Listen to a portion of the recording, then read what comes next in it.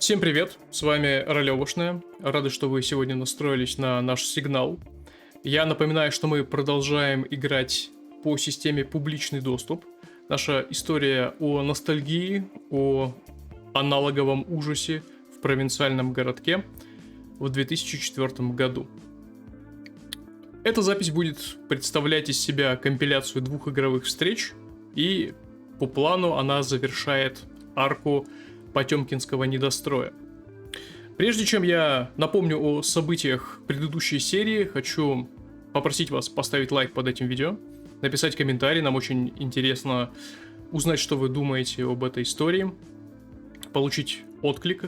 И если вам понравилась эта история, то на нашем канале целая россыпь леденящих кровь, а порой вызывающих улыбку и смех игр, не забудьте подписаться на них. Итак, 2004 год. Уральский провинциальный Каменноводск. Группа молодых людей, познакомившихся в ЖЖ затворники Каменноводска, возвращается в родной город, чтобы расследовать давнее загадочное исчезновение местной телестудии «Одиссея».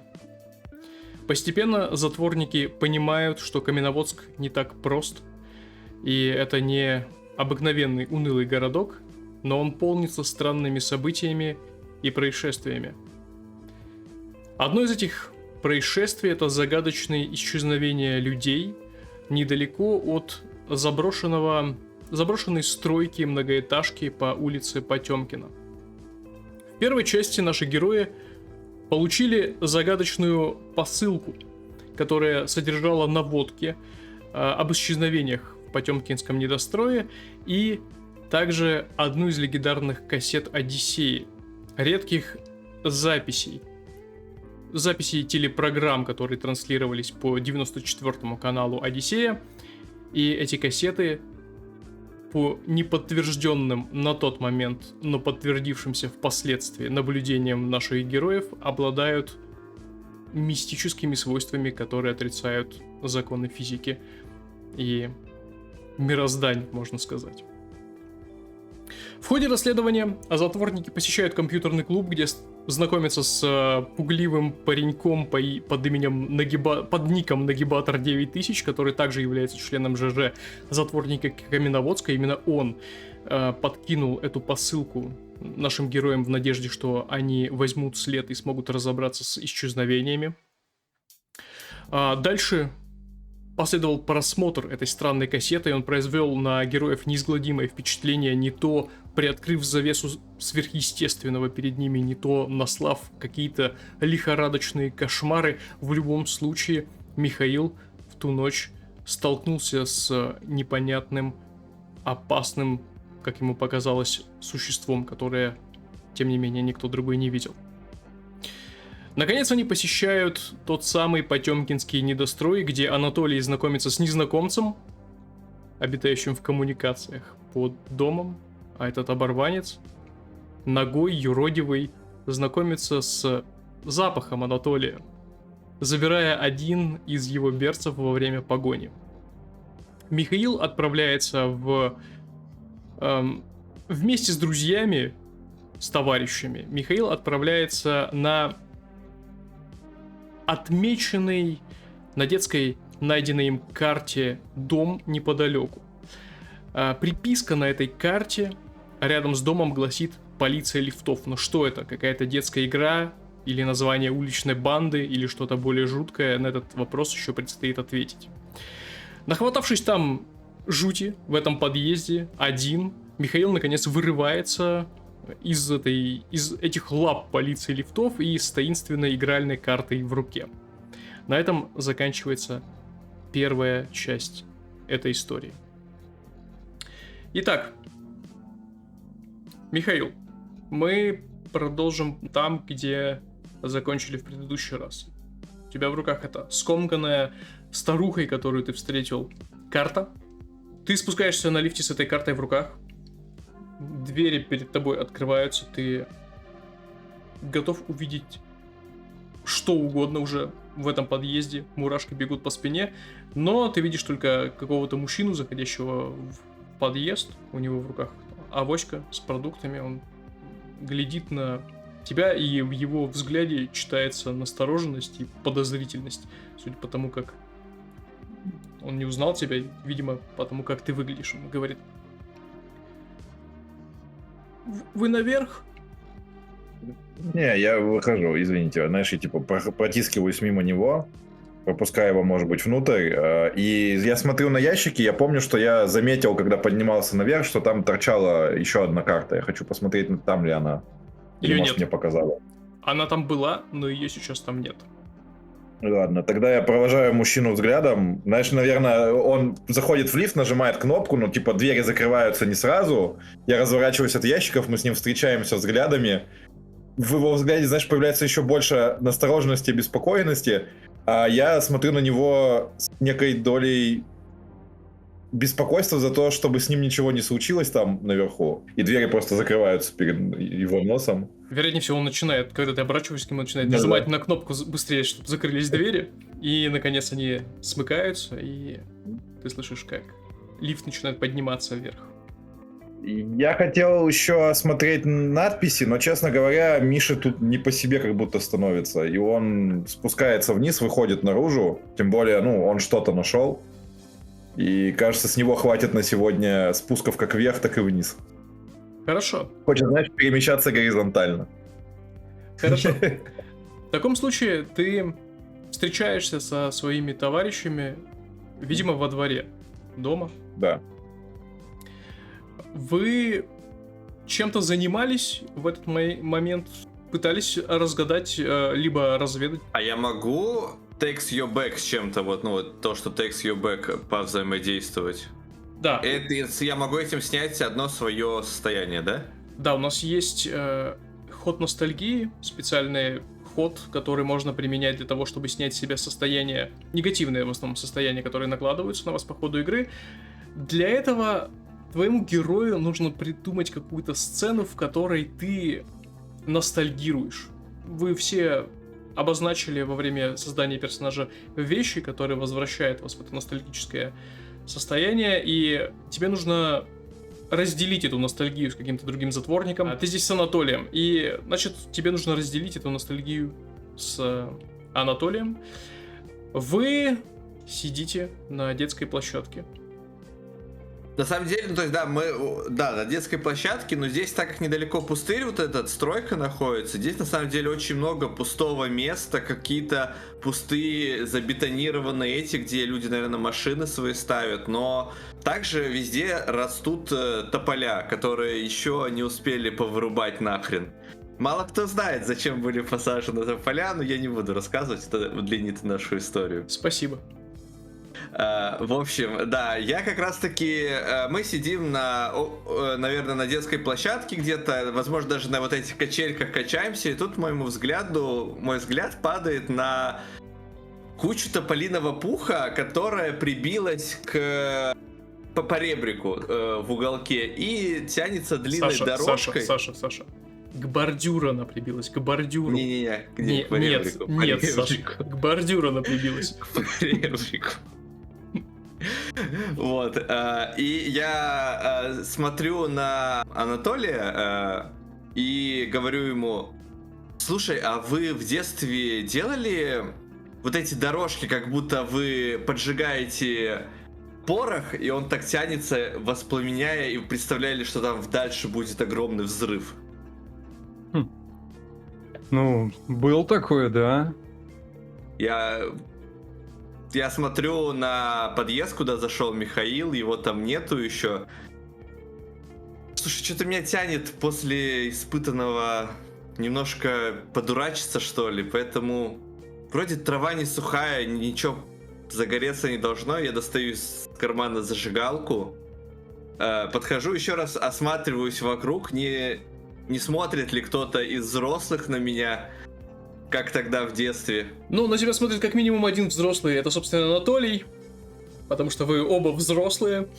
Я с улыбкой смотрю на это. Я понимаю, о чем ты.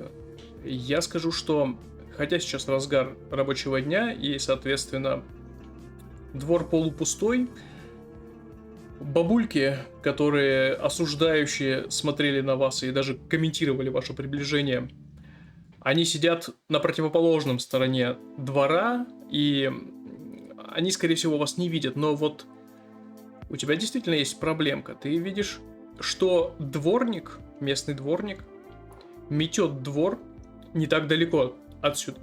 Он не смотрит на тебя сейчас, и ты можешь попытаться сделать то, что ты хочешь сделать, но ты понимаешь, что у тебя могут возникнуть с ним определенные проблемы.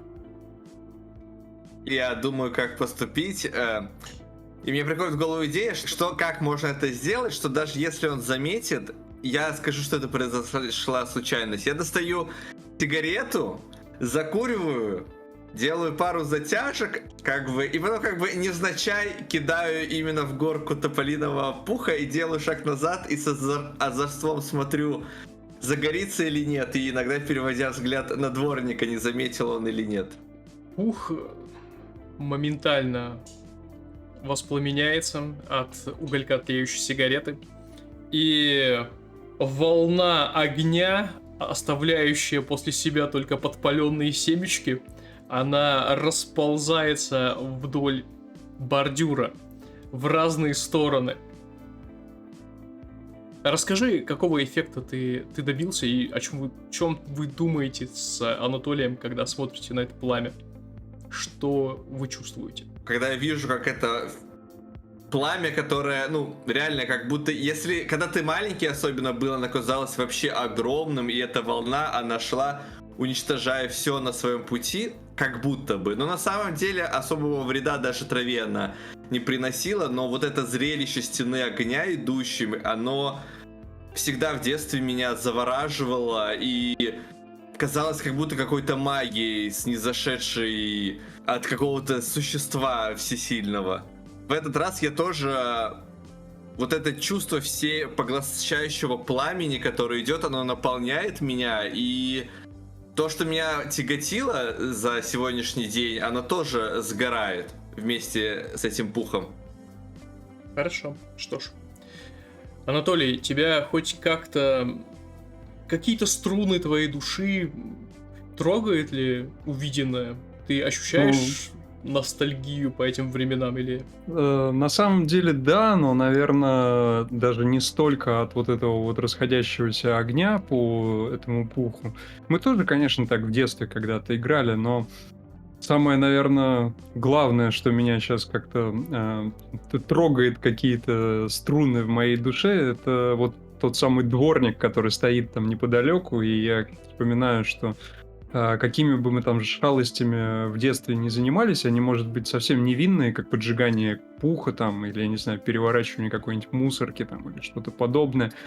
Вот. Но для нас в детстве это казалось чем-то опасным, запретным, и в каждом дворе всегда был самый главный монстр, это был дворник, который обязательно всех запалит, обязательно из-за каждого куста следит за всеми играми и потом сраным веником будет гонять нас. И никто не знает, что случится, если он нас догонит на самом деле, но ходят страшные слухи, что лучше этого не допускать. Вот, поэтому я сейчас, будучи уже взрослым мужиком, смотрю на этого дворника, понимаю, что как бы он вряд ли вообще, в принципе, к нам полезет, даже если и увидит, что мы тут делаем. А если и полезет, то как бы все равно ничего не сделает. Это скорее мы ему наваляем.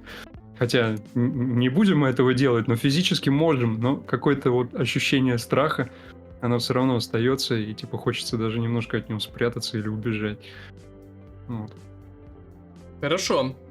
Тогда вы видите, что дворник замечает вот эту волну огня, которая движется по направлению к нему от бордюра. Он срывается с места, подпрыгивает буквально к этому огню и своей метлой разметает пух и ботинком затаптывает огонь.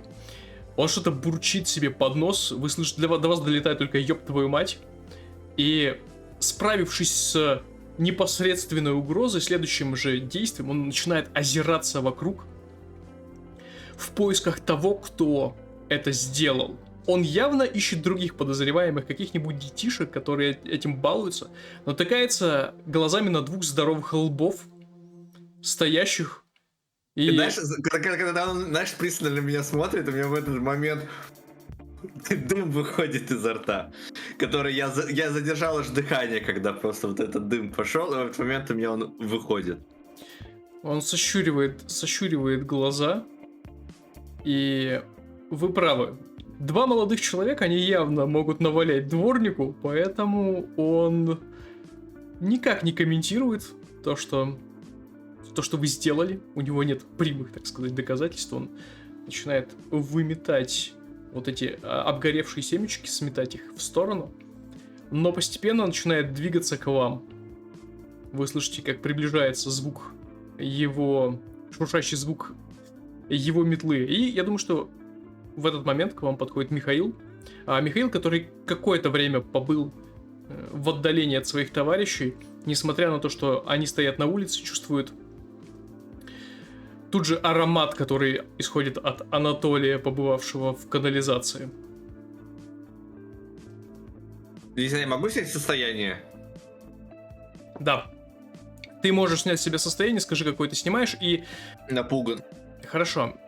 Тебя действительно это расслабляет. Анатолий, у тебя есть какие-то... У тебя одно состояние или несколько? Нет, у меня только одно состояние, и оно не снимается таким образом. Я бы сказал, да, что, наверное, ты тогда, несмотря на то, что ты разделяешь ностальгию вместе с Сашей, но состояние остается на месте. Итак, Михаил, ты приближаешься, ты видишь и дворника, который тоже медленно ползет в вашем направлении. Я иду к ним решительным шагом, но чувствуя амбре, исходящее от Анатолия, я как будто немножко замедляюсь и говорю: слушай, нам, правда, наверное, надо в баню сходить или типа того. Значит, так типа от нас Ты это разит. мне говоришь? Конечно, но надо. Я так, значит, держу в руках помятую эту карту, говорю: смотрите, что я нашел. И протягиваю ее прямо тебе. Я беру карту, смотрю, что я на ней вижу. То же самое, что и Михаил. Да. Я узнаю это изображение. Чтоб ты понимал, изображение весьма схематическое, потому что теперь вот когда светло, ты понимаешь, что это не отпечатанное изображение. Карта, каждая игральная карта, она состоит из двух половинок. Ну, из рубашки, да, и из картинки. И кто-то аккуратно ножичком он порезал середину и оторвал картинку нижнюю. И вот на картоне он ручкой, скорее всего, карандашом, аккуратно нарисовал этого человека. Но нарисовал в меру своих художественных возможностей. Ты понимаешь, что, скорее всего, это рисовал ребенок. Но тебе кажется, что это что-то напоминающее, даже, знаешь, скорее какого-то комического персонажа, какими, не знаю, домовых могли рисовать. То есть с большими глазами, с нечесанной бородой в разные стороны, сгорбленного. Как бы ты видишь его только вот по поясу, с торчащими типа руками, странно сложенными. Но я могу... Короче, есть ли у меня какое-то ощущение, что это то же самое существо или тот же самый человек, которого я видел там в канализации, или это просто что-то другое? Ты мне скажи. Угу. Я думаю, что... Да, я думаю, что, наверное, я даже слегка как бы опешил и слегка как-то напуган, потому что это рисунок, вероятно, сделанный ребенком, но тем не менее он мне напоминает как раз вот того самого мужика, которого я видел в канализации не так давно. Хотя на самом деле сходства вроде бы нету. Если я правильно помню, то тот голый наркоман в канализации, у него не было там какой-то огромной бороды или там усищ каких-то и так далее. Но что-то вот может быть какое-то сходство, какая-то вот мимика рук там, или можно так назвать, не знаю. Да, типа кажется, как будто кто-то нарисовал его. Слегка, может быть, измененного. Я возвращаю карту Михаилу и, блин, да бред какой-то, что это, как будто он похож на мужика, что я в канализации в этой встретил, но может пошутить кто-то так решил, типа, за нами же, точно же за нами кто-то следит. Я начинаю оборачиваться вокруг. к нам же домой пацан этот приходил, да точно за нами следит кто-то. Видели просто, что мы полезли туда, в эту канализацию, и знают, что там бомж этот живет. Теперь тебе вот его картинки подсовывают. Или все так, как мы и думали. Ну, в смысле, этот бомж живет в канализации, про него знаем не только мы. Я, значит, так оглядываюсь, вижу, что дворник уже довольно близко подошел, и говорю, нам, наверное, лучше отсюда сваливать. Да, согласен. Хорошо, сейчас исход фазы Да. дня. Мы медленно приближаемся к фазе ночи, но перед этим фаза заката. Давайте ее тоже разыграем. Закат. По большей части это у нас достаточно простая, быстрая фаза. В особенности с учетом того, что мы сегодня не можем смотреть кассету Одиссеи, потому что герои ее не нашли. Поэтому вы вольны делать что хотите этой ночью. Можете остаться дома, можете продолжить расследование. Она будет отыгрываться примерно так же, как фаза дня, за исключением того, что мы сменим ход, и все станет немного опаснее. Однако, так как вы повернули ключ запретных удовольствий, ключ специфичный для этой тайны, я бы хотел попросить вас сделать небольшой флешбэк в ваше детство и в 2 словах рассказать немного о неких опасных играх, в которые играли ваши герои, будучи маленькими. Играх, которые, если бы их родители узнали, а может быть и узнали, эти игры были под запретом, но несмотря на это, вы продолжали щекотать себе ими нервы. Кто хочет начать? Я могу. Давай. Я думаю, вот по пути в баню мы идем, вот, и нужно как-то разрядить обстановку. Я хочу рассказать о веселой детской игре, которую мы играли в детстве, которая была, как сейчас мне кажется, безумно опасной, и то, к чему она привела, это нам просто повезло. То ли старший брат кого-то из моих друзей, то ли просто старшак во дворе нам рассказал, как делать самодельные детские бомбы. Причем совершенно легально, и ни у кого даже не возникнет вопросов. Все, что для этого нужно, это сходить в садоводческий магазин и купить там мешок удобрений. Саш, я надеюсь, ты сейчас не собираешься рецепт давать, мы на YouTube это будем выкладывать. Так это не рецепт по факту. Ну, такая игра была. Это всем известно. Да, это не бомбы по факту даже. Я просто расскажу, в этом ничего опасного особо нету, если особо ничего не делать. Особо ничего не делать. Вы берете интересный теперь эффект у этой бумаги тем, что она не горит, а тлеет, но с таким количеством дыма, что если эту бумажечку поджечь, кинуть в бутылку и завертеть пробку и бросить эту бутылку, то через буквально секунд 10-15 эта бутылка взорвется. Мы этим очень много баловались, все время использовали пластиковые бутылки. Но как-то раз какой-то не особо умный наш одноклассник подумал, какая разница, и проделал то же самое с стеклянной бутылкой. После этого у него остался шрам на щеке, которую ему рассекло и зашивали потом после этого. И больше под страхом смерти от родителей мы этим не занимались. Хорошо. Я прям вижу, как Денис там маркирует время, чтобы запикать потом. Ничего в этом страшного нет. Окей, да, смотрите, вы можете это сделать как, да, вы рассказываете эту историю своим товарищам, либо вы можете обыграть это просто как флешбэк. Вы, услышав историю Саши, вы просто вспоминаете что-то сами. Окей. Давайте я дальше. Давай. В общем, Миша, он, знаешь, типа, посмеиваясь, кивает, но в отличие от Саши, он как-то не очень рад в сложившейся ситуации, типа, парню могло и глаз выбить и все такое, так что это довольно опасно. Но потом он вспоминает, что, типа, они, конечно, делали такие вот шутихи, но он вспоминает гораздо более жесткую вещь, которая произошла в детстве, и он даже забыл про нее по большей части, потому что, ну, в детстве много всего происходит, каждый день у тебя как новый мир, и все в голове просто не удерживается.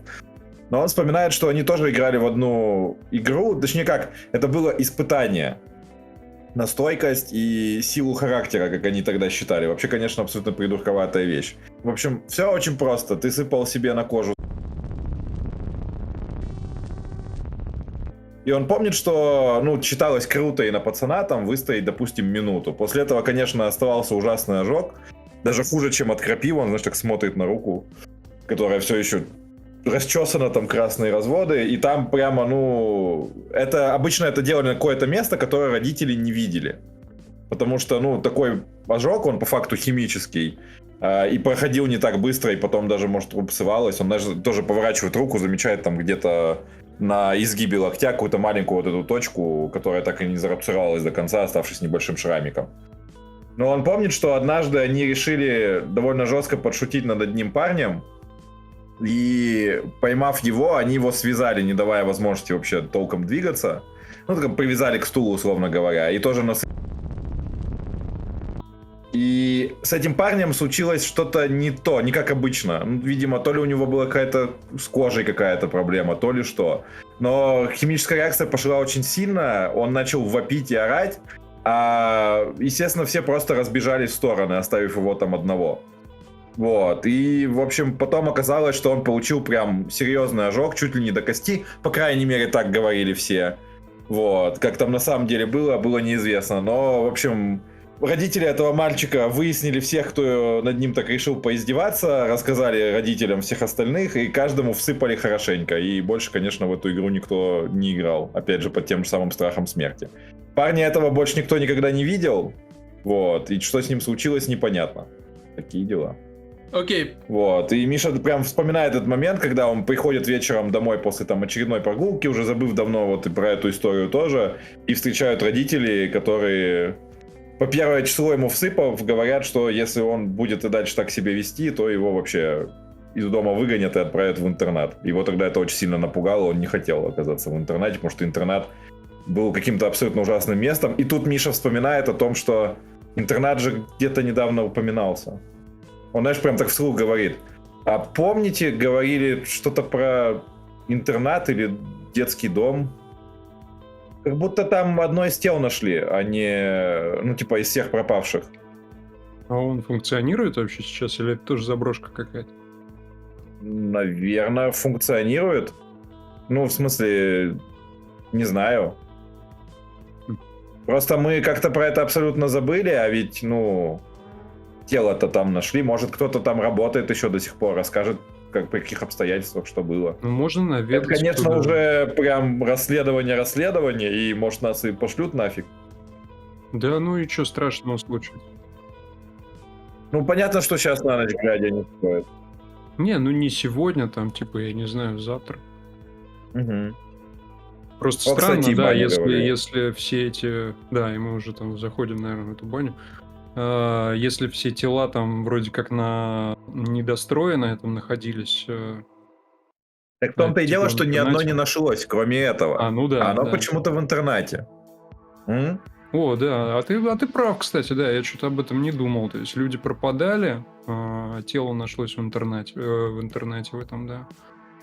Ну, короче, завтра будет новый день, может, туда действительно куда-то наведаемся.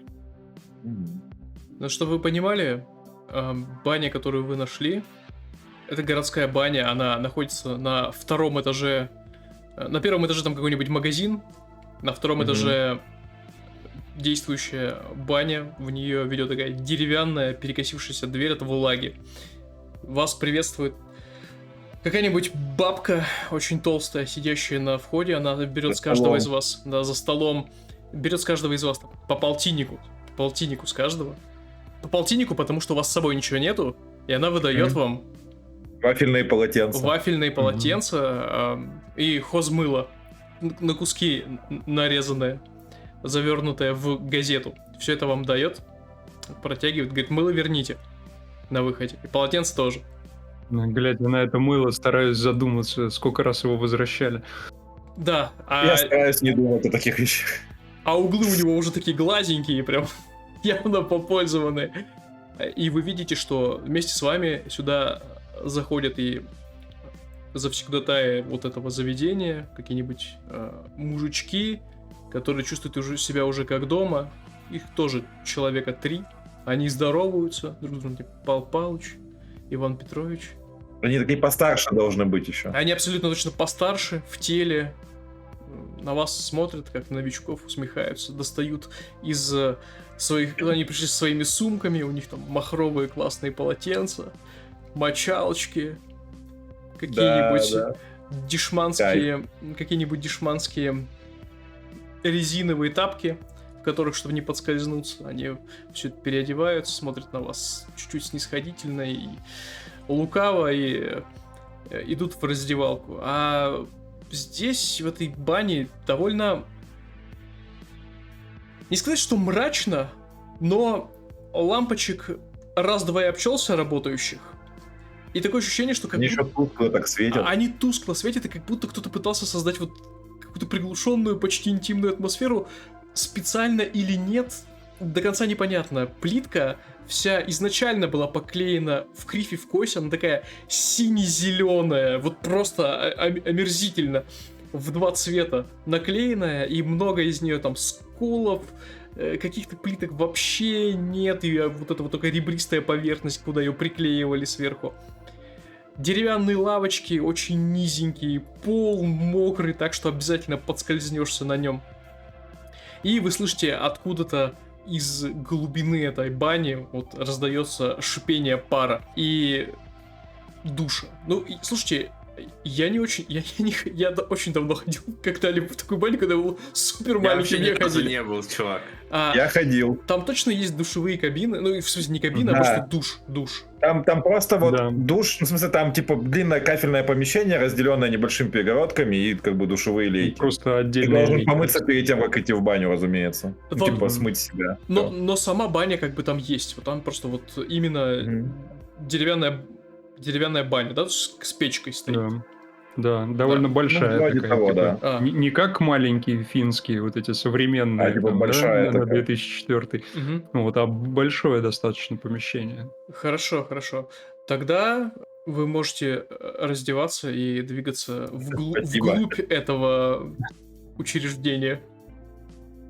Миша так немного прикрываясь тазиком. Говорит вам бабка такая: ну тут снимайте с себя верхнюю-то одежду. Куда вы в грязных ботинках-то, а? Тут разувайтесь. Да, Никто не возьмет ничего, я тут сижу.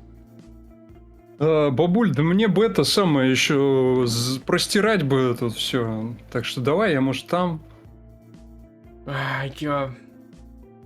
Ладно, бери. Только... Да я там на лавках разложу, там все высохнет быстро. Ай, идите. Идем. Да, Идем. вы заходите, там, скорее всего, вот есть какая-то переодевалка небольшая перед входом в душевые. И дверь в душевые открыта, и вот вы видите, как там царит пар, прямо вращается, завихряясь. Вы видите тела голых мужчин, которые там ходят, и за собой просто шлейф оставляют вот в этом паре. То есть видно только очертания людей. И... Мгм. И слава богу, думает Михаил. Да, и сейчас вот в маленькое окошко, которое отсюда ведет, но даже это не окно, которое открывается, а это, скорее всего, вот такие блоки из стекла разноцветного, которые прям в стену встроены. Мгм. Но вы видите, как горизонт над Каменноводском тускнеет, и вот этот вот запал рассвета, он... Заката. Заката, да. Запал заката, он исчезает, погружая город в ночную фазу. Сказал бы я вам, а погружает ее просто в темноту, ночь. Мы в бане, ребят, ночную фазу, где могут быть серьезные последствия. Советую вам быть начеку и не ронять мыло. И нагибаться за мылом, да. Мы, кстати, ничего Это не потом пропагандируем. Да, мы это ничего не пропагандируем и бла-бла-бла. Ну, может быть, действительно, под все эти шутейки, как бы, но на самом деле Анатолий вообще чувствует себя довольно дискомфортно здесь, потому что, ну, типа, вот эти вот мужики, которые здесь, как бы, с нами тоже моются, они сами по себе меня, как бы, не беспокоят никаким образом, но все равно они мне напоминают, то, что одного голого мужика я уже сегодня повстречал, и обстоятельства были не лучшие. Логическая травма. Понимаю. Хорошо. Итак, Ну, на самом деле, Михаил, он пытается как-то развести на разговор остальных, типа, что вы думаете по поводу всего, что мы за сегодня узнали, и за вчера, и вообще. Может, какая-то версия у кого-то есть? Да пока не очень-то понятно. Вроде какие-то зацепки есть, но мы все около где-то ходим. Мы так и не подобрались к чему-то конкретному. Ну, не знаю, по-моему, голый мужик довольно конкретная. Ну, голый мужик. То есть голый мужик вот этот живет там сколько лет уже? То есть вы Судя по хотите сказать... всему, много. Ну вот на это как раз никаких указаний нет. Вот если бы мы нашли бы то, что этот голый мужик и до этого встречался, тогда да, это одно дело. А пока мы просто встретили какого-то голого бомжа, которого Толик испугался, и все. Блин, был бы ты там, ты бы тоже испугался. Я не спорю. Я бы тоже испугался голого бомжа. Но находясь сейчас здесь в бане, далеко от него, могу сказать, что это всего лишь голый бомж был. кто сказал, что далеко? Да, фиг его знает. Ну, то есть, нет, я так-то тебя понимаю, конечно, я бы сам еще ржал над этой историей, но вот мне там вообще не до смеха было. Он, знаешь, он как будто вообще сумасшедший какой-то. Он перед тем, как меня увидел, он там у стены сидел и как будто бы в стене что-то прислушивался. Ты подумай сам просто, прикинь, вот там недострой, там вообще живых людей никаких нет и даже не предполагается, что они там будут. А у мужика настолько крыша поехала, что он там в полном одиночестве в канализации вонючий, голый сидит и стену слушает. Так может быть это какой-нибудь местный дядя Толик, который в запой ушел на неделю и вот так развлекается. Я говорю, мы ничего не знаем об этом развлечение у мужике. него. А Да что не, если понятно. наоборот, он там не один? А что если он один из тех, кто пропал много лет назад, а теперь сам похищает людей? Вот, вот Вот Миша... я про это говорю, мы ничего не знаем. Мы можем строить любые... Не, Как я ты не предлагаешь хочу. развивать Я не эту хочу. Ну, ниточку? как раз таки поспрашивать людей, которые были с этим связаны. Вот ты вспомнил про этот интернат, сходить туда. Что если они из интерната? Что если они из интерната убегают, прячутся там, превращаются в безумных бомжей, похищают других детей и учат их тоже быть безумными бомжами? Ну, это тоже Я теория. поднимаю руки и просто начинаю мыться. Эти А безумные может- теории... С поднятыми руками. Не, я говорю, я вскидываю руки, типа, все, и просто молча начинаю заниматься собой, так сказать. Не, ну раз уж мы тут теории начали разводить всякие, как бы, что бы времени скоротать. А вот может смотрите, вот там же еще было поселение каких-то этих староверов там в далекие года, вот. И там Я вроде как- предлагал. да, вот вроде ним там всех сходить. типа, убили, сожгли. Так это ж куда к ним сходить? Это на месте Да, недостроя. по-любому здесь где-то живут староверы, а этих... А что если, Саша, они там и живут? Что если... Что еще? Да, в подвале в этом, в подземелье. Ребята, с вашими теориями там места уже нету, чтобы кто-то... Там и из интерната дети живут, и староверцы, и бомжи, и алкашня местная. Ну вон, ты видел, Миша, карту нашел? Не ту, которая игральная, а которая там с этими, с канализациями. А что, если они там просто... Староверы эти, когда на деревню на их нападали, кто-то из них там в подземных ходах в своих спрятался и так и жил там под землей все эти годы. А потом Чтобы этот... снова не напали и не нашли. Да, потом строительство сверху началось, и они там специально начали людей воровать, чтобы это строительство заморозилось, чтобы там не нашли их подвалы эти никогда. Вы не работали сценаристами Так как вы сейчас в этой бане, там, знаешь, тоже поднимается пар, вот эти 3 мужика сидят, и, как бы они волей-неволей в замкнутом помещении. Они нас по-любому слышали, потому что мы, наверное, в какой-то момент еще голос начали повышать, там пока спорили. Они слышат, и вот когда Саша все это кричит, один такой говорит: Зинаида сегодня хорошо затопила, прям душно здесь. Я Ладно, помолчу, без давайте проблем. закончим с банно-рыльными процедурами, вернемся домой, спокойно сядем, за чайком обсудим все. Хорошо. Мы должны бросать кубик на помывку? Нет, вы определяете сами, то есть если вы хотите какие-то расследования проводить, то да, я бы сказал, что делайте. А давай, действительно, что бы и нет-то. Ну, Вот мы же поговорим. здесь сидим, короче, да, и просто там у нас какая-нибудь пауза там возникнет, и повисшей тишине там я к мужикам к этим повернусь. Уважаемые, чтобы разговором скрасить время, так сказать, вы же здесь местные все, да? Всю жизнь здесь, наверное, прожили. Они сначала мнутся, прежде чем ответить, и один из них наконец-то говорит: да, мы в эту баню уже лет 20 как ходим. Кстати, Ничего себе. вас здесь не видели, как вам? Да, хорошо, жарко, душно, так сказать, но в хорошем смысле. Вот. А мы на самом деле тоже отсюда все, с Каменноводска, просто разъехались все там в разное время, а сейчас вот на лето вернулись. Так что можно сказать, все свои, просто жизнь разбросала по разным местам. Вы же, наверное, слышали, да, мы тут с друзьями немного поспорили, можно так сказать. Тут в городе у нас всякое нехорошее творится, в газетах пишут, люди пропадают, наверняка весь город об этом говорит, так или иначе. Да где они Что-то сейчас... вот непонятно. Где да? они сейчас не пропадают? Везде пропадают. Ну, тоже верно. Может, потому что городок просто небольшой, поэтому такая шумиха там в газетах. Хотя людей-то все равно жалко. И вот что-то нам все покоя не дает во всех этих газетах, что вот в новых, что в старых, все про этот недострой, про Потемкинский этот недострой, все как будто туда ведет. Вы, может, что-то сами знаете, слышали там про это место, давно же здесь типа живете. Ну, кроме того, что там детвора играет, там бомжи какие-то лазят, это мы и сами знаем. Сделай проверку на... Я думаю, что это будет на Presence, на красноречие. Это ночной, да? Вход расследования. Хорошо.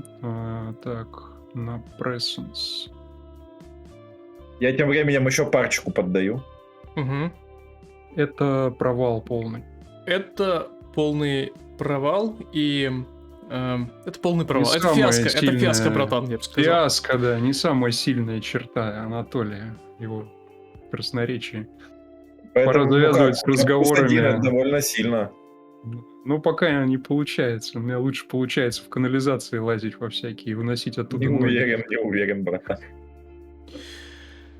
Мужчины переглядываются, а потом один из них, тот, который до этого молчал, он говорит: а вот знаете, вы говорите, вернулись в город недавно, да? Ну да. И люди тут начали пропадать. Ну, вроде как. Я такой, типа, не понимаю, куда он ведет. Я, знаешь, так с Сашей переглядываюсь, такой, блин. А вы чьих будете-то, а? А где живете? Недалеко отсюда? Ну, типа того, я ему называю адрес, где я в детстве жил. Там, типа, вон там на 8-м микрорайоне, там я родился, все такое. Ага. Понятно. А сколько лет назад жили-то? Ну, я ему говорю, там сколько лет, 15, наверное, да. 15-18. Вроде того. Ну, то есть я им честно отвечаю, короче. И это как раз последний раз, когда там люди пропадали, да? В Потемкинском недострое. Да не знаю, я за новостями. А я слежу. знаю. Я все знаю. Я телевизор смотрю. Так. А вы сейчас где сидите-то, значит, когда приехали сюда? Где обитаете? Ну, тут я начинаю понимать, что он куда-то клонит. Да где сидим? Здесь на лавке мы с тобой сидим. Чего ты? Гена, иди позвони куда надо. Чистенькими их сразу и допросят. Скажи, ты хочешь Ты можешь не делать ничего. И я не хочу поворачивать ключ, нет. Это не самое страшное, что со мной случалось. Пока меня здесь не убивают меня здесь в этой бане, я ключ поворачивать не буду. Хорошо. Мужчина, шлепая босыми ногами, куда-то удаляется прочь. Остальные тоже начинают собираться.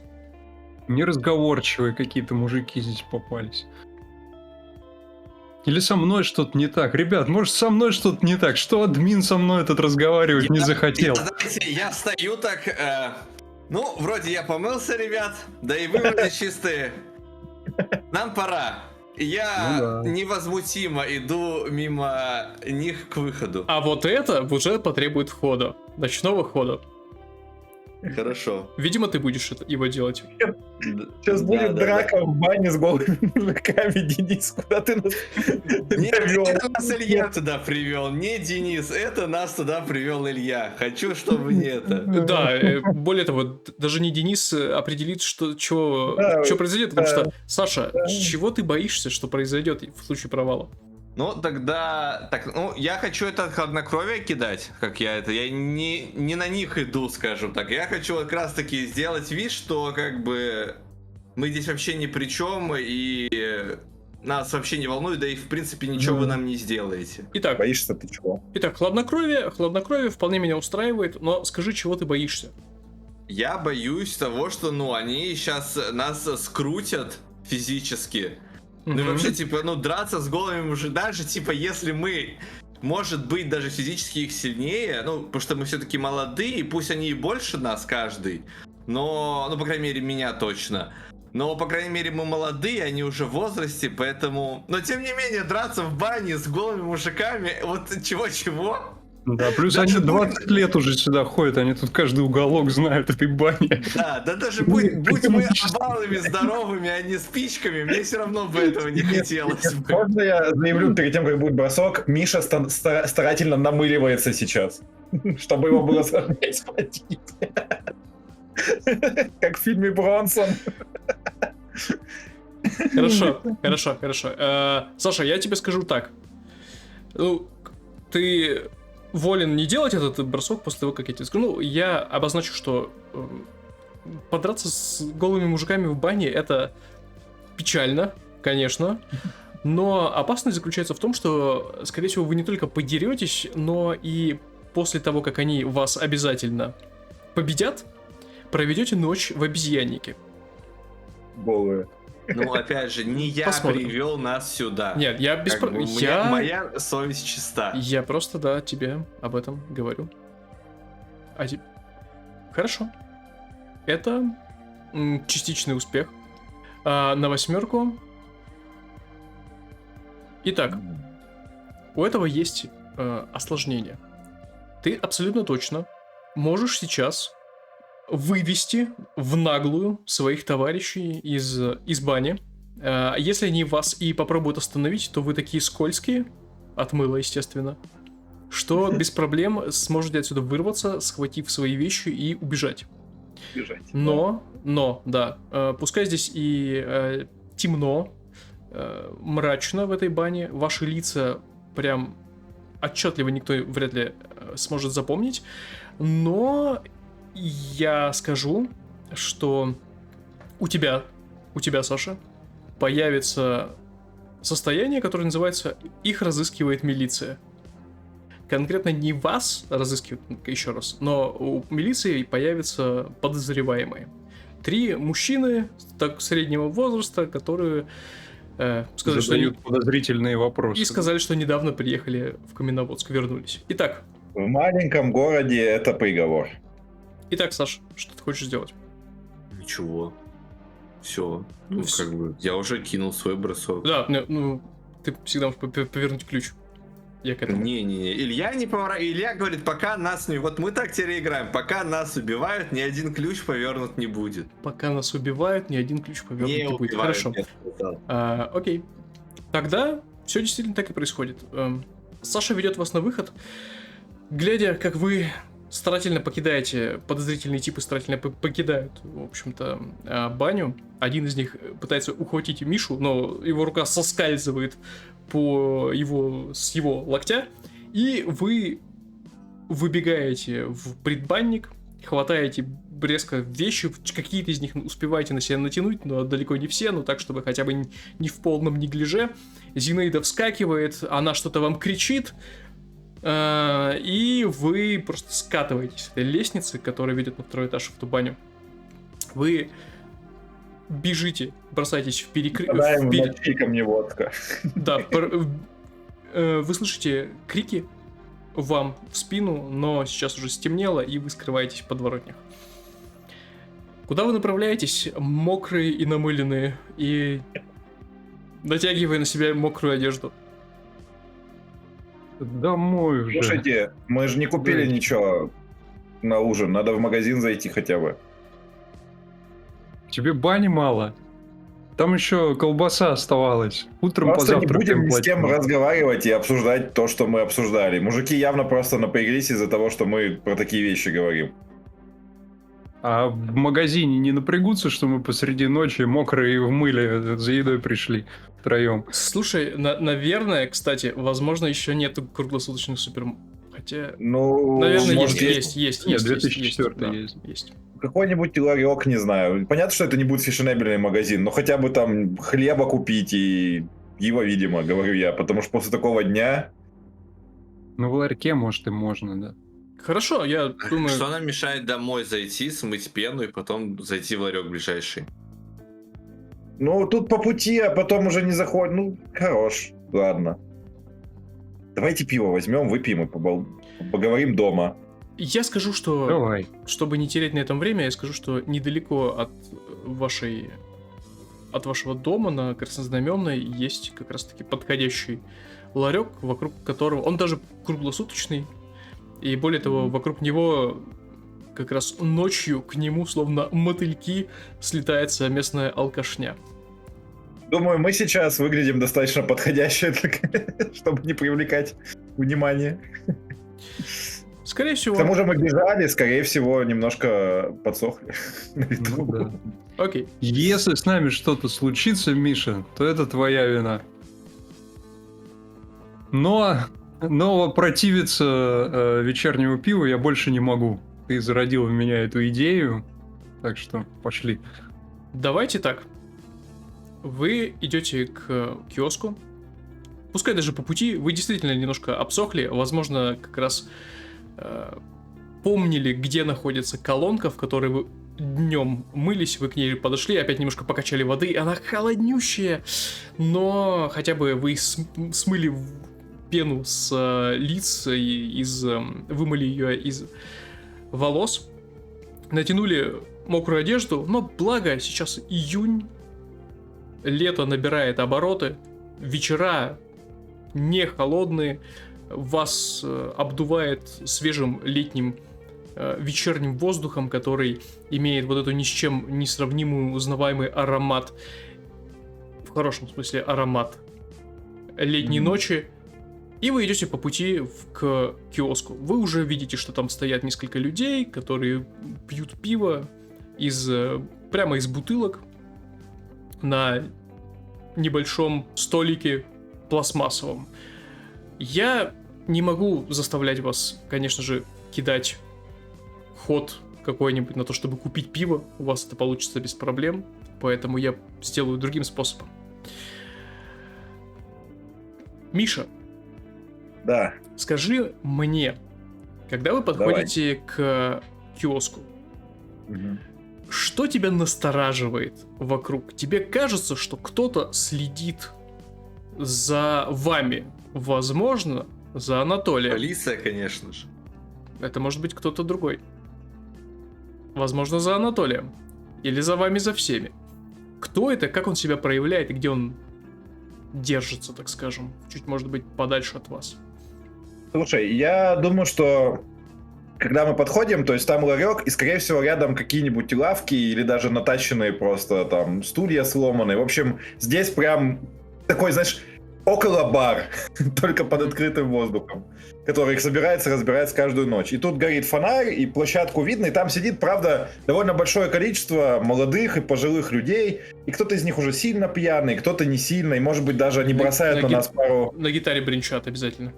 Да, может, там девчонки, может, какие-то с кем-то тусят. И они, наверное, даже бросают на нас пару взглядов таких, знаешь, типа, не очень приятных, как это всегда бывает, когда ты вечером домой идешь, проходишь мимо такой лавочки. Вот. Может, кто-то кому там что-то окликает, но если ты игнорируешь, проходишь мимо, они тут же про тебя забывают, возвращаясь к своим вещам.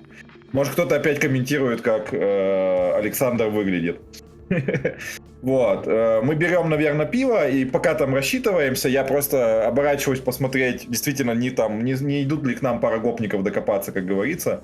Вот. И я замечаю, что за пределами света, там довольно большой такой разросшийся кустарник, там просто силуэт. В первый момент мне, может быть, кажется, что это там какой-то куст или дерево, но я замечаю, что он достаточно плотный, и он двигается, то есть не оставаясь на месте, он ходит от одного места к другому. Вот через эти кусты. Вот. И я, знаешь, типа, пожимаю плечами, думаю, может, кто-то поссать отошел или что-то такое. И мы забираем пиво, там, берем, может быть, что-то еще как раз на закусь, выходим, начинаем двигаться, то есть уходим с этой уже площадки. И я в очередной раз, обернувшись, замечаю, что этот силуэт, он, типа, следует за нами. И вот тут мне становится не по себе. То есть рассмотреть его толком не получается, непонятно, кто это, вот. Но само вот это чувство настороженности тут же возникает. Знаешь, Миша первую секунду думает там сказать ребятам, потом думает, блин, кто это может быть? За нами 3, один кто-то идет. Зачем? Почему? И у него в голове возникает план ничего пока не говорить и дождаться, что будет дальше. То есть он уже предупрежден, он думает, что в случае чего он среагирует так, как не ожидает их преследователь. И, соответственно, застигнет его врасплох. Вот. Это даже, наверное, план его такой. Хорошо. Спасибо, что напомнил мне о том, как выглядит Саша. Ночь, алкашня. Итак, вы покупаете пиво, покупаете что-нибудь на закусочку и... Камневодское должно быть пиво, знаешь. Камневодское, да. И выходите из вот этого островка света, который окружает киоск. Как ты и сказал, вы направляетесь к себе домой по улочкам и ты чувствуешь, что вас преследует какой-то силуэт. Ты, Миша, уже буквально слышишь, может быть, тебе кажется, может быть, ты действительно слышишь шаги, которые преследуют вас. И тебе даже кажется, что это шаги именно, знаешь, шлепающие, как будто кто-то идет босиком. И когда этот кто-то совсем уже вот-вот настигнет вас, ты почти физически ощущаешь, как тьма сгущается у вас за спинами. Внезапно из темноты впереди вас появляются 4 фигуры. 4 фигуры, они выходят к вам на перерез.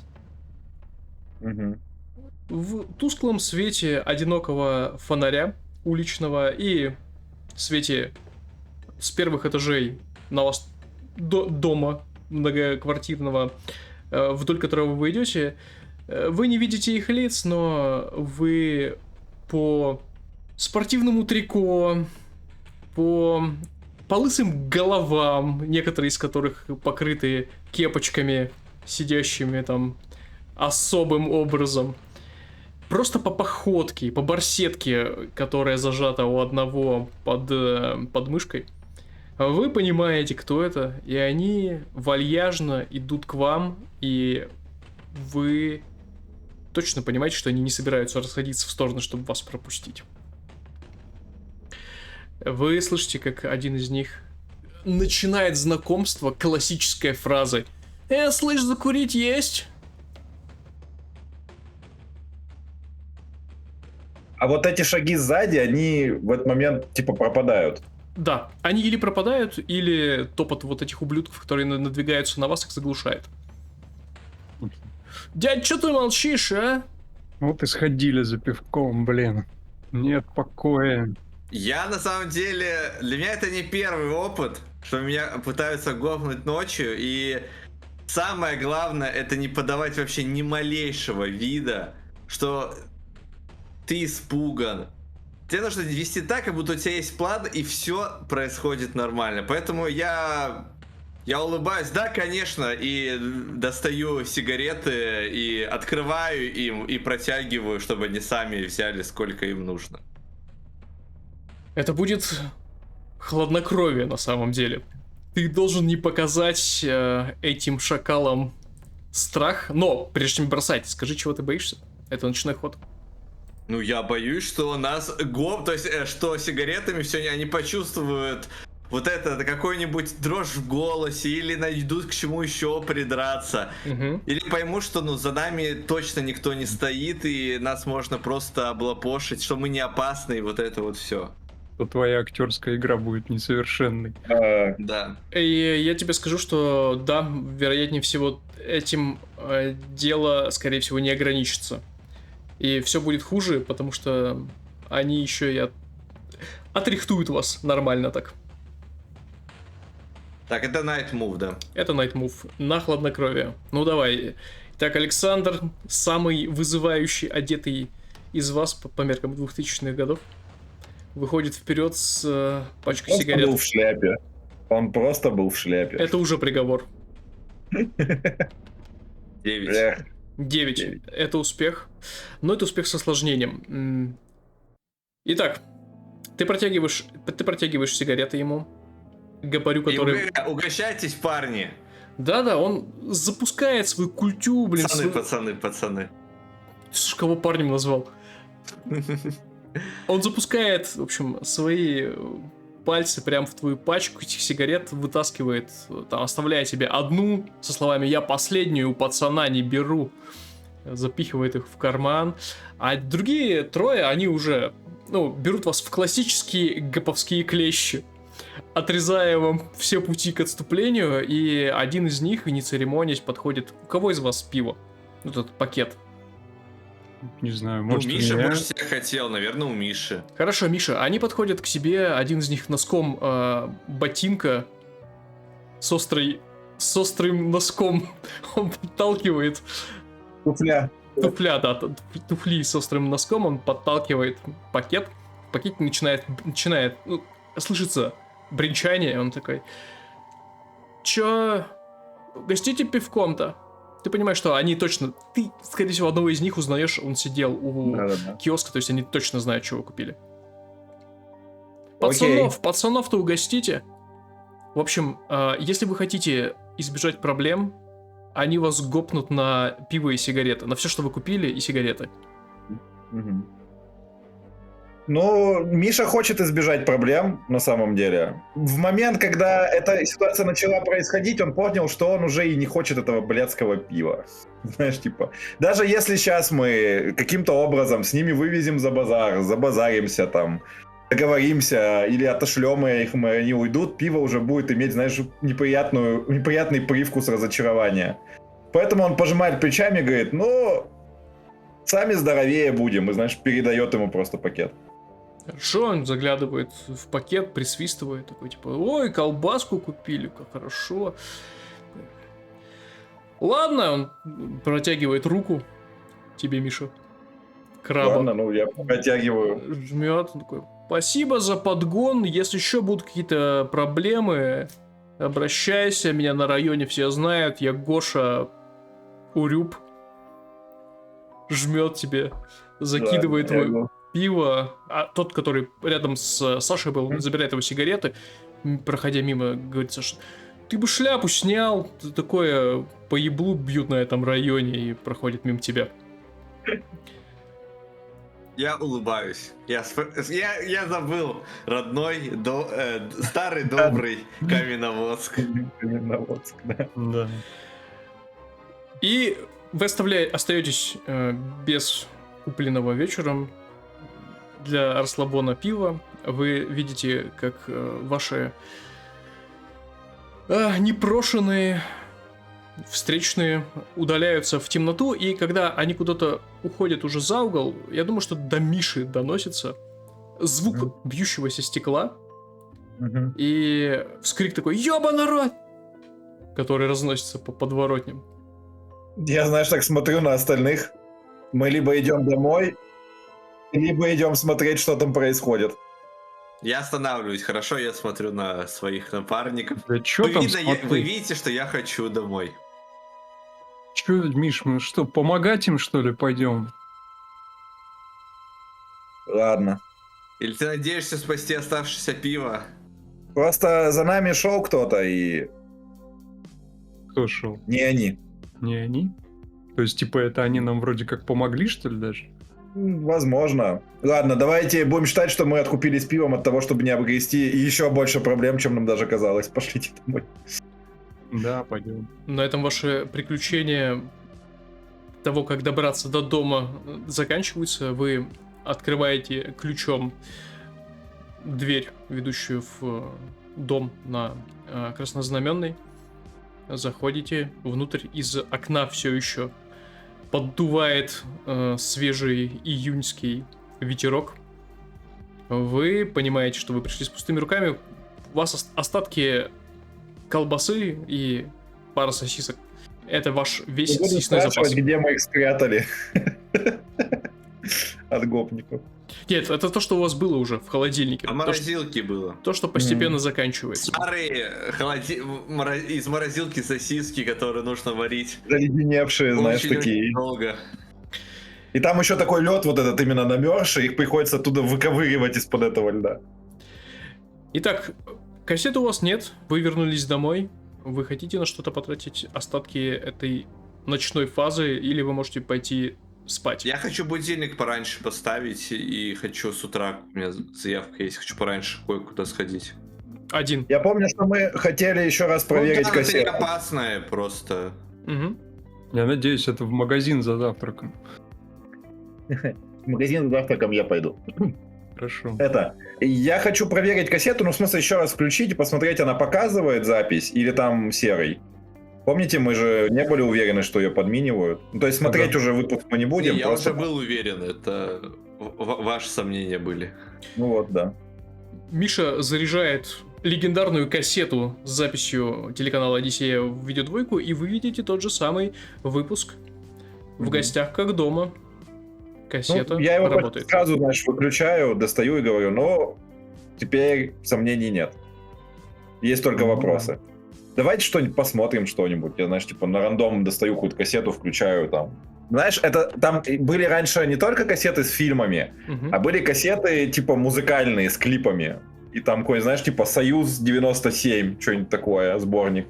Я включаю там первый трек Алла Пугачева, этот... Трек. Мгм. Первый- Хорошо. Первый клип, который там записан, первое музыкальное видео, это Алла Пугачева, «Миллион алых роз». Голос примадонны разносится по кухне, и я жую сосиску, которая снаружи горячая, а внутри все еще ледяная, потому что не проварилась. Окей. Окей. Я пораньше спать пойду, наверное. Да. Мгм. Как у меня была заявка пораньше встать, значит я пораньше лягу спать. Саша уходит. Я желаю вам спокойной ночи, да, и удачного просмотра. Мне, если что, телевизор не мешает, я с детства еще привык, у меня отец постоянно на ночь смотрел и спал с этим телевизором, поэтому я приобрел его уникальную способность спать под включенный телевизор. Мгм. Так даже лучше. Кто последним уходит с кухни из вас, оставшихся? Я думаю, что Миша, он сидит вообще до упора, потому что прошлая ночь была ему не очень радостной, и он на самом деле за все время, вот как они вернулись, типа не заходил еще обратно в свою комнату. Угу. И он, наверное, там через какое-то время, если Толик уходит спать, он тоже с ним прощается. Там кассета Я- заканчивается, он включает еще одну. И вот так вот сидит, пока уже не начнет реально просто вырубаться. И тогда доползет до дивана, попытается... Я даже собираюсь тоже спать, но как бы хочу тоже заявку сделать одну. Давай. Короче, мы эту кассету вот проверили, а я просто уже так тоже зевая, там, типа, ладно, Миш, я спать пойду. Только знаешь, что, я что-то вот хотел... Какой там канал был в детстве у нас там? 94-й, кажется. Мгм. Если кассеты эти по ночам работают, давай, может, каналы пощелкаем, может, что-то еще здесь по ночам работает. Ну давай. И, Знаешь, типа Миша типа, выключает с видео на да. антенну. Они все умрут, сойдут с ума, пока Да. я не проснусь. Ну, у меня как бы нет надежды, что там что-то будет так просто, типа, Умом. чекнуть и все, и спать пойти. Вы делаете это в надежде получить зацепку. Да. Тогда Да. один из вас, выберите кто, делает я. эту проверку с чувствительностью. Чувствительностью. Добавляя А, чувствительность к паранормальному. ага, это которая с минусом. Это последнее, да. Да, но она у всех там с минусом. И это 9. Это средний успех. Это средний успех. Давай я опишу, как я это делаю, может. Давай. Прямо, конечно, сам телеканал Одиссея нет. Вряд ли. Да, но он же пропал, да. Да, как бы. его там не будет. Мгм. Пускай Миша действительно пишет. Да, Миша, он переключает на антенну. Скорее всего, знаете, у нас нет там кабеля телевизионного. У нас какая-нибудь вот эта вот кривая там железная штука, которая за окошком висит и ловит что-то, какие-то каналы. То есть там идет там первый, второй. Очень-очень плохо ловится какой-то третий канал, а потом там просто... Вот ты когда листаешь, изображения почти никогда нет, или оно очень настолько плохое и рябчатое, что вообще ничего не рассмотреть. Но иногда доносится как бы звук, передается там каких-то каналов. И вот Миша, он листает эти каналы, знаешь, с таким ритмичной периодичностью там в 5 секунд. То есть он включает, 5 секунд слушает, что там происходит, переключает. И это немножко как будто даже в транс заводит вот это шипение, рябь экрана и вот эти вот периодически появляющиеся звуки. И он как будто пытается вот прислушаться к голосам или чего-то такому. Но так как сам слишком занят пультом, возможно, Анатолий это даже лучше в транс вводит, чем Миша. Вас действительно почти гипнотизирует этот странный звук. И вдруг, когда Миша переключает канал... Чтобы вы поняли, в 2000-х не так много каналов, и большинство вот этих, на этих кнопках просто шипение статических помех вы видите. И вдруг за этим шипением появляется картинка. Картинка покачивающихся листочков вечером. Ветер дует, листки начинают колыхаться сильнее. Это какое-то дерево или куст. Камера вдруг немного смещается и начинает двигаться вперед, раздвигая эти кусты. Вы видите угол какого-то строения. Камера проходит мимо него, разворачивается. Вы видите заросший двор. Камера чуть поднимается вверх, и вы видите разбитое окно, из которого льется свет. Тусклый свет желтой такой лампочки, просто обычной. И он чуть-чуть подсвечивается холодным голубым свечением телеэкрана. Мгм. Вот тут я Сашу и зову. Я не знаю, пойдет он или нет, но я прям с кухни типа, Саш, тут что-то это... Давай сюда. Можно заявку? Я хочу попробовать вот на ту кассету, которая вставлена была, типа нажать запись. Вот даже если маленький кусочек, успеть записать. Да, пускай. У нас же там была какая-то кассета в видаке. Да. А еще Да. Мише очень страшно. И когда, Анатолий, ты кричишь, зовешь Сашу, вы видите, как кадр, там нет звука, звук не передается. Вы фоном слышите все еще вот это тихое шипение. Кадр начинает подниматься, словно снимающий внезапно встает как бы на ноги, он полз, встает на ноги, еще немного выше, еще выше. Вы видите собственные спины за занавесками, которыми прикрыто окно в вашу кухню. А потом камера поднимается еще выше. Вы видите край крыши уже. Она останавливается на расстоянии, может быть, 3-3,5 метров над землей и снимает теперь окно сверху вниз. И она Я не буду зависает, да? поворачиваться, говорит Миша.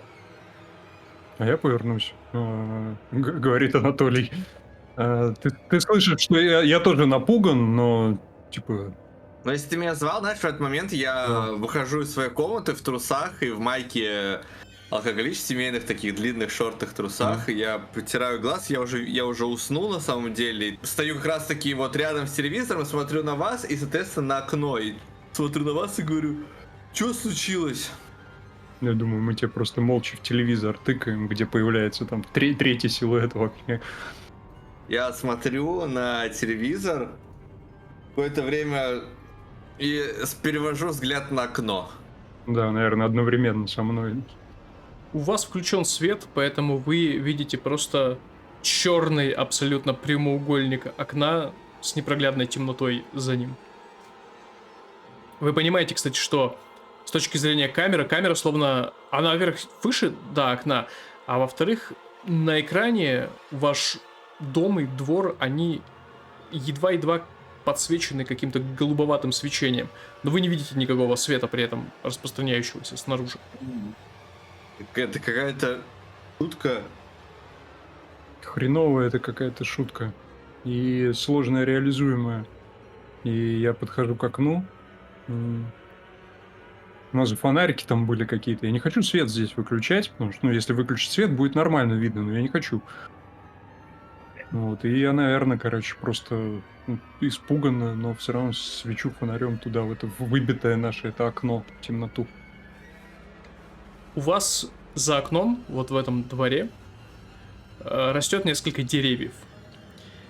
И когда ты светишь, ты натыкаешься светом фонарика на ствол дерева, и ты видишь на нем чью-то босую ногу. Ты поднимаешь его чуть выше, и ты видишь вот это... Ты знаешь, что ты видишь? Ты видишь лысого карлика. Без бровей, без волос на голове вообще, одетого в какие-то лохмотья. Он вцепился в ствол дерева, он смотрит на тебя. В этот момент экран засвечивается, если кто-то из вас наблюдает все еще. Я наблюдаю. Да, хорошо. И карлик отпрыгивает в сторону от света твоего фонаря. Экран гаснет, но ты можешь поклясться, Анатолий, что прежде чем он прыгнул, ты видел рябь помех у него вместо глаз. Я отшатываюсь назад в шоке и панике. Ты все еще слышишь, может Опрокидываю там быть, стол, наверное, или натыкаюсь на него. ты все еще слышишь из-за разбитого окна, как этот кто-то, незваный гость, удаляется, проламываясь сквозь кусты прочь от вашего дома. Ну что ж, ваша улика, за нами следит карлик.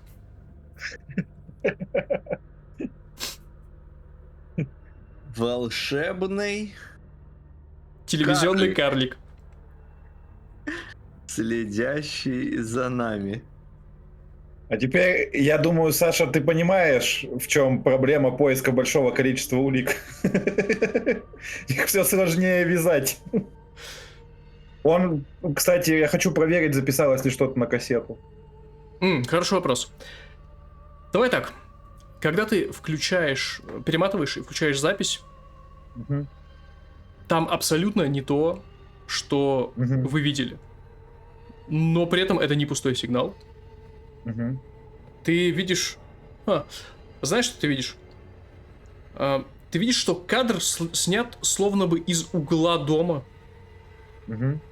Даже, можно сказать, по тени, как будто бы из-под стола, потому что над камерой словно нависает угол чего-то темный. И сигнал гораздо более слабый, больше покрыт помехами. Вы едва можете различить, что происходит внутри, но, судя по всему, эта обстановка, антураж того, что снимают, больше походит не на современность, а на какую-то старую избу. Вы видите, как кто-то пробегает перед кадром, только ноги видны, потому что действительно кто-то снимает, видимо, из-под стола, незаметно. Пробегают ноги, звука опять нет, еще пара ног, на этот раз точно детских, в другую сторону. Внезапно все освещается с светом ярким, пленка черно-белая, но яркая вспышка, из которой вы точно понимаете, что это языки пламени, которые начинают распространяться по дому. И когда вот эти языки пламени, они подбираются к столу, камера резко срывается с места, и вы видите, как этот снимающий бросается на пол, и между досками маленькая-маленькая щель, как для мыши, не больше. Возможно, мышью и проделана. И камера, она словно проходит, ныряет в эту маленькую щель. Дальше темнота, но которая как будто бы трясется. Вы видите какие-то артефакты, отблески огня, заставляют вас понять, что снимающий находится в движении.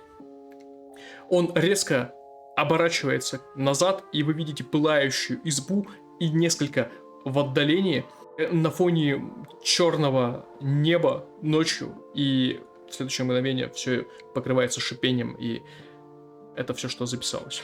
Можете записать и это как вместо той улики. Вместе, как одну улику, короче. Как одну зацепку. Я просто напомню, что это даже неправильно, наверное, назвать уликами, пока вы записываете, что улика — это все-таки какой-то некий факт, да, что-то подтверждающий.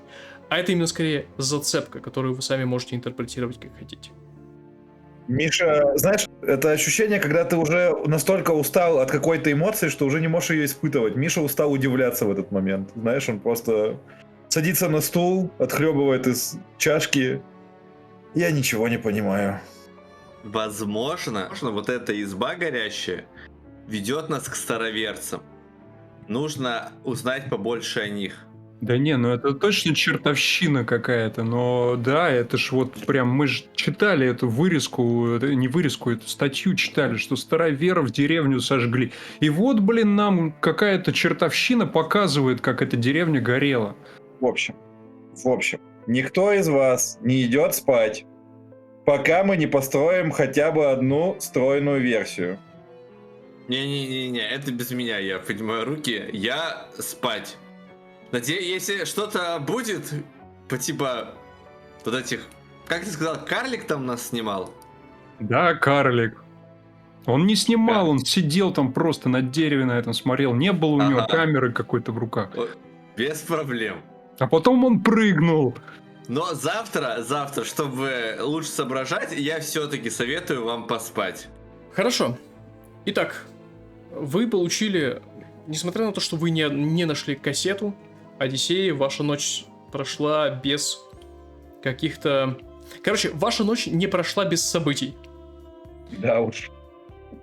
И если у вас даже не получается сейчас построить какую-то общую теорию, то, возможно, действительно расследование, как это говорит Саша, приведет вас к чему-то в будущем. Давайте так. Сон все равно сморил вас. Вы расходитесь по собственным комнатам. Ничего хорошего вам не снится. Просто образы, что за вами кто-то следит, кто-то вас преследует. И они уходят в небытие только с первыми лучами солнца. Давайте перейдем к фазе рассвета. Отыгрывается тоже по пунктам. Получите награды, если угроза была устранена. Это пока не так. Ответьте на вопросы рассвета. Отметьте новые вопросы рассвета. Вот. Какие у вас были вопросы? У меня... Можно я начну тогда? Давай. Поделились вы хорошими воспоминаниями из детства. Я вот про Тополиный пук делился и про селитру делился. Это считается и не считается? Ну, про селитру, возможно, не самое хорошее, но давай засчитаем про Тополиный пух.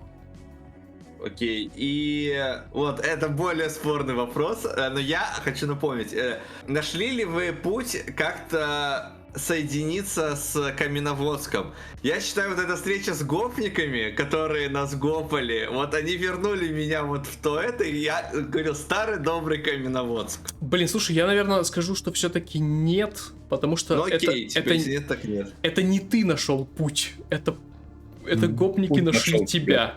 Не, окей, чувак, вообще без проблем, я вот уточнил. Ну все, тогда один у меня вопрос, потому что я за один вопрос 1 XP получаю, да? Да. И можешь поменять этот вопрос. Да. У меня те же вопросы, но я, помню, на один не могу утвердительно ответить, так что у меня нет прокачки. Ну хорошо. Так, что у меня два вопроса. Первый — это рассказал ли я чиллинг-монолог о своем детстве. Здесь нет, я не успел. И второй вопрос, как у Саши, типа, did you go out of your way to reconnect with... Ну, тоже нашел ли ты Да. какой-то путь? Да, я думаю, что здесь скорее да, потому что я этот вопрос интерпретирую как именно переступил ли ты через себя, чтобы как-то соединиться с Каменноводском. И я, короче, полез в этот сраный колодец, в эту канализацию. Хотя очень не хотел этого делать, но сделал это именно, чтобы как-то исправить, короче, упущенные возможности детства. Ну вот. Сложно, но хорошо, давай скажем, что, быть может, да. Ну, типа, я пошел на риск, как бы, чтобы исправить что-то, что я не сделал в детстве. В детстве зассал, а сейчас все равно сыкотно, но сделаю. Хорошо, давай, можешь отметить. Поэтому мы прошлись, каких-то ходов, которые мы должны сейчас исполнить, нет. Саша и Миша, у вас какие-то, по-моему, заявки были. Да, я хотел с утра сходить. Я помню, что на районе, как раз таки недалеко, здесь был секонд-хенд, довольно-таки большой. Я помню, что там была огромная секция, где продавались видеокассеты. Вот. Я думал, ты нам за шляпами пошел, чтобы мы втроем ходили. Потому что мы банда. Вот. И я, по крайней мере, я видел, как выглядят эти кассеты. Я хотел бы сходить туда и посмотреть, и, возможно, даже спросить у продавца, может быть, у них есть еще какой-то тайный отдельчик с этими кассетами, где не очень популярные лежат, и поискать там. Вот. Вы просто понимаете, вы ненормальные люди, вы понимаете? Там бабушка, которая там сидит, она даже не подумает об этом. Сейчас И уже я в об этом газетах не про тебя подумал. писать будут. А вы? Хорошо. Это будет ход вмешательства. Ты ищешь улики и кассеты. Чтобы найти кассету, тебе нужно выкинуть 12+.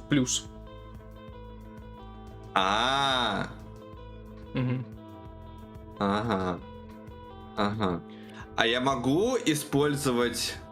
Ну, пускай это будет, я бы сказал, что это интеллект в твоем случае. Могу ли я... Ну, блин, нафиг... Там реально кому-то нужен мой фотик мыльницы, явно. А все остальное как-то не очень вообще пригодится. Ну да, предметы твои вряд ли что-то сыграют как-то здесь. Ну, давай попробуем. Я всегда напоминаю, что если ты выкинешь что-то плюс-минус ближе, ты сможешь ключ повернуть. Окей, да, я понимаю, да, вот, окей. Вот. Ну да, я могу сразу ключ повернуть, чтобы тебе не описывать. Если да, я поверну ключ. Ключ, давай.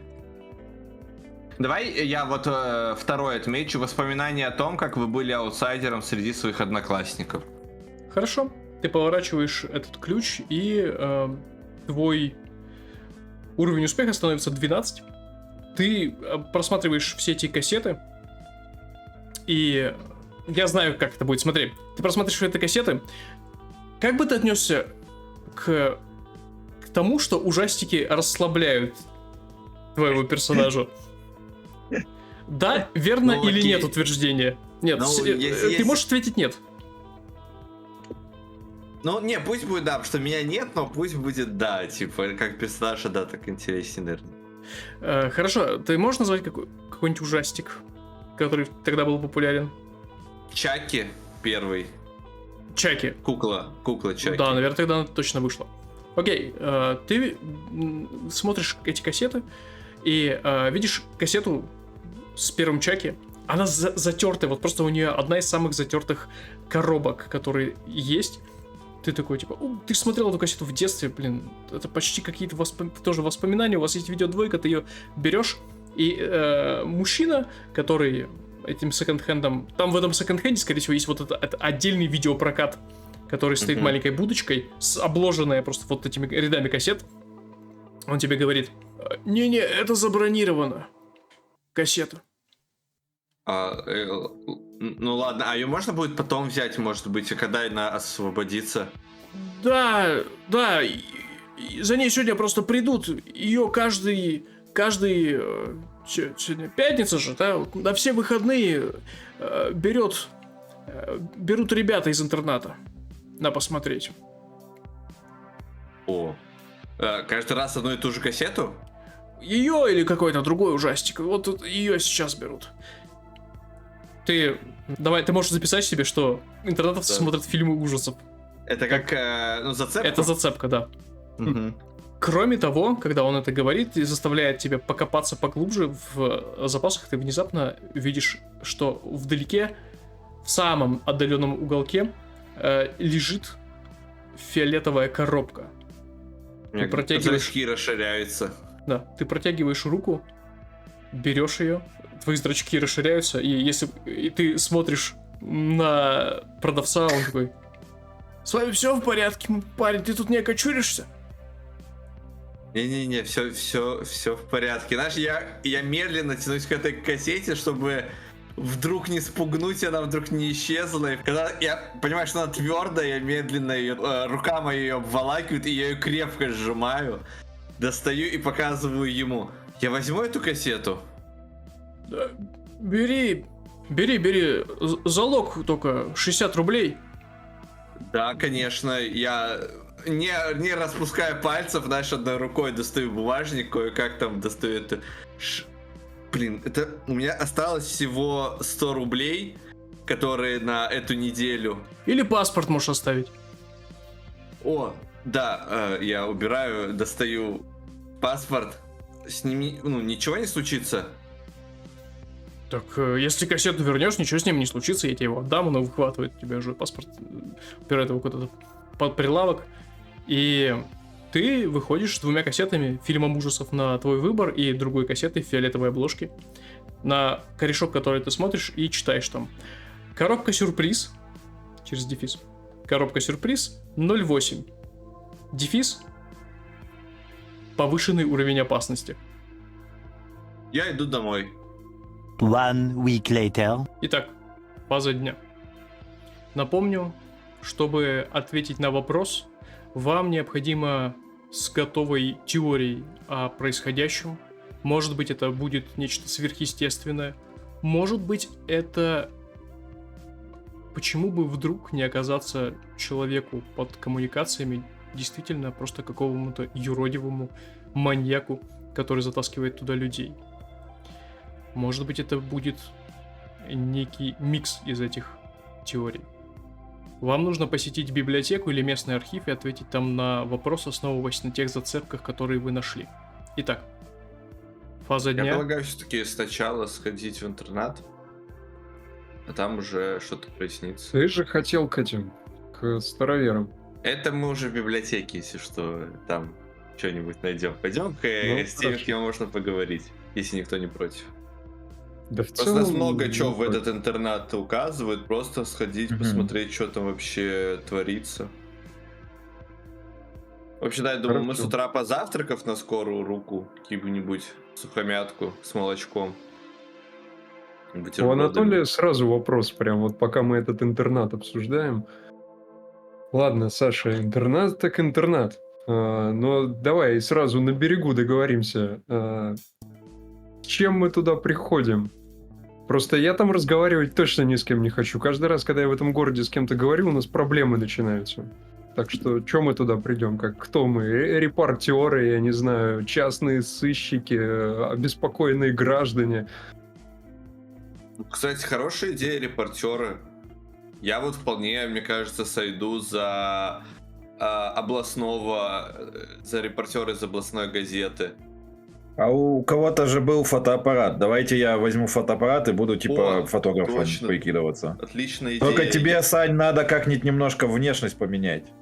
А то вдруг мы уже на листовках. Я и нам даю помочь тебе фотик и открываю свой большой чемодан.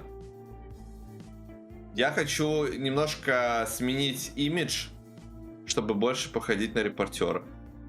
Я, возможно, менее цветастую рубашку одеваю, тоже стильную, дорогую, купленную на половину моей зарплаты в один из дней, когда мне показалось, что я этот месяц хорошо трудился.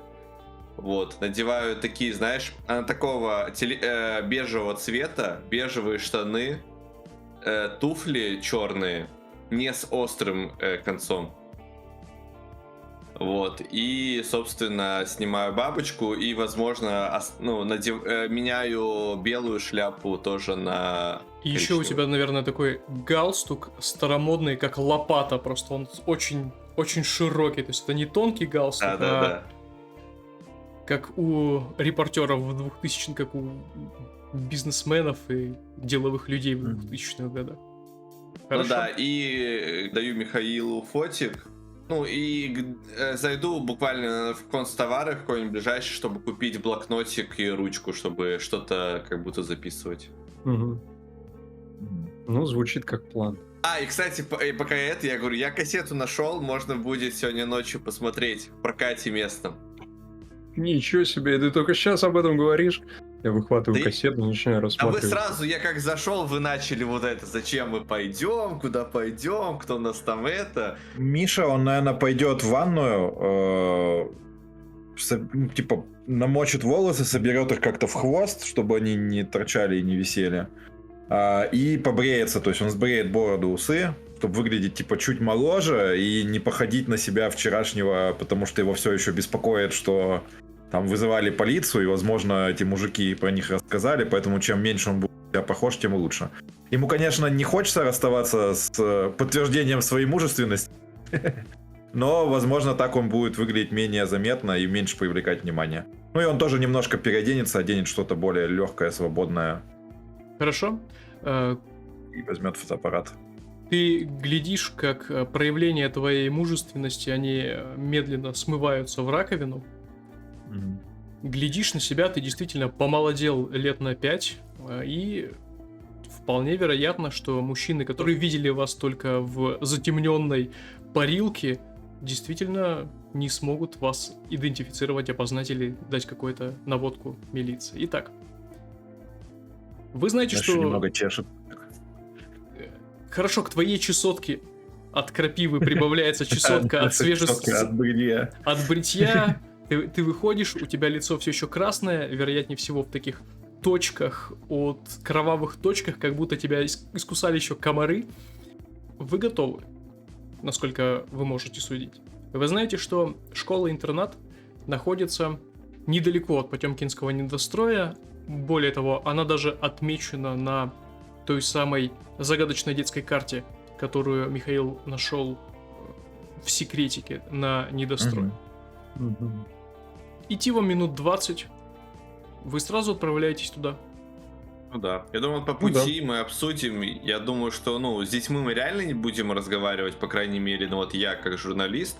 Я, наверное, пойду к главному, и мы там будем общаться, а Анатолий, ты, наверное, сможешь как раз таки, пока мы всех там занимать будешь, можешь там осмотреться, можешь там спросить у кого-то что-то или... Не буду я ничего спрашивать. Сегодня я глаза. Знаешь, у Ну ладно. Миши появляется идея. А что, если нам туда сейчас позвонить предварительно и предупредить, что сейчас приедут репортеры? Тогда там точно начнется кипиш. Хотя, с другой стороны, тогда они, может, успеют что-то скрыть или спрятать. Просто это сработает на достоверность, если им предварительно позвонят. За 20 минут вряд ли они что-то спрячут, нет? Ну, Миш Это- пожимает плечами. Мне Мы, кажется... кажется, быстрее туда доберемся, чем решать будем. Пусть Ну будет ладно. сюрприз. Ладно. Главное, чтоб пустили. Ну, вроде Сашка выглядит реально как репортер. Я еще так сразу щелкну, я так показываю, знаешь, типа в лицо им, чтобы... Только аккуратнее, Чтобы там они пленки не так замешковались. много. А я вообще ее не вставил, говорю я. Зачем пленку тратить? Хорошо. Ну ладно. Итак, собравшись, вы выдвигаетесь к интернату. Вы идете по залитым летним солнцем улицам Каменноводска, изредка оборачиваясь по сторонам с опаской.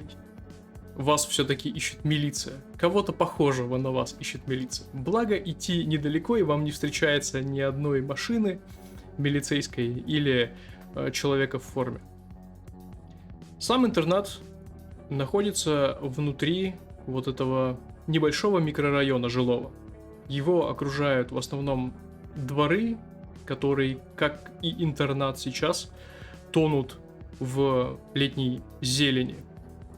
Интернат окружен высоким забором, и хотя это школа-интернат для детей, сверху по забору тянется колючая проволока. Не до конца понятно, она для того, чтобы кто-то не залез внутрь, или для того, чтобы кто-то не выбрался из него. Прямо к этому забору, в нарушение любых, вероятно, норм безопасности, примыкают чьи-то старые гаражи, которые прям в упор к интернату стоят, к этому забору. Сам интернат представляет из себя трехэтажное Г-образное здание, стоящее на собственной территории. На территории вы видите газеба. Сейчас можно шутки про газебу пошутить из ДНД, но это действительно беседка, напоминающая, да не напоминающая, а являющаяся газеба, небольшая детская площадка и пара хозяйственных пристроек.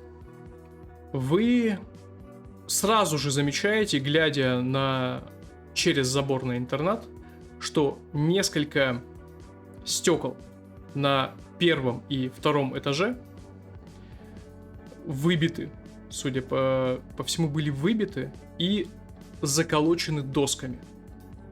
В остальном здание и территория ничем не отличаются от какой-нибудь обычной среднестатистической школы. Вы видите несколько детей, играющих на площадке, и одного взрослого мужчину в синем комбинезоне, который подметает дорожку, ведущую от ворот к зданию интерната. Что вы делаете? Ворота открыты? Ворота закрыты. А там есть звонок какой-то или... Нет. Тогда я подхожу к воротам и окликаю уборщика, видимо. Уважаемый, можете подойти, пожалуйста? Уборщик, кажется, тебя не замечает. Я беру за ворота. Надеюсь, они не под электричеством. Нет. Вот. И я слегка их трясу, чтобы, звук вот этот создать. Не выламываю, а просто чтобы звук был. Вот, чтобы привлечь его внимание, и продолжаю кричать: «Мужчина! Мужчина с метлой! Извините, пожалуйста!»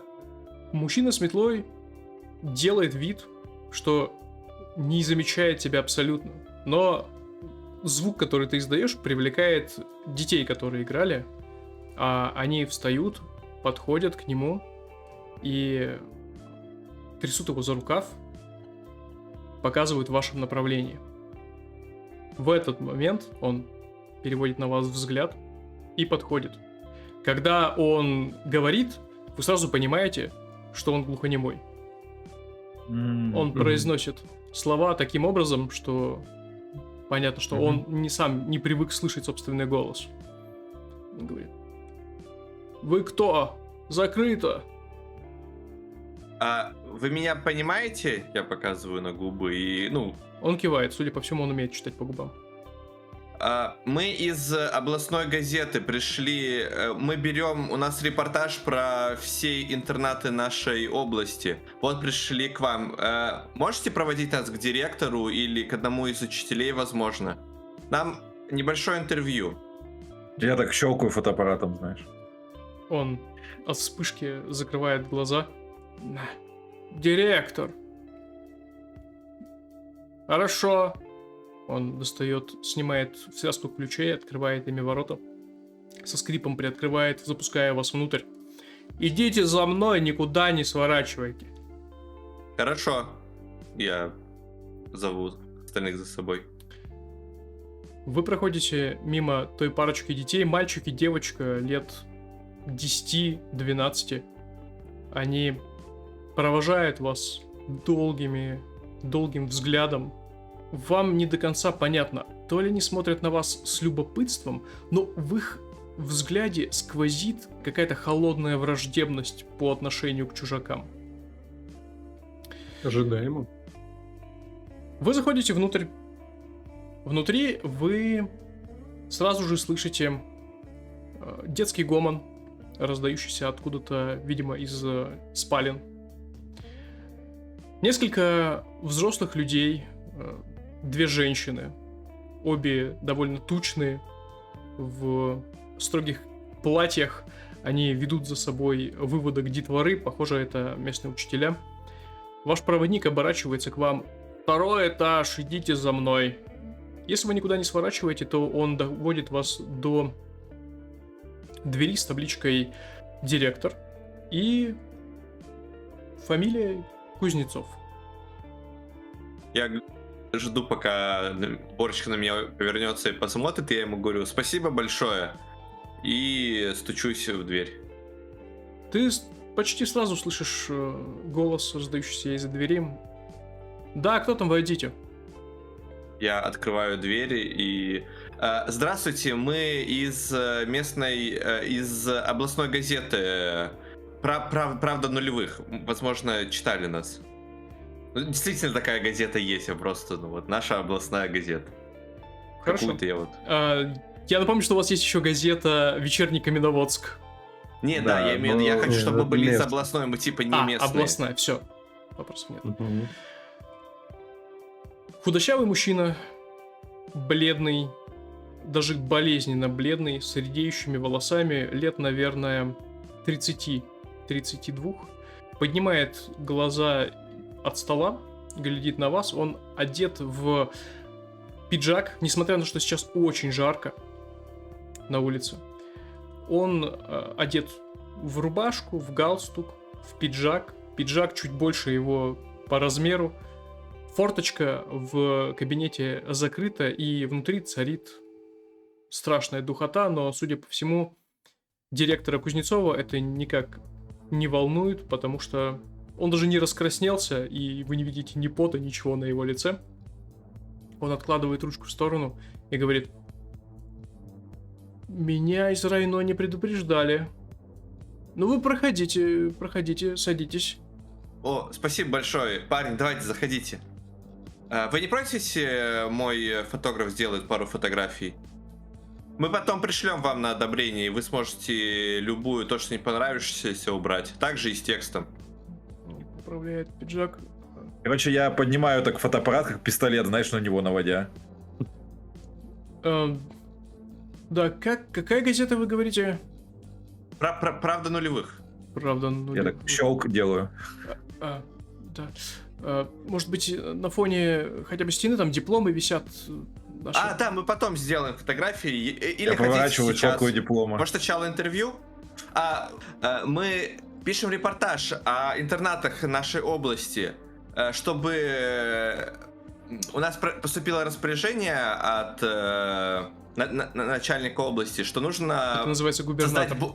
У губернатора области, да, что нужно имидж повысить у интернатов, чтобы больше родителей отдавали детей свои в эти, потому что, знаете, всякие слухи ходят и вот это вот все. Вот, а мы хотим создать Я снова делаю щелк. комплементарные статьи о наших интернатах, вот, и, соответственно, вы, если хотите, можете быть одним из таких, если вы не против.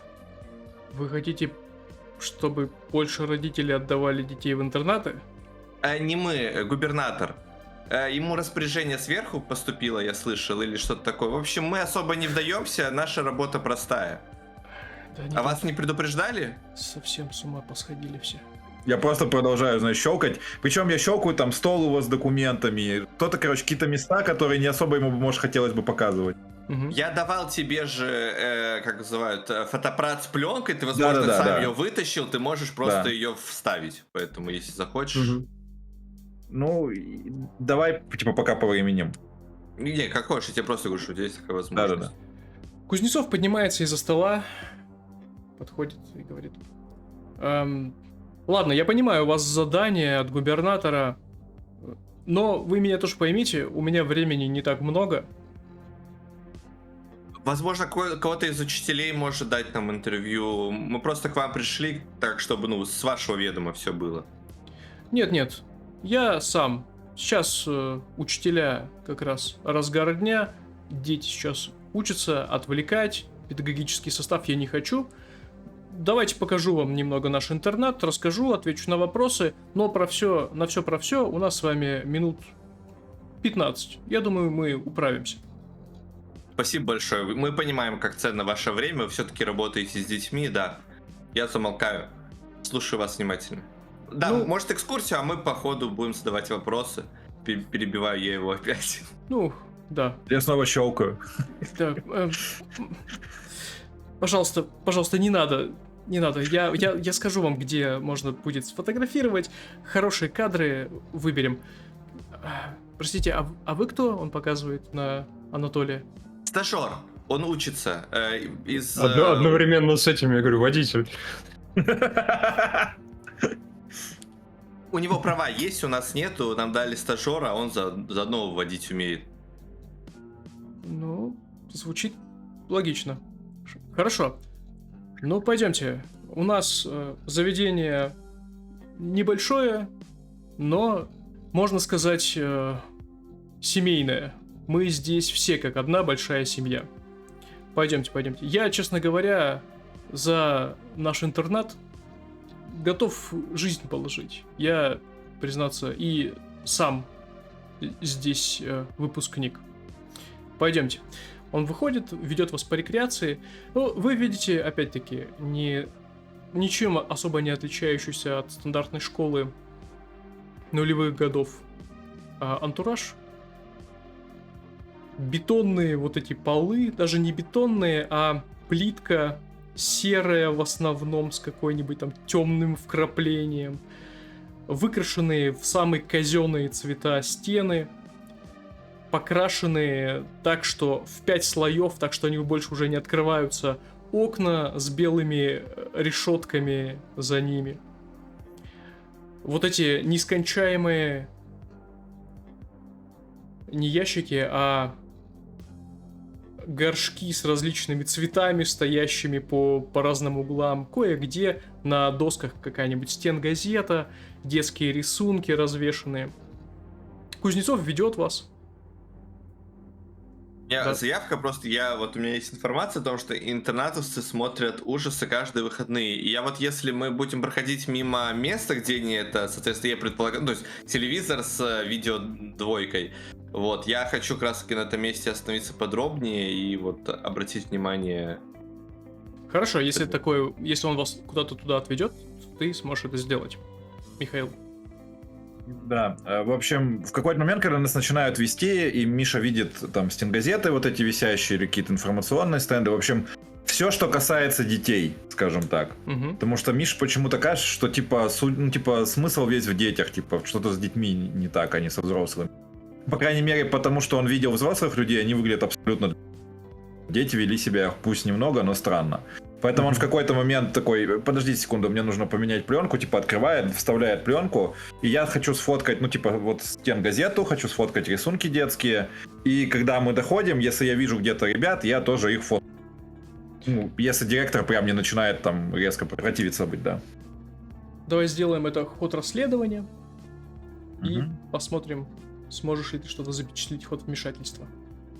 Через Reason, наверное. Думаю, что да. Пускай это будет резон, в Мгм. принципе, подходит. А за фотоаппарат, который мне дали, какой-то бонус есть или нет? По Да. логике. Это фотоаппарат был Ой, как да, отмеченный в предметах, да. отмеченный Да. в предметах. Хорошо. Тогда, Саша, поставь Я галочку его отмечаю. Мгм. рядом с ним. А Мгм. Михаил получает, соответственно, Advantage. advantage за использование этого предмета. Ну, погнали с адвентаджем. 10. Great success.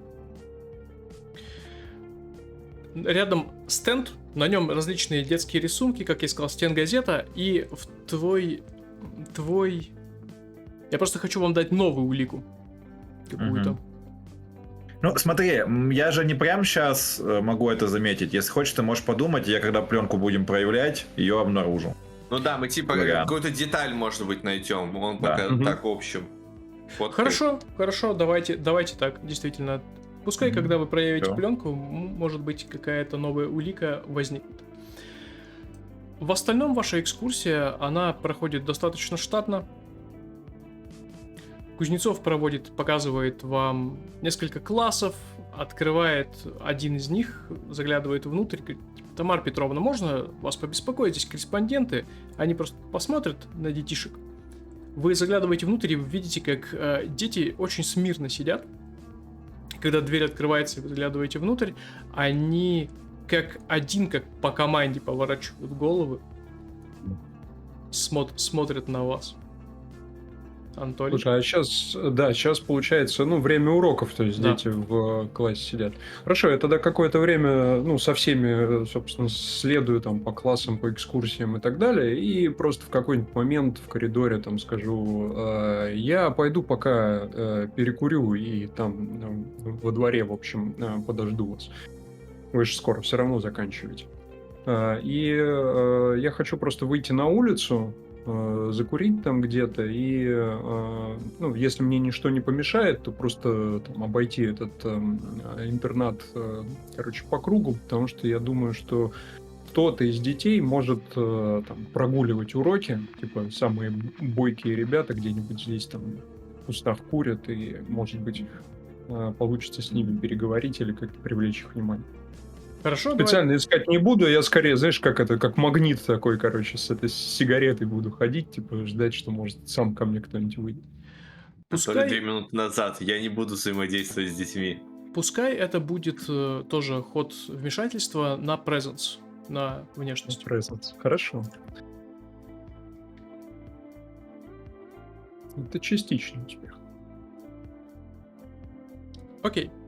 Ты хочешь найти именно детей, да? То есть- Скорее, да. Я согласен с Мишей, что тут дело не во взрослых, а в детях. И я думаю, что самые, лучшие источники информации среди детей это как раз вот всякие местные, не знаю, назовем их типа хулиганами, там, да, типа двоечники там местные, которые могут прогуливать уроки и заниматься какими-то более интересными с их точки зрения вещами. Хулиганы или отщепенцы. Да. Когда ты стоишь за интернатом и куришь сигаретку, ты ловишь на себе любопытный взгляд ярко-зеленых глаз девочки лет 14. Машу ей рукой. Она стоит рядом с забором, обхватив себя руками, как будто ей холодно, несмотря на греющее летнее солнце. Когда ты ей машешь, она тут же отводит взгляд, порывается уйти, но потом, передумав, подходит к тебе, сохраняя расстояние в 4-5 шагов между вами, и говорит: Я вас раньше не видела. Вы кто? Да, я тебя тоже раньше не видел. Мы тут не местные, мы интервью приехали брать. Газета областная. Ненадолго. А, ничего себе. Областная? Ну да. Вы из Екатеринбурга, наверное? Наверное. Мы из разных мест, нас это, как команду собрали и отправили. Понятно. Сигаретка не Коллеги угостите? мои там сейчас с директором с вашим разговаривают, а мне скучно стало. И да, я достаю сигарету. Да не вопрос, держи. Когда ты упоминаешь директора, ты замечаешь, как у нее меняется лицо, но она протягивает руку, забирает сигаретку, даешь ей прикурить. Она затягивается очень неумело, ты видишь, как она давит кашель в себе, но совладав, дальше делает вид, что она взрослая, приваливается к стене рядом с тобой, также стоит, курит. Говорит: я тоже хотел бы стать журналистом, когда вырасту. Сейчас телевидение на подъеме у нас. Ну да, вроде того. А что, у вас тут и телевизор есть? Типа смотреть можно и все такое? Да, раз в неделю киноклуб. Это вы сами, типа, организовали или там учителя какие-то? Я просто что говорю, если учителя, то наверняка же вам там какую-нибудь скучную парашу включают. Нет, там Владимир Степанович, директор Кузнецов, он руководит подборкой просмотра. Мгм.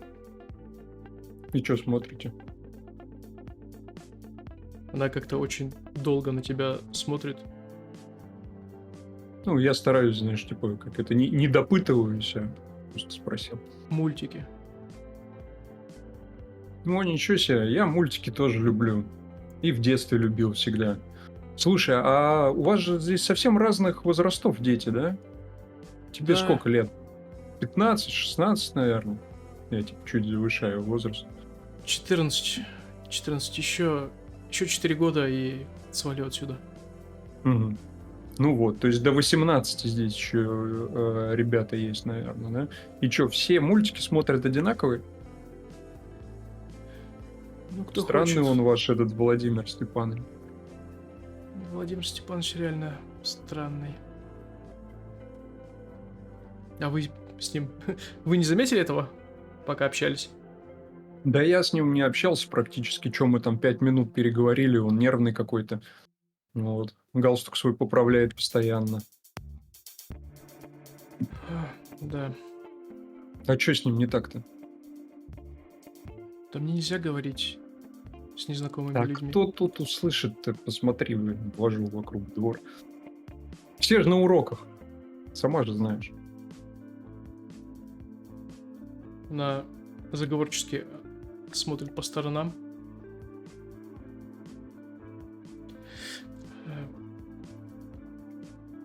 Я хочу, чтобы ты сделал ход дневной. У тебя в любом случае будет уже улика странного директора, но пускай это будет дневной ход. Она говорит тебе, здесь никогда нельзя быть уверенным, потому что у бетона есть уши. Она почему-то говорит именно не у стен есть уши. А у бетона. Мгм. Успех. Я с прессом скинул, но у Великий. меня там они все одинаковые примерно стали. Хорошо. Он тебе говорит. Местная детвора, она тут ходят про интернет разные слухи. И, в общем, некоторые из них, они, ну, не просто так ходят. И Владимир Степанович, он не только мультики показывает, есть... Короче, есть группка ребят, они по ночам собираются, он им включает страшные фильмы, а потом показывает еще какие-то кассеты. Но на этих кассетах как будто одни помехи идут, как рябь. Но они все сидят и как зомбированные смотрят в ящик. И так может И до это утра всё по продолжаться. ночам? Раз в месяц. Да. Хрена себе. А ты сама не смотрела, да, что там, Они кроме звали, помех? они звали меня, я отказалась, с тех пор со мной никто здесь особо не общается. И гадости мне всякие делают. Ну, ты держись. жалко девчонку, конечно. Недолго осталось. 4 года?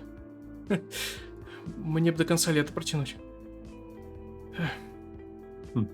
Ну ладно, какое вам дело? Не буду вас. Не, ну я, если чем помочь могу, ты говори, ну, я даже не представляю, чем. А что, много их вот этих, кто кассеты эти там и записи смотрят? Ты говоришь, не общается с тобой никто? Что, весь интернат, что ли, там, с этим Степановичем вашим? Много ребят, да. Не все, Хм. но их много. Ну, дела. Она задумывается насчет того, как ты можешь ей помочь, как будто что-то хочешь сказать, а потом, передумав, говорит, пойду я, наверное. Тушит сигарету о кирпич и... Ну, давай. Ты это, береги себя. И я там, знаешь, достаю какую-нибудь бумажку. И у нас же есть, наверное, что, мобильник? Мобильник? А, у меня есть мобильник. Да, точно. У меня же есть свой мобильник. Я номер телефона свой запишу. И дам ей, говорю, слушай, ну, я, короче, не милиция, ничего такого, вот, поэтому даже сам не знаю, чем тебе помочь можно. Ну, если что, как бы я вот какое-то время еще в городе буду звонить там. Она, вероятнее всего, берет эту бумажку. Она не видела никогда в жизни мобильного телефона, номера телефона. Он говорит, это что, шуточный номер какой-то? Да не, нормальный номер, настоящий. Я даже, наверное, мобильник достаю, типа, У нее вот, прям ну, как бы глаза позвонить расширяются. Позвонить можно, и проводов нет. Ну да, вроде того. Это я ну, с собой в поездку взял, с мамой связываюсь. Ну вы точно из Не Йобурга, а переживай. может из Москвы. Хм. Откуда-то с Ну. другой стороны двора раздается. Машка! Машка, ты где? Она бросает на тебя затравленный взгляд и такая, и говорит, ладно, все, идти мне надо, зовут. Ты видишь, как она оббегает угол дома. Если ты выглядываешь, то парень лет, наверное, 16-17, здоровенный такой бугай. Абсолютно точно это один из воспитанников. Он ждет, когда она подойдет поближе, что-то ей быстро выговаривает, бросая взгляды через ее плечо на угол, откуда ты выглядываешь. И потом... Ты знаешь, довольно грубо хватает ее за руку, за предплечье и тащит за собой в здание. Тем временем у Михаила и Александра складывается от интерната впечатление образцового учебного заведения. Кузнецов распинается о том, как он любит детей, о том, какая здесь царит семейная атмосфера, о том, что да, здесь очень много людей, ребят с проблемным прошлым, из неблагополучных семей, брошенных, что сейчас вообще развал в стране царит, что все только делают, что воруют, а здесь настоящая забота о детях. И постепенно вам кажется... Я ему просто подакиваю, типа, я видел, что Анатолий куда-то скрылся, я просто, стараюсь дать ему больше времени, и так же, чтобы Михаил что-то пощелкал. Я просто с ним, как бы, ему подакиваю, все записываю, говорю, да, типа, круто, классный интернат. Все в Хорошо. этом духе. Хорошо. Я, знаешь, наверное, когда, если к концу уже подходит, я к Саше наклоняюсь и говорю, может его спросить про тело обнаруженное. Помнишь, мы вырезку в газете видели? Или лучше думаешь, не надо? Ну, я так прям Я тихо-тихо на самом стараюсь. конце, я в самом конце, типа, я хочу, когда Всё, вот уже окей. будем выходить, чтобы не испортить впечатление. Пусть пока рассказывает, чтобы нас... Когда Всё, нам хорошо. уходить уже самим надо, чтобы нас в этот момент выгнали. Ты профи. Я зря в тебе сомневался. Все, я тогда щелкаю дальше там. Ну, правда, я сильно много кадров прям не делаю, но какие-то вот моменты, где видно там детей, или что они делают, или их какую-то деятельность. Знаешь, там поделки, может, где-нибудь стоят из этого, типа, из пластилина слепленные, там шкафчики эти, на них, типа, сверху такие картонки, и там всякие персонажи какие-то слепленные, или просто что-то рандомное. Вот, я это все фоткаю. Хорошо, здесь вы в ходе экскурсии точно понимаете, что здесь вот есть прям от 1 по 11 класс полный спектр вот детей от начальной школы до старших классов. И они летом учатся, как это ни странно, да? Они учатся летом, вероятнее всего, у них просто своя программа, им все равно деваться некуда. Я понимаю, да. Здесь, вероятнее всего, на самом деле это странно, но идет даже не академическая, какая-нибудь может быть факультативная. То есть они уже... Их сразу готовят Профессии куда-то. какие-нибудь, может быть. Да, вполне вероятно. Ну да, я думаю, вот на выходе, если там ничего не происходит, я хотел бы, вот когда мы уже подходим, видимо, к выходу из интерната, он нас, видимо, проводит вот так вот, и, и я вот хочу ему сказать, спасибо за экскурсию, я все записал, отлично вышло интервью, именно, я думаю, губернатор будет доволен. Кстати, мне тут коллега из местной газеты рассказывал, что тут неподалеку есть вот недострой, я указываю в сторону недостроя, и там, говорят, люди пропадают. У вас никто не пропадал? Сделай проверку вмешательства. Под вмешательство с презенсом, с дисадвентеджем. Хорошо. А, 3. Итак, мы сначала смотрим на то, как будут развиваться события, дальше вы решаете, будете ли вы поворачивать ключ или нет. Да. Кузнецов меняется в лице, и он кивает, но кивает словно не тебе, а как будто своим каким-то какому-то своему внутренней мысли, внутреннему монологу и говорит: а я как-то не сразу сообразил, кто вы. Желтушники, да? Я вот тут вам распинаюсь, а вы пришли сюда опять эти слухи разводить. Не, это мне рассказывал Не, друг. был тут здесь ваш уже брат. И точно так же его выставили. Гаврила! Глухонемой завхоз направляется в вашу сторону. Этих журналюк пинками за ворота. Мы сами уйдем. Гаврила надвигается на вас, он достаточно широкого телосложения мужчина. И... Я бочком в сторону выхода как-то его так Окей. по дуге. Ты будешь Я поворачивать хочу ключ ему- или вас выставят? Итак, Я вот думаю, сейчас нас выставят. здесь нужно продолжить. Мы продолжаем здесь, или ты поворачиваешь Да-да-да. ключ? Мгм. Так, Решай а если я сейчас. поверну, у нас какой будет? У нас будет частичный успех, получается? У нас будет Да. шестерка. Это частичный успех. Да. Это будет 7-9 у тебя будет. 7-9 будет. Да, окей. Ну давай. Поверну. Хорошо. Какой? Мне не жалко. Воспоминания о том, как в детстве вы чувствовали настоящее счастье. Хорошо, запомни, тебе нужно будет об этом рассказать. Я отметил, у меня 2 как раз таки. В вечернюю фазу.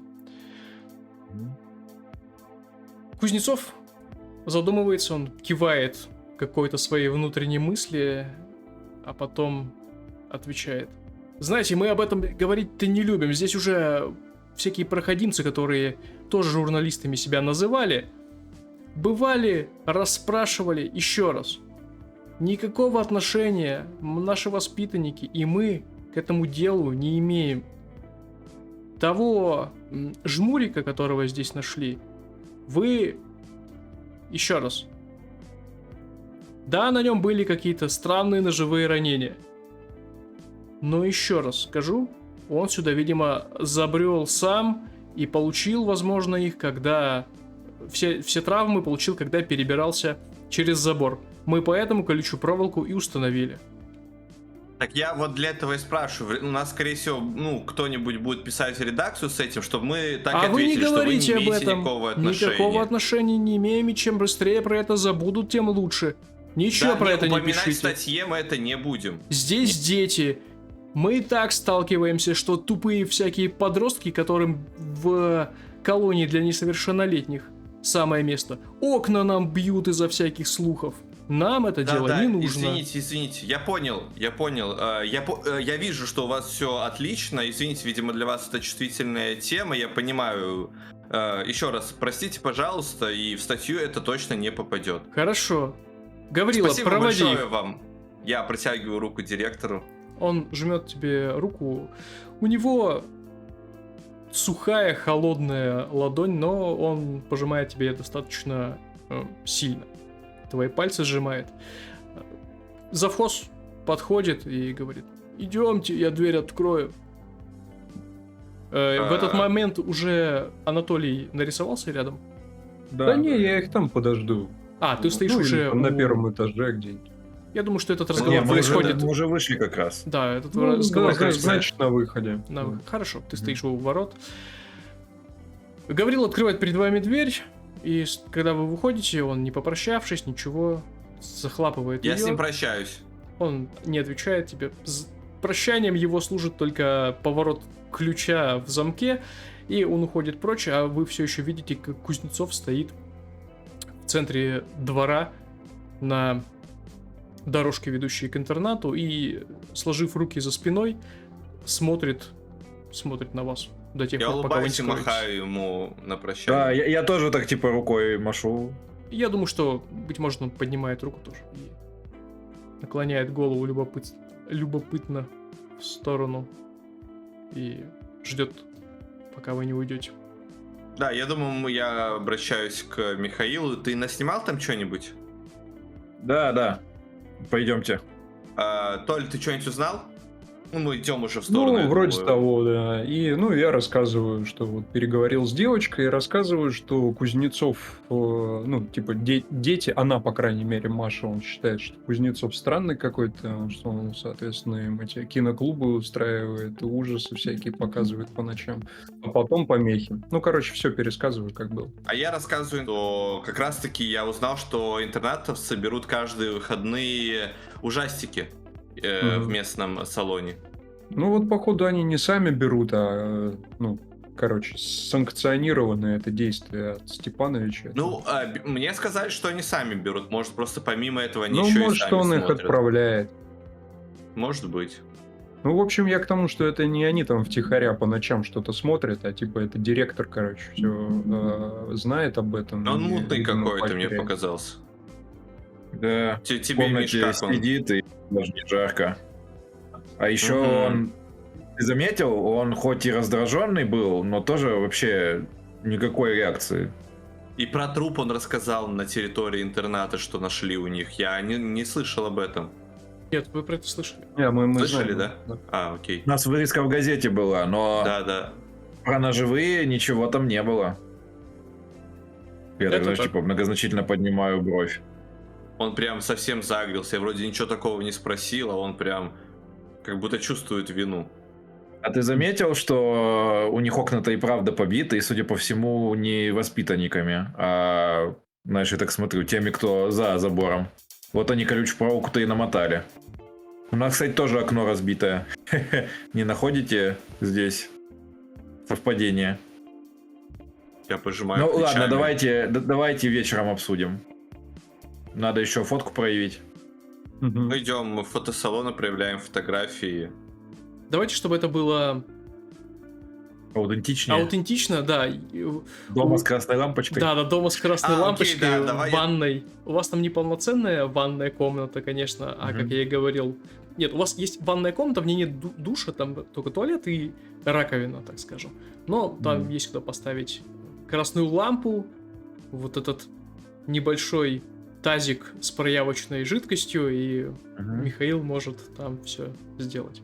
Даже, наверное, не Скорее, Михаил, скорее а Саша, потому Саша, что да. его фотоаппарат Миша, наверное, и Да. не умеет. Причем, знаешь, ты когда, Саша, начинаешь проявлять фотки, ты видишь, что Миша очень плохо берет кадр. Ну, то есть они все заваленным каким-то горизонтом, где-то пересвечены, где-то, наоборот, сильно У тебя темно. есть своя фишка, я говорю Да, тебе. да, это. да. Вот. Я тут еще подумал, что мы могли бы пойти в баню фотки проявлять. Не, я в баню больше не пойдем, Не, ребят. мы Всё, там с уже бани были. хватит. В баню вы ходите Ладно, раз ну, в месяц. Мы тогда, наверное, на обратном пути там, опять же, продуктов каких-то купим и возвращаемся домой. Да? Больше же мы никуда не собирались. Хорошо, если вы собираетесь сразу проявлять пленку, то пускай Но это я будет думаю, на это остаток дня уйдет. на последнее, прием пленки. что вы сделаете, да, в фазу дня. Итак, остаток дня, пока догорает дневной свет, Александр, запершись в вашей тесной душной ванной, проявляет те снимки, которые сделал Михаил. Когда кто-то хочет зайти, вдруг там в туалет, я кричу на него, что все кадры испортишь, иди на улицу под дом. Естественно. Благо, от многих деревьев и кустов в вашем дворе пахнет так, как будто периодически туда и ходят. Может быть, кошки местные, а может быть, кто-то, кто... Ладно, пускай это будут просто кошки. Однако, Слушай, ты мне дал идею. А можно тогда, пока типа это происходит, Миша пойдет в сарай, который там пристрой, найдет там какую-нибудь старую, знаешь, такую подржавевшую косу, заточит ее, и сраные эти кусты, которые у него под окном растут, типа, начнет, ну, типа, скажешь, попробует скосить. Ты можешь там топориком где-то еще бить, чтобы убрать их. давай так и сделаем. Деймув Не надо деймув. за счет Нет. виталити. Не надо Нет? деймув. Ты скашиваешь эти Мгм. кусты, и когда ты окончательно их скосил, и из-за этих кустов открылась стена дома, которая уже, наверное, долгие годы не видела солнечного света, тебя, несмотря на угасающий летний вечер, пробирает дрожь и холод, потому что прямо под окном твоего дома под окном Где твоей я живу? комнаты. Моей комнаты. Ты видишь вырезанное на стене, на фасаде дома Ага. имя. Михаил. И это имя вырезано, судя по всему, много-много лет назад. Это не свежая работа, резьба по дереву. Кто-то знал, что ты здесь поселишься? Или это была комната другого Михаила до тебя? Знаешь, у Миши еще более, типа, такие грустные, печальные мысли. Он смотрит на это, смотрит на землю и думает, а что если тут похоронен какой-нибудь Михаил? Или похоронен? Но если ты начнешь копать, вот это уже будет ночной ход, потому что это будет ночью происходить. Ты меня искушаешь, но я не буду этого делать. А, жаль. Тем временем, Александр, ты наконец-то проявляешь с последними лучами заходящего солнца, ты заканчиваешь с проявкой фотоснимков, ты разглядываешь их, и на первый взгляд в них особо ничего нет. Ты... На первый взгляд, Михаил ужасный фотограф. Да, горизонт абсолютно везде завален, кое-где там в кривь и в кость, смазано немного, он щелкал и камеру резко дергал. Но до тебя постепенно две вещи привлекают твое внимание. Первое, это ты считаешь, что Михаил ужасный фотограф, а потом ты понимаешь, что, быть может, дело не совсем в Михаиле. Каждая фотография, на которой изображен Кузнецов, как бы он не был пойман, с какого бы ракурса он не был пойман, две вещи. Первое, его глаза всегда направлены в камеру, даже если он разговаривает там с тобой на фото. Его глаза как-то очень крипово скошены и прямо в камеру смотрят. И только глаза и можно разобрать. Все остальное лицо и голова словно... Вот это место конкретно, оно немного засвечено и находится в расфокусе. На его лице, на его лике можно разобрать только вот эти глаза, которые вечно смотрят в камеру. И второй момент. Та фотография, где Михаил запечатлил стенд со всеми детскими рисунками и детскими вот этими стенгазетами, объявлениями в интернете. Сначала ты не видишь в этом ничего подозрительного, ты рассматриваешь эту фотографию, но что-то с ней не так. Ты немного отдаляешь ее от себя, смотришь на чуть ближе, чуть дальше. И знаешь, как бывает в картинках, в 90-е продавались эти картинки, на обороте которых нужно было, поднести ее поближе, наоборот, потом отдалить, и там проявлялось определенное стереоскопическое изображение.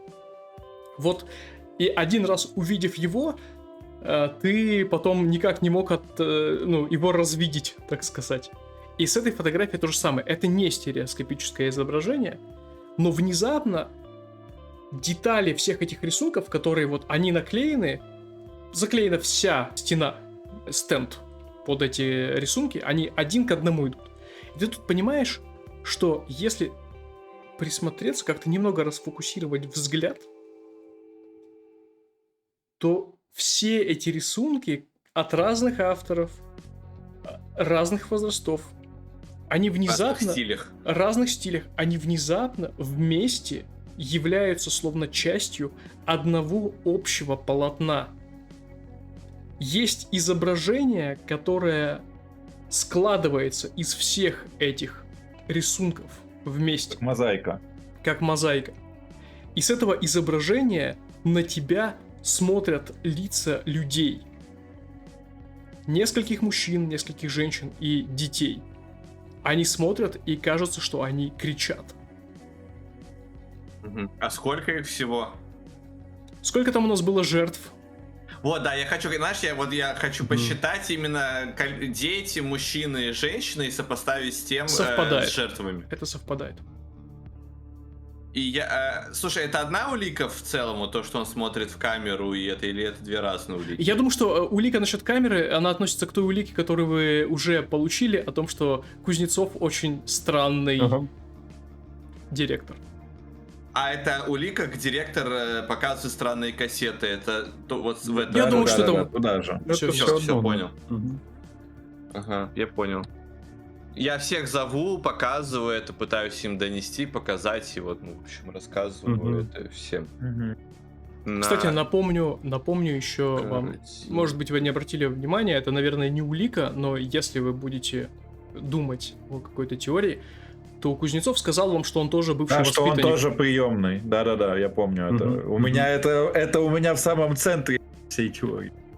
Хорошо.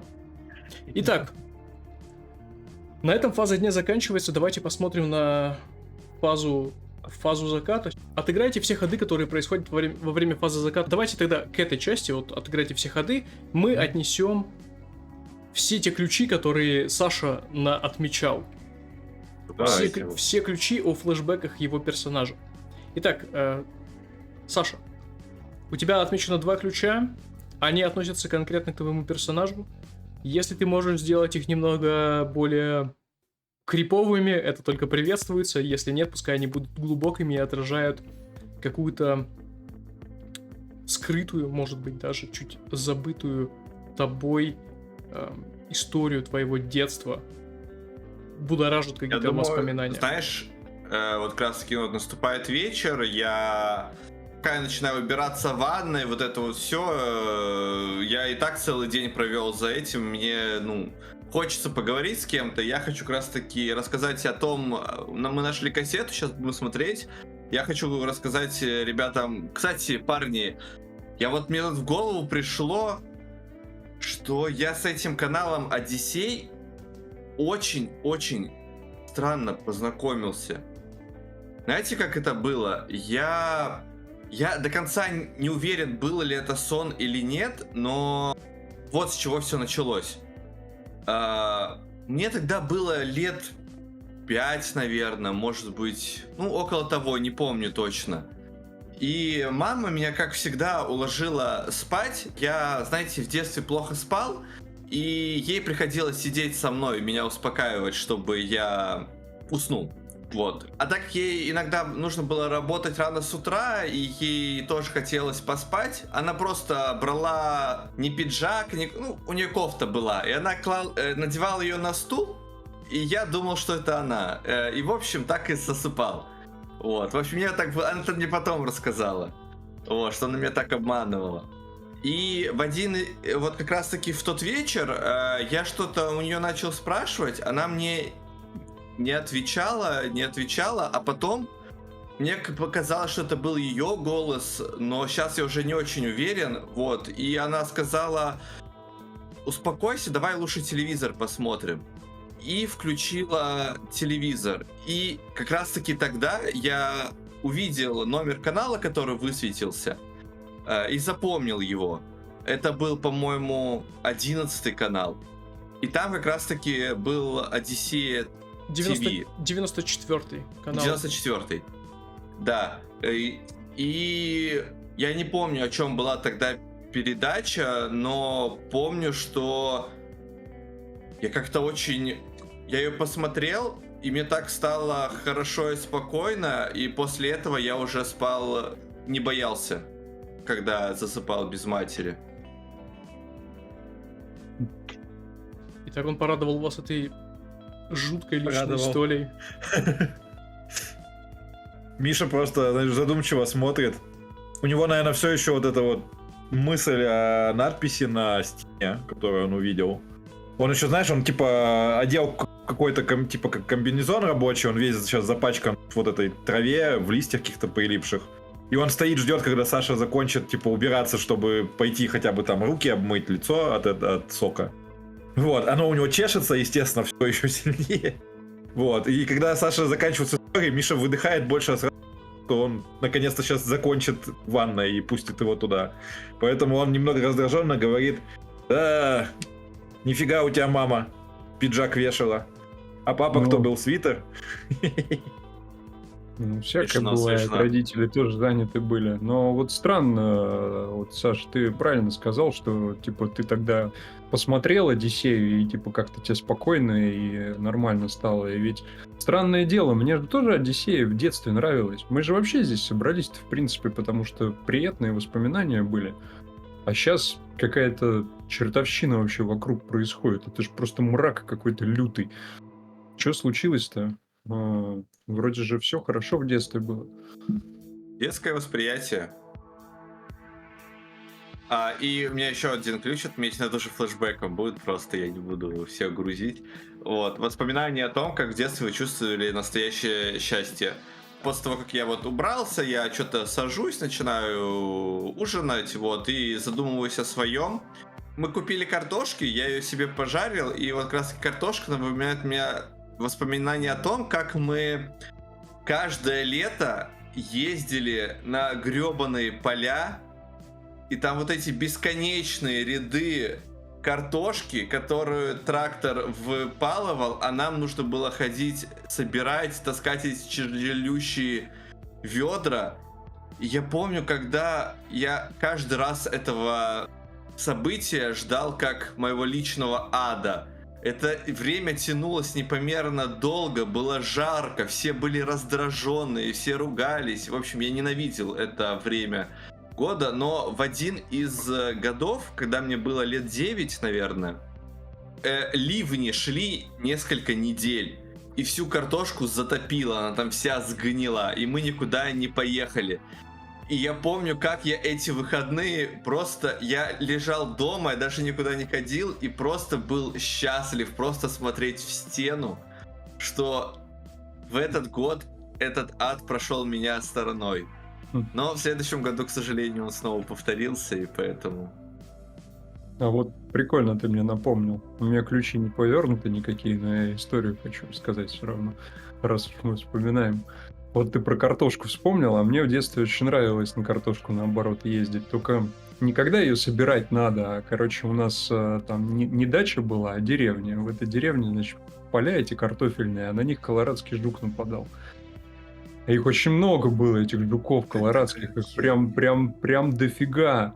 И их собирать надо было вручную, никаких там этих пестицидов и прочего же не обрызгаешь, картошка отравится.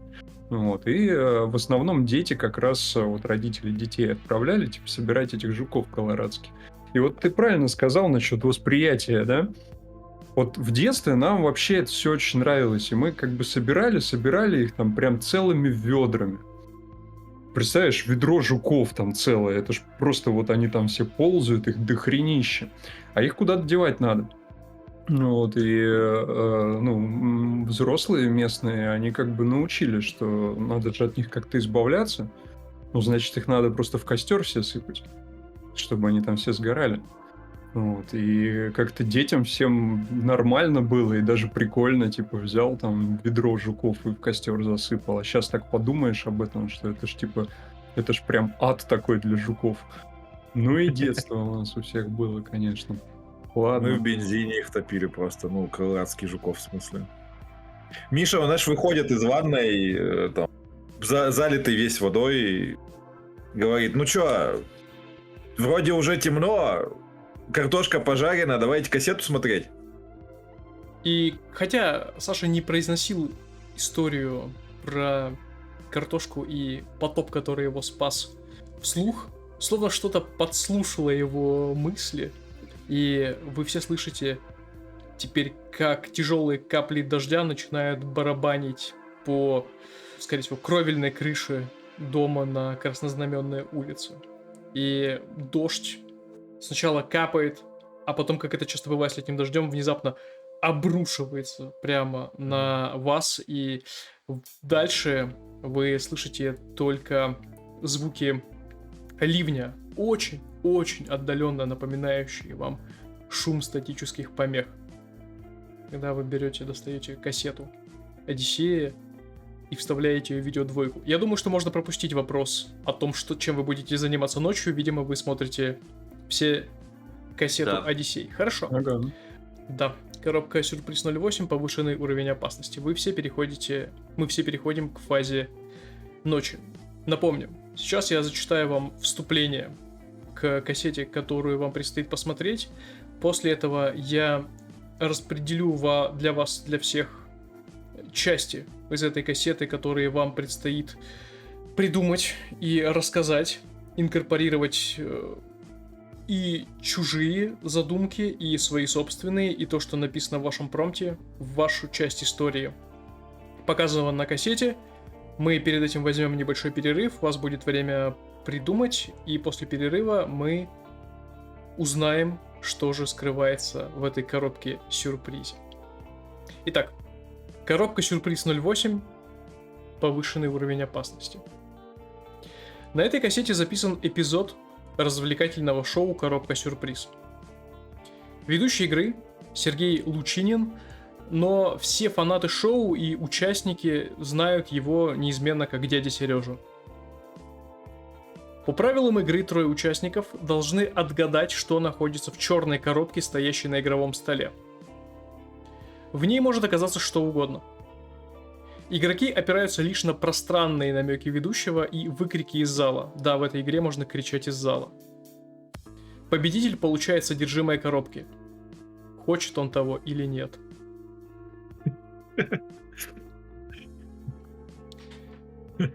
А теперь я выдам вам промпты. Тогда, Юра, ты берешь первое, Илья, ты второе, и Саня тогда завершает третье. Можете читать. У нас перерыв пока что 5-10 минут. Возвращаемся в игру. Итак, у нас идет фаза ночи. Наши герои-затворники Каменноводска включают свою пузатую видеодвойку, экран которой сейчас единственный источник света в доме на Краснознаменной. И, пожалуй, все-таки редкие всполохи молнии за окном. Кое-где крыша не выдержала, дала небольшую течь, капают капли дождя, просачиваясь сквозь дыры в ней вниз. Вы поставили кружки или тазики, там копится сейчас мутная дождевая вода, а вы смотрите очередную кассету загадочного телеканала «Одиссея». Кассету с записью телешоу «Коробка-сюрприз». Итак, начнем. Напомните, у нас получается первый сейчас Юра. Юра, опиши, как начинается шоу, что вы видите первым на экране. Собственно, как это помнит Миша, да и все, наверное, кто помнит канал «Одиссея», это шоу было вообще одним из самых любимых, потому что оно шло вечером, и сам дядя Сережа, ведущий, он всем очень нравился. Был таким... Он вел еще какие-то другие передачи, свои какие-то выпуски, и он всегда был таким очень любным к детям. То есть дети его считали как-то старшего брата или, правда, за дядю, который с ними играет. Вот. Но вообще это шоу конкретно было, с взрослыми. Детей там, по идее, раньше... Точнее, по идее, там не было. И начиналось оно всегда с такого, знаете, заставки с бегающими буквами. Там появляется квадратная, в общем, как квадрат Малевича, а потом он раскладывается, превращаясь в ту самую, она открывается, из нее вылетает большой знак вопроса, и начинает сыпаться конфетти. И, собственно, появляется заставка «Коробка-сюрприз». Джингл играет постепенно, и, соответственно, мы как будто, когда конфетти заканчивается, мы улетаем как будто в эту коробку в темноту, и из темноты появляется изображение студии, в которой снималась передача. Вообще, студия сама по себе очень небольшая, да, если там сравнивать с какой-нибудь передачей, которая шла по Первому каналу с «Поле чудес», здесь все гораздо теснее. То есть стол, возле которого стоят участники и ведущий, и прямо за ними, буквально вот в паре шагов, начинаются ряды кресел, которые так подняты над уровнем, где-то 3-4 таких уровня, где сидят обычно зрители. Вообще, это шоу всегда показывалось в очень ярком таком свете, очень все хорошо было подсвечено, все хорошо было видно, для того, чтобы создать вот это дополнительное ощущение пространства и показывать эмоции людей. Но сейчас как будто бы свет сломался или там включен не весь, потому что яркое пятно высвечивает стол, стоящую в центре коробку и участников, которые стоят за этим столом, а дальше свет начинает постепенно пропадать. Видны первые два ряда получается, зрителей, а дальше остальные фигуры, они как будто сидят в полутьме, видны только силуэты, из-за чего создается такое немного неприятное ощущение, как будто шоу типа снимали резко или в попыхах, и из-за того, что, ну, есть вот этот резкий контраст, Миша даже, ну, типа, морщит глаза, и видно, что ему самому становится не очень хорошо, когда он смотрит в экран. И это не единственное, что смущает всех, кто смотрит. Во-первых, обычно участники приходят на это шоу там ярко как-то красиво наряженные, вечернее, возможно, или как-то интересно одетыми, чтобы привлекать к себе внимание. Но сейчас мы видим 3 мужчин, которые, ну, больше похожи на каких-то криминальных элементов. То есть все они наголо бритые, одеты в какие-то странные робы, похожие на тюремные. Или в треники такие вытянутые и тоже затертые майки. У некоторых из них из-под этих одежд виднеется, как проявляются какие-то татуировки, вот эти вот синие, набитые чернилами из ручек, как на зоне.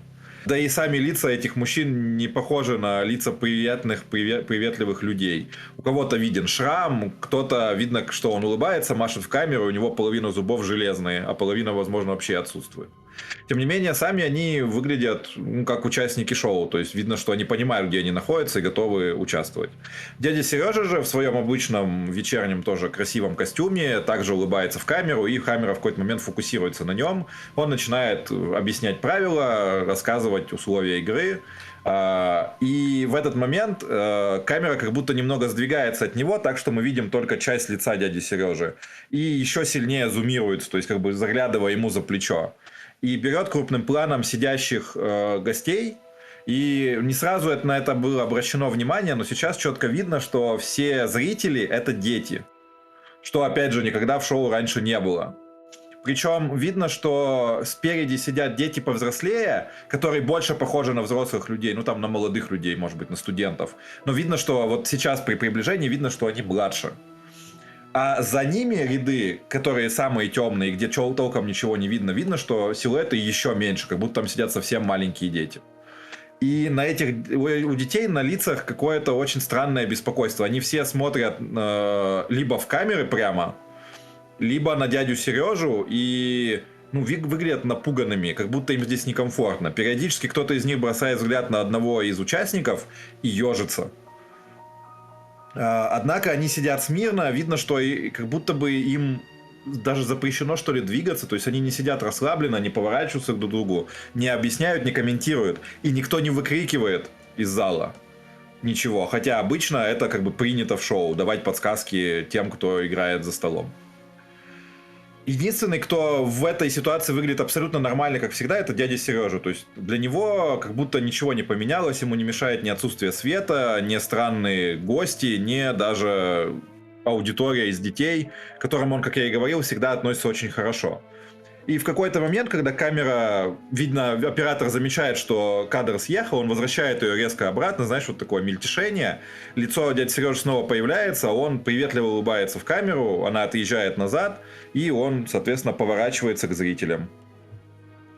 Вот. Начинается раунд игры. Хорошо. В этот момент вы ставите на паузу кассету. Дождь за окном, ливень, кажется, усиливается. Он колотит в стекла. Там, где у вас разбито окно, дождь льется прямо внутрь, скапливаясь в лужу под батареей на кухне. Что вы чувствуете, глядя на этот эпизод? Ну, Миша, как я и говорил, не по себе. Он, наверное, тот, кто нажал на стоп вот в этот момент. И он говорит, похоже, как будто этот выпуск, ну, типа, не выпустили. Ну, в смысле, он то ли пилотный, то ли шуточный. Ничего себе шуточный. Ну, кто-то же его записал, тем не менее. Ну, я слышал, что бывает такое. В смысле, снимают какие-то неудачные эпизоды, потом их не выкладывают. Просто мне очень странно. Все выглядят так, как будто ну, не в тему здесь, кроме дяди Сережи, а дядя Сережа это как будто и не замечает. Причем, когда Миша говорит прям дядя Сережа, слышится, как он какой-то вот теплотой в голосе к этому относится. Может, и не выкладывали, но такое впечатление, как будто нам это кто-то выкладывает тут уже второй раз подряд. Ну, сейчас, в принципе, все выглядит как-то странно, конечно. И со светом у них проблемы, но вроде нормально. Мужики только эти странные. Саш, что думаешь? Я, значит, к Саше поворачиваюсь. Сам стою, иду, пытаюсь как бы занавеску хотя бы, знаешь, закрыть на окне, чтобы дождь так сильно не лил. Надо Типа, знаешь, уже я это окно вступаю починить. носками вот в эту мокрую лужу, чертыхаюсь, типа, снимаю, начинаю их выжимать в раковину. Мистика какая-то. Мы уже 100%, 300 раз проверяли эти кассеты, и, возможно, действительно то, чем являются эти кассеты, оно не то, что на самом деле. Я в детстве особо не помню, чтобы мне казались эти передачи странными, но я особо и не помню нормальных эпизодов оттуда, если честно так задуматься. То есть, мне казалось, ну, довольно прикольные передачи были. Ага. Но если я пытаюсь вспомнить нормальную передачу какую-то, особо ничего на ум не приходит, какие-то обрывки, которые в встроенную картину и не складываются. А когда я сейчас смотрю вот эту передачу, если честно, что-то внутри меня отдается, как будто это странно. Но вроде это не так уж и необычно для этих передач. Я не понимаю. Ты хорошо сказал. Я вот сейчас вспоминаю, что я точно смотрел все выпуски «Коробки сюрприз», но я не помню ни одного раза. Точнее как, я помню, что отгадывали, что в коробке, но я не помню, что там было хотя бы в одном выпуске. Угу, я тоже. И тоже только воспоминания такие, что в детстве нравилось, и вроде как даже сейчас смотрю, какие-то вот приятные воспоминания какие-то, а какие воспоминания, ничего толком вспомнить не могу сам. Вроде и дичь, но вроде так и было. Мгм. Давайте Типа, дальше понимаешь. смотреть. Давай. Миша А. кладет носки на батарею, знаешь, хотя она не топит, но он по привычке это делает, и уже босыми ногами шлепая возвращается, нажимает на кнопку. Хорошо. На экране начинается первый тур. Дядя Сережа говорит первую подсказку. В коробке лежит нечто, без чего не обойтись сегодня ни одной семье в нашей стране.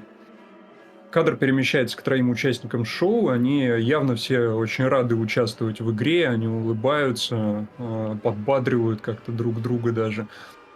Машут в камеру. И дядя Сережа представляет их. Он подходит к первому участнику и говорит: а наш первый участник сегодня – это Павел Иванов, 64-го года рождения. Павел недавно отбывал наказание в исправительной колонии номер 2 под Тюменью, где провел срок за убийство своего брата. Что ж, Павел, рады видеть вас на сегодняшней передаче. И Павел, камера смещается на немолодого уже мужчину, коротко стриженного. Он радостно улыбается, кивает дяде Сереже, кивает в камеру, говорит: да, спасибо, что пригласили, а я не с пустыми руками, так говорится, к вам пришел. И хочу вам вручить подарок от души в душу, так сказать, нашему братану дяде Сереже. И достает откуда-то из-под стола такой полупрозрачный пакет, поднимает его, камера смещается на этот пакет, и мы видим, что в нем лежит кухонный нож с то ли следами ржавчины, то ли какими-то темными пятнами. Павел протягивает пакет дяде Сереже. Дядя Сережа, кажется, слегка даже опешил, но потом на его лице возникает радостная улыбка. Он хватает пакет, смотрит на него как будто на свет. Павел, неужели это что же, это что, тот самый нож? И Павел отвечает: да, вот тот самый и есть. Мы им сначала колбасу резали, а потом брательника нашего порезали. Ну, вот мы, в общем, когда вы меня пригласили, мы со следаком сразу так и решили, что вот это дяде Сереже точно понравится. Так что это вот вам. Дядя Сережа открывает пакет, достает оттуда нож. В зале царит полная тишина, зрители никак не реагируют на это, но затем, как будто по какому-то сигналу, как будто по какому-то щелчку, зрители начинают аплодировать, кричать что-то из разных концов зала. «Ура! Ура! Молодец, Пашка! Хорошо придумал!» И камера фокусируется на дяде Сереже, который обнюхивает лезвие старого ножа, кладет его рядом с собой на стол и говорит: «Ну, Павел, спасибо, уважили, так сказать. Наверняка пригодится мне эта штука в хозяйстве. Спасибо». Аплодисменты. Все еще раз аплодируют. Анатолий нажимает на паузу. Вы ставите, да, на паузу, скорее всего, весьма шокированные происходящим на экране. Миша, знаешь, он как раз взял нож, чтобы отрезать колбасы себе кусок, а он так на него смотрит и кладет его на стол. Ну, Может это быть... уже какая-то вообще чушь. Не, ну тогда принято было, там, типа, в Поле чудес тоже музей был, но не такой, кажется. Да и звать уголовников на передачу. Да ладно звать, а говорить о преступлениях, которые они совершили, еще так радостно. Да и зал странно реагирует. Даже дети. Да. Фигня какая-то. Но знаете, не сказать, что как-то от первой кассеты чем-то отличается. Мне лишь Да, остается более четкое впечатление, как будто бы... Те не все такие были. И что же это все по телевидению крутили постоянно, чтобы весь город смотрел? Да странно как-то. Да, но как ты сейчас видишь, никто-то особо и не признается, что видел эти передачи. Было вроде, да и было, но никто не хочет особо об этом говорить. Может быть, как раз-таки поэтому? Может, это розыгрыш какой-то? Ну, в смысле, они решили с детьми, вон, я показываю на детей, и с этими мужиками. Значит, видно, что Миша уже сам не уверен в словах. Ну, типа, записать, как бы, шуточную версию, там, 18+, не знаю, на День дурака, как бы, для внутреннего использования, показать только там, чем кто это шоу снимает, чтобы вызвать какой-то вот диссонанс. Типа, Миша начинает путаться в этих словах, знаешь, типа, пытаясь какой-то жестикуляцией подтвердить свои речи, но видно, что даже жестикуляция у него не очень уверена. Он как будто, наоборот, пытается отпихнуться от этого телевизора, от этой кассеты, от того, что он видел. Да, это звучит очень логично, и я бы тебя бы полностью поддержал бы, если бы не этот дебильный факт в том, что они проигрываются только гребаной ночью. Это ненормально. Ну что ж, дождь чуть подутих, вы включаете снова, запускаете кассету. Чем же заканчивается коробка сюрприз 08? Миша, знаешь, жмет и говорит: не уверен, что хочу знать, что у них там в коробке.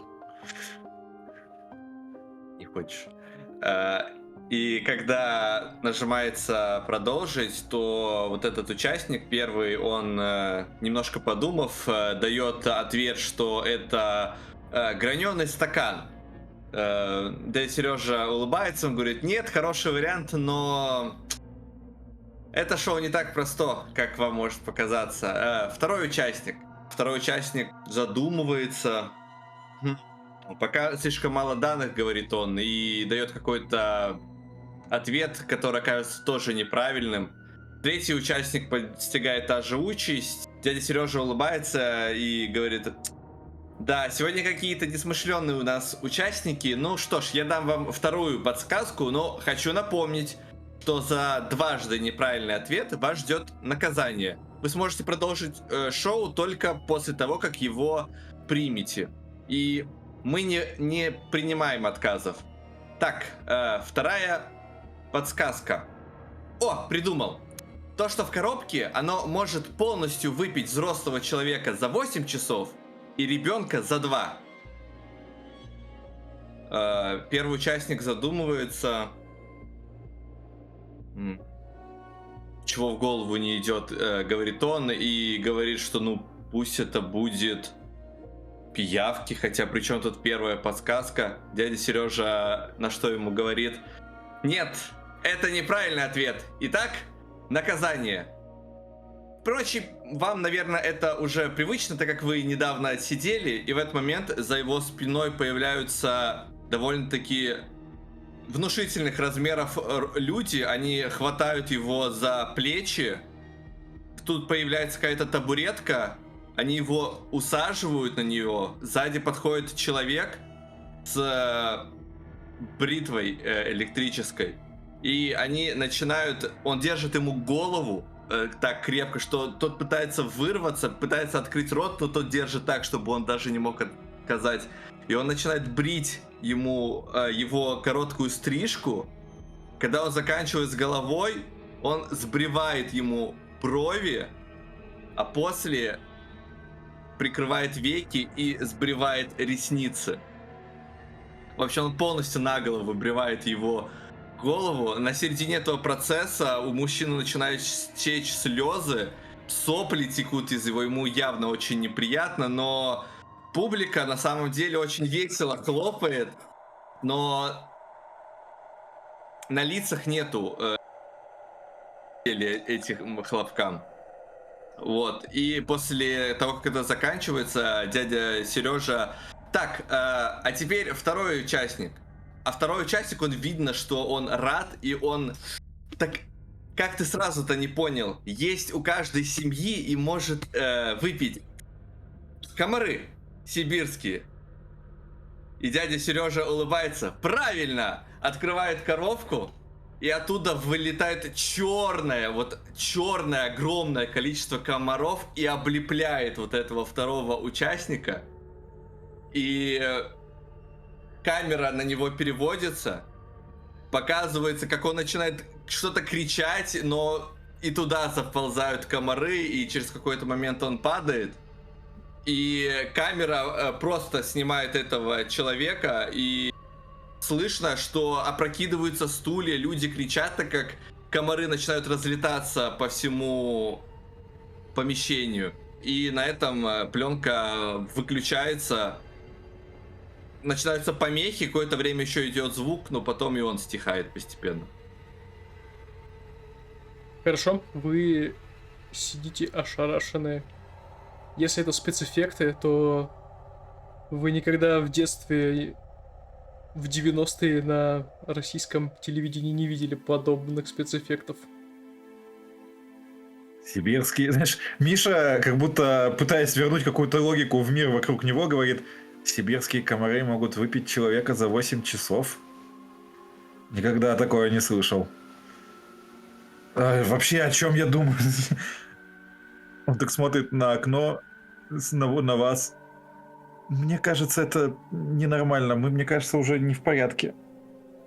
Причем тут мы? Мы видим это, не бывает массового помешательства, что люди видят одно и то же, потому что это вторая кассета, и это именно связано с этими кассетами. Нет, что-то не так с этим гребаным каналом, с ним что-то не так. Ну, может, и со всем городом что-то не так. А возможно и со всем городом.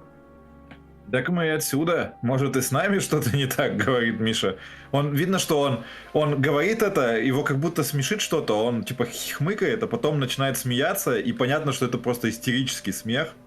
Вот, он пытается сам себя как будто закрыть, но изо рта все еще вырываются эти смешки.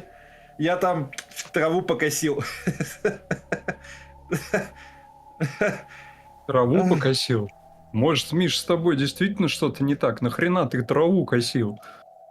Я не могу, там не видно ни черта из окна, и темно в комнате, я спать там не могу. Я думал, может, если скошу...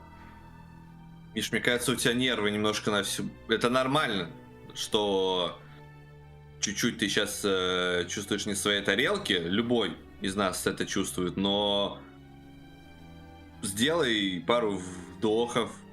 Подумай о чем-нибудь рациональном. Мы, по крайней мере, втроем вполне нормальные. Хорошо, ладно. Знаешь, Миша, он встает. Помни о своей жизни в Москве. Там же не было ничего такого. Не было. Давайте, Значит, хорошо, что-то не если... так здесь.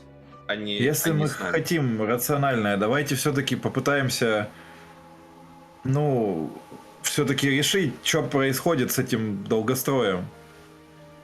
Мы уже столько всяких мест побывали и столько уже рисковали раз. Я боюсь, как бы нас, правда, не загребли скоро.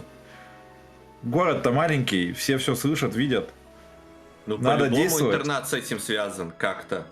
Этот директор, он мутный. Да. Эти Не- фотки не- я показываю. Смотрите, это как будто вот то, что на этих кассетах происходит. Это неадекватный человек и необычный, возможно. А еще дети, говорю я. Пропадали дети. В интернате учатся дети. Коробку нам эту дурацкую подкинули. Дети. Но взрослые тоже попадали. Карта. Пропадали. Это... по которой Пропадали, мы- да, но Миша-то тоже дело говорит. Мне тоже кажется, что может типа, вот какие-то дети там не идут на поводу у директора у этого и вот чувствуют себя не в безопасности, как Маша-то. Может, вот как-то пытаются с кем-то связаться, как бы в милицию ты не пойдешь. Вот мы приехали, и нам как-то крик о помощи такой посылают. А взрослые это, возможно, те, кто заподозрили что-то тоже об этом. Или как свидетелями дети были. за помощью. Вроде Мгм. того, да. Которые, как Те, кто мы, пытались к копать. которым за Да. помощью обратились. Я посматриваю на окно на это выбитое. Все одновременно туда смотрят, знаешь. Так, но тем Давайте не менее, вспомним все, что мы знаем. Об этом все. староверцы были там убиты. То есть, возможно, какое-то... Я знаю, что я говорю бред, но в порядке бреда я это скажу, чтобы просто было. Написано вообще, что сожгли скиты старообрядцев. Ну, то есть их дома. Про то, что именно они сами сгорели, мы Вы не видели слышали. запись... И не сказано, кто сгорел, кто поджег. Да. А мы когда видели запись от карлика, там что? Там были слышны крики в Там не горящем было доме? звука. Там но кто-то бегал. но там было видно, Просто как... бегал. да, многие. Там как будто кто-то убегал из горящей этой избы по каким-то подземным там этим ходам, а потом смотрел на деревню горящую. Да, и еще про то, что коммуникации под строем этим глубоко уходят и с другими местами соединены. Достаю карту эту детскую, если она у нас еще. Начинаю ее смотреть, соединено ли с... а что, соединено, в том числе и с этим... С интернатом с этим. С Да. интернатом. Слушайте, а когда, в каком году там эти староверцы эти сгорели-то? Я думаю, что где-нибудь в начале 19 века. Давно, короче. Так, давайте я сейчас накидаю, что... А вы улучшите это, попробуйте какие-то Я, детали кажется- внести. Или Давай. давайте вы. Смотри, директор сказал, что он тоже из интерната. Получается, что он не...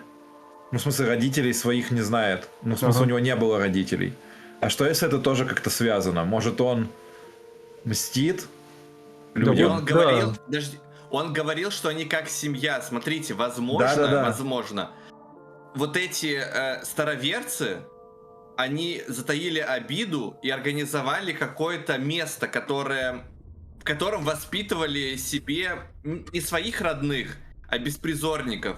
И постепенно вот это все переросло в школу-интернат, до наших дней дошло. И Мгм. они там меняются поколениями, то есть они готовят себе замену. Да-да-да. И Ага. вполне возможно, что вот директор, он, ну, типа, сообразительный был, и поэтому так ведет себя хорошо. А вот тот чувак, которого мы в подвалах встретили, но он был, типа, не в себе, и вот он не в себе и остался. Но они все объединены, и директор все покрывает. Ну да, Да, я да, вот да. тут думаю, может, этот директор как раз, ну, я не знаю, там, выращен староверами какими-то оставшимися, Мгм, и мгм. вот продолжает это все дело, да. Я вам, раз вы начали накидывать, ну, просто скажу, что если хотите туда копать, то вообще у староверов-раскольников была масса сект. Ну, да-да-да.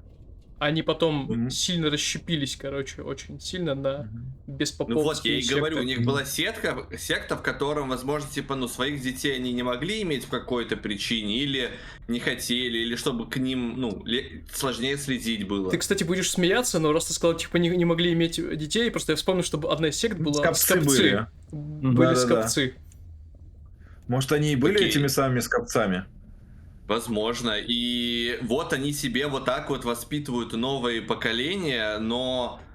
То есть не все из них адекватные, Мгм. Выродки, но типа. они их не могут бросить, и они вот живут у них там вот и творят всякую дичь. А все, кто узнают о них, они их приносят типа, жертву да, или они, убивают.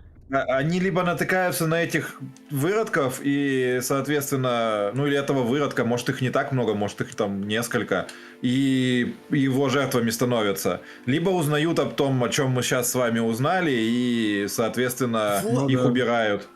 Почему они убивают, вот то есть те, кто узнали, а также людей, которые хотели их землю занять. Они же вкладчиков да. поубивали. Да, Умерли, поэтому там пропали этот вкладчики. недострой заморозили, да.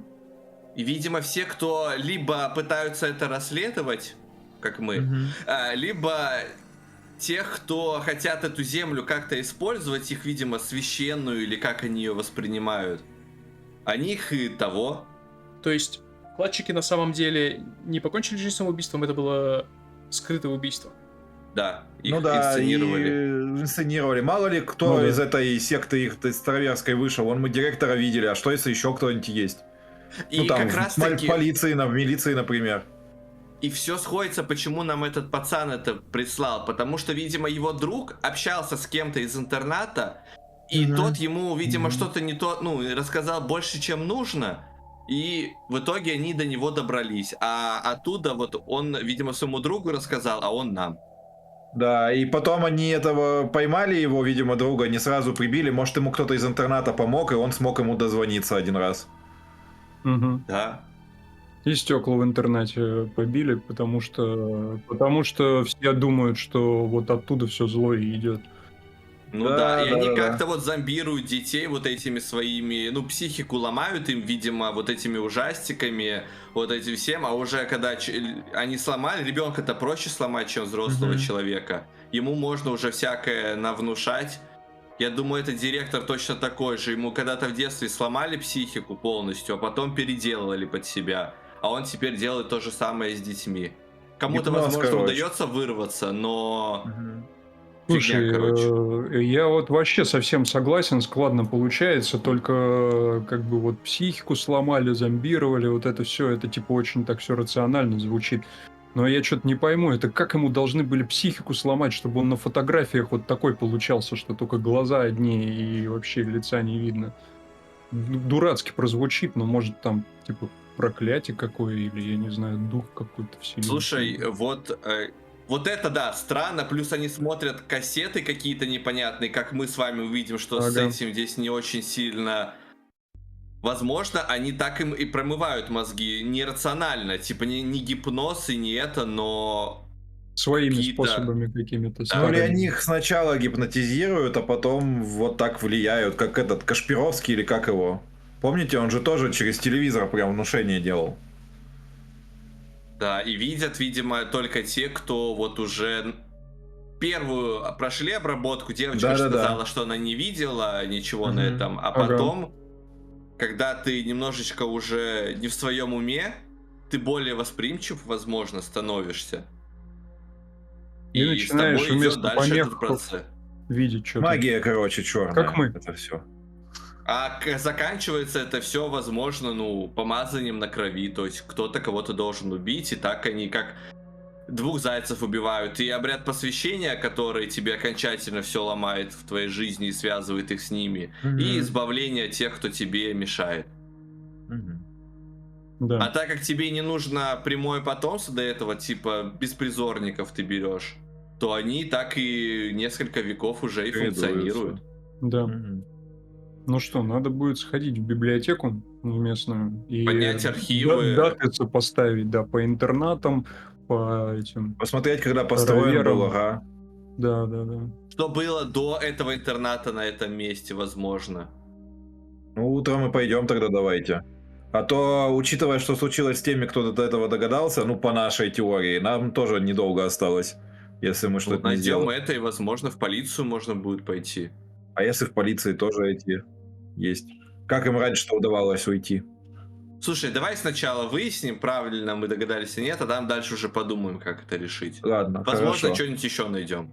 Ну, на самом деле видно, что после разговора Миша и правда, он типа пришел в себя, он перестал нервничать и даже как будто более спокойный. Несмотря на то, что они сопоставили, звучит немного ужасно и опасно, но это хоть какое-то дает ему чувство контроля, видимо. Поэтому он, знаешь, моргает и говорит: ладно, я спать пойду. Да, давай, Миш, А то уже мы тоже он смотрит пойдем. на часы, а там уже утро почти, знаешь. Да, действительно, дело уже движется к рассвету, но, как известно, самые темные часы, они всегда перед рассветом. Дождь немного поутих, сейчас из разбитого окна задувает приятный свежий ветер. Вы расходитесь по комнатам, каждый из вас ложится спать, чтобы хотя бы несколько часов перед рассветом посвятить сну. В какой-то момент, Анатолий, ты просыпаешься от звука камешка, прилетающего в стекло окна твоей комнаты. Ты сначала не соображаешь, что это, потом, когда открываешь глаза, звук повторяется. Ну, я вот как есть в одних трусах там к окну к этому подхожу и аккуратно занавеску отодвигаю. Абсолютный мрак царит во дворе, но ты понимаешь, что что-то стоит на подоконнике. Это бутылка пива. Я приоткрываю окно, бутылку я не беру, но вот так вот высовываюсь и в темноте в этой пытаюсь, чтобы вот глаза привыкли. В комнате я свет тоже не включал. Вот, пытаюсь осмотреться и так типа тихо. Эй, там, есть кто? Что за шутки? Пиво той самой марки, которую вы вчера купили, местное пиво, и потеряли. Бутылка открыта только что. Ты слышишь шипение, которое раздается из горлышка. Когда ты подаешь голос, ты слышишь шуршание в кустах. Там точно кто-то есть. Кто-то, кто принес тебе этот ночной подарок. Угу. Так, я пытаюсь вспомнить, как там пацана этого звали, который этот нагибатор. 9000. Вы, кстати, Да. так никогда не Мы спросили. его Вы не не знали спросили имя. его А имя. я к нему так и обращаюсь туда в кусты. Эй, нагибатор, это ты что ли там опять? Что за шутки посреди ночи? Кто там в кустах? Скажи, чего ты боишься, и сделай ночной ход. Я боюсь, что там какая-то чертовщина потусторонняя. В частности, карлик этот безумный, которого в прошлой ночью я видел. Я до сих пор не могу Там не объяснить, один что карлик. это вообще было такое, да. И вот я боюсь, что он там где-то в кустах лазит. Я сам понимаю, что это дурацкая фигня какая-то, но вот иррациональный страх, что... Он тебя на приманку приманил на пиво. Да, вроде того. А я и повелся. Охотник и жертва. А я скажу тебе, а что если Там тот, кто помнит твой запах. он тот, кто Мгм. помнит твой запах? Пивом Ну, пришел. вот и узнаем сейчас. Загладить вину, так сказать, восстановить отношения. А что если он действительно выманивает тебя? Угу. Чего добавить? Какой А став? ты уже и выглянул. Хороший вопрос. На самом деле, может быть, даже для разнообразия потустороннее добавим?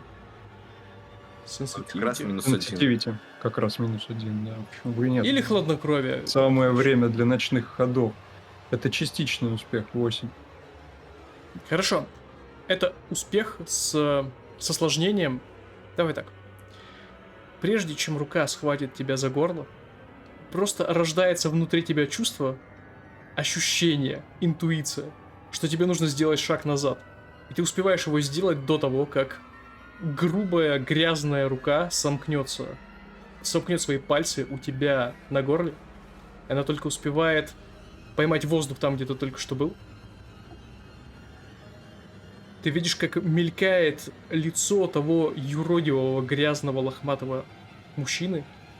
Голова сейчас за твоим окном. Рука смахивает бутылку пива, она падает куда-то вниз. А осложнение заключается в том, что после этого он подпрыгивает, ловко отталкивается ногой от подоконника и в мгновение ока, пролетев у тебя за окном, прыгает к вам на крышу. Дом у вас одноэтажный, поэтому ты сейчас слышишь, как он движется у тебя над головой.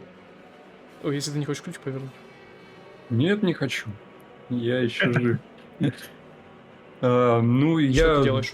я опешил, естественно, упал куда-то там на пол сзади, в темноте в этой.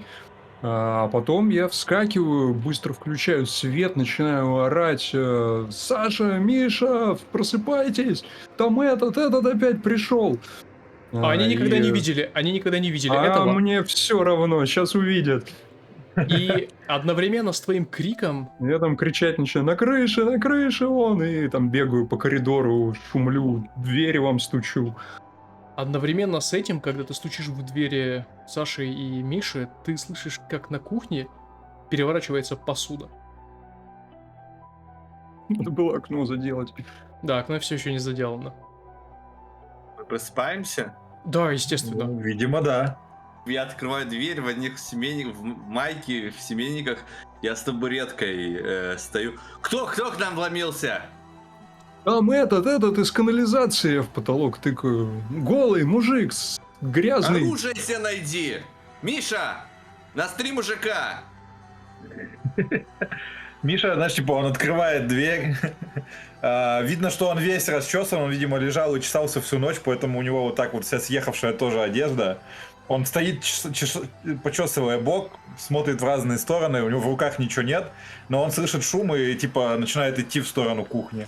Я всовываю табуретку Мише в руки, а сам захожу Я в комнату беру её. и беру свою гитару наперевес. Мгм. Ну, Саша меня как-то в чувство привел, потому что раз уж этот в шляпе, хоть он ночью и без шляпы, сразу за дело взялся, то чё я-то? Меня много раз задирали, у меня большой опыт. И я там из какой-то комнаты хватаю, как эта штука называется, на которую одежду вешают. Вешалка. Стоячая такая, короче, Ну вот да, эта вот да. деревянная, старая. Все еще вешалка. Да, с этой вешалкой. С этой вешалкой я на самом деле прям к входу, ну, короче, к двери нашей топаю босиком. Держимся вместе. Сюда, на кухню. Вы втроем, вооружившись импровизированным оружием, держась вместе, двигаетесь в сторону кухни. Кухня погружена во мрак, свет только из коридора, по которому вы сейчас идете. Прежде чем вы его увидите, вы его учуете. Гнилостный запах канализации, который однажды уже почувствовал Анатолий, распространяется с вашей кухни. И когда вы заходите, вы видите этого мужчину, сидящего на корточках, абсолютно нагого, спиной к вам. Он склонился над тумбочкой с вашими видеокассетами и что-то делает. Когда вы оказываетесь у него за спиной, он слышит, видимо, ваше приближение, резко поворачивает голову, и вы видите, что из его рта что-то торчит. В его руках одна из кассет, таким чудом попавших в ваши руки кассет Одиссеи. Он отломал ее верхнюю крышку и сейчас пожирает пленку, запихивая ее себе в рот. Что вы делаете? О, сука, кричу я и бросаюсь на него с табуреткой. Такой вешалкой. Ну ладно. Короче, я хотел что сделать. Оно все-таки почти неразумное, грубо говоря, похоже на животное, поэтому я хотел, типа, сделаться больше с гитарой, вот, и напугать его тоже с криками, чтобы выгнать отсюда. Хорошо, кто-то один из вас, пускай будет максимально активным, скажите, кто это и что он делает, и У потом меня сделает гитара, точный ребят, ход. есть. Можно я тогда? У меня будет Решите. это Ну, преимущество. давай. Давай, гитары. Вот, я хочу его испугать, вот, сделаться больше, показать, что у меня оружие, то есть я вообще массив, из-за того, что у меня гитара в руках, я массивнее выгляжу, вот, и, ну, то есть, в целом, если это, ну, существо не супер разумное, то есть, ну, более ближе к зверю, то оно, ну, Хорошо, ты хочешь его вспугнуть. Это хорошо. да, чтобы он Чего ты бежать. боишься? Я боюсь, что он что он зубами кинет, ну, то есть, что он кинется на меня и, ну, да, и поранит меня, или убьет того хуже, фиг пойми. Ну, что я боюсь? Ну, вот, боюсь его. Хорошо. А я скажу, Агрессии с его стороны. а я скажу, что страшнее будет, если он тебя не просто кинется на одного из вас, если он окажется сильнее, чем выглядит, и кинется для того, чтобы вытащить одного из вас в темноту Мгм. на улицу через разбитое окно. Так, это будет точно Окей. presence, это будет ночной ход. Саша, вперед. А почему presence? Ну, потому что ты пытаешься его напугать, это видимость, это внешность. А, ну, ладно, я думал, это все правильно, ты прав. Гитару не забудь свою. А Да, гитара да, это твой advantage. предмет? Да. Да. А, хорошо, да, пускай Мгм. даст тебе импровизированное некое оружие. Можно еще блямкать ею, это тоже Massive страшно. success. Massive success! Две Две шестерки. шестерочки. Третью кассету выблюет нам. Да, это massive success. Тебя получается это сделать, ты с криками, размахивая Я гитарой. делаю голос свой ниже, знаешь, как вот Как более тебя учили на звериный похож. актерских, как тебя учили на актерских курсах. И размахивая гитарой, бросаешься на него, и оказывается, что похоже, этот человек, если это вообще человек, он, похоже, боится вас больше, чем вы его. Он откусывает то, что уже успел сживать. Оно все еще какие-то ленточные черви свешиваются у него изо рта, но когда ты бросаешься на него, он вспрыгивает, как животное, на стол, спихивая с него, смахивая стоящую у вас там сахарницу, несколько блюдец забытых. И несколькими прыжками оказывается на подоконнике, оборачивается, глядит на тебя. Анатолию кажется, что он глядит именно на него. А затем эта тварь, что выпрыгивает наружу и скрывается в кустах, растворяясь во мраке предрассветных часов над Каменноводском. У вас нет одной кассеты. А Massive Success, он в чем выражается? О, хорошо, подожди. Massive Success. Когда вы его увидите, вы не сразу... Окно заделает нам на обратной дороге. Нет. Нет.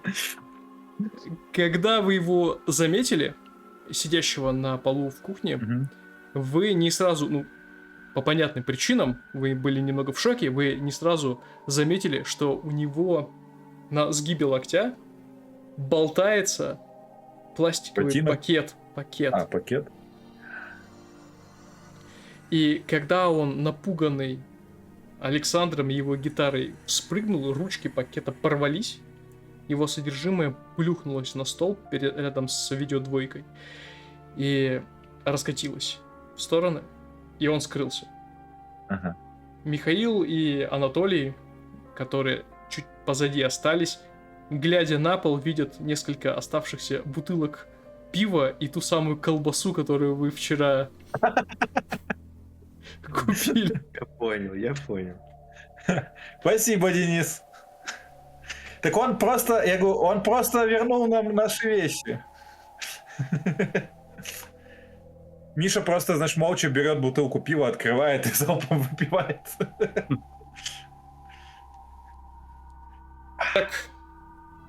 Итак, если у вас нет никаких заявок, я думаю, что в тот момент, когда вы приходите в себя и Михаил выпивает залпом бутылку пива, вы отрезаете себе колбасы, переводите дух, над Каменноводском начинает зажигаться рассвет.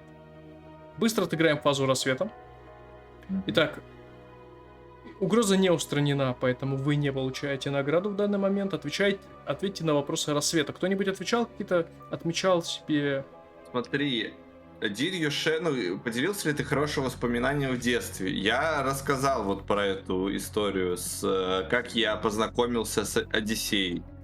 Ну, это, мягко Довольно-таки говоря, не хоро- самое хорошее воспоминание, но пускай. Хорошо, а вот про картошку я тоже сказал. А ты не хорошее поделился воспоминание. им. Ну я же с вами поделился, просто я чтобы, не это. Хорошо. Ладно, мы играем ваншот, поэтому будем чуть более либерально здесь настроены. Давай, если хочешь. Это можно засчитать за ответ на вопрос. Ладно. Ну, у меня ничего нет, я что вообще другими вещами занимался в дорогу. Да, Ну? у меня тоже ничего. Окей. Хорошо. Итак, тогда переходим к фазе дня. Напомню, что день — это как раз та фаза, в которой вы можете отдать ответ на вопрос. Еще раз, вопрос, который стоит перед вами: кто или что похищает людей в Потемкинском недострое? Для того, чтобы ответить на этот вопрос, вы отправляетесь в библиотеку или местный архив, приводите мне теорию, говорите, какими уликами и зацепками вы это подкрепляете, и один из вас делает бросок. Все понятно? Окей. Там какие-то плюшки должны быть к броску этому прибавляться? За Или каждую просто улику ты чистый? +1 получаешь. все, да, точно. У нас 6. 9 улик. Хорошо, выпив пиво, закусив колбаской, позавтракав Нет, слушай, я утром. не стал пить пиво, чтобы идти пьяным в библиотеку с утра. Хорошо, Я... выпив- Да что Не там такого. Выпив чай. С одной бутылки пива ты не напьешься. Это каменноводское Запах пиво. А, из крапивы, да? Из той самой крапивы. Итак, давайте тогда сразу же перейдем к вашему походу. Вы оставляете дом на Краснознаменной, выходите на улицу, солнце взошло, все еще на асфальте есть лужи, двор ваш напитался влагой, за ночь с деревьев и листьев капают капли, но это все очень быстро испаряется, поэтому воздух вокруг вас парит очень влажный, липкий и начинающий становиться жарким. Местная библиотека имени Лермонтова находится в минутах в 10 ходьбы от Краснознаменной.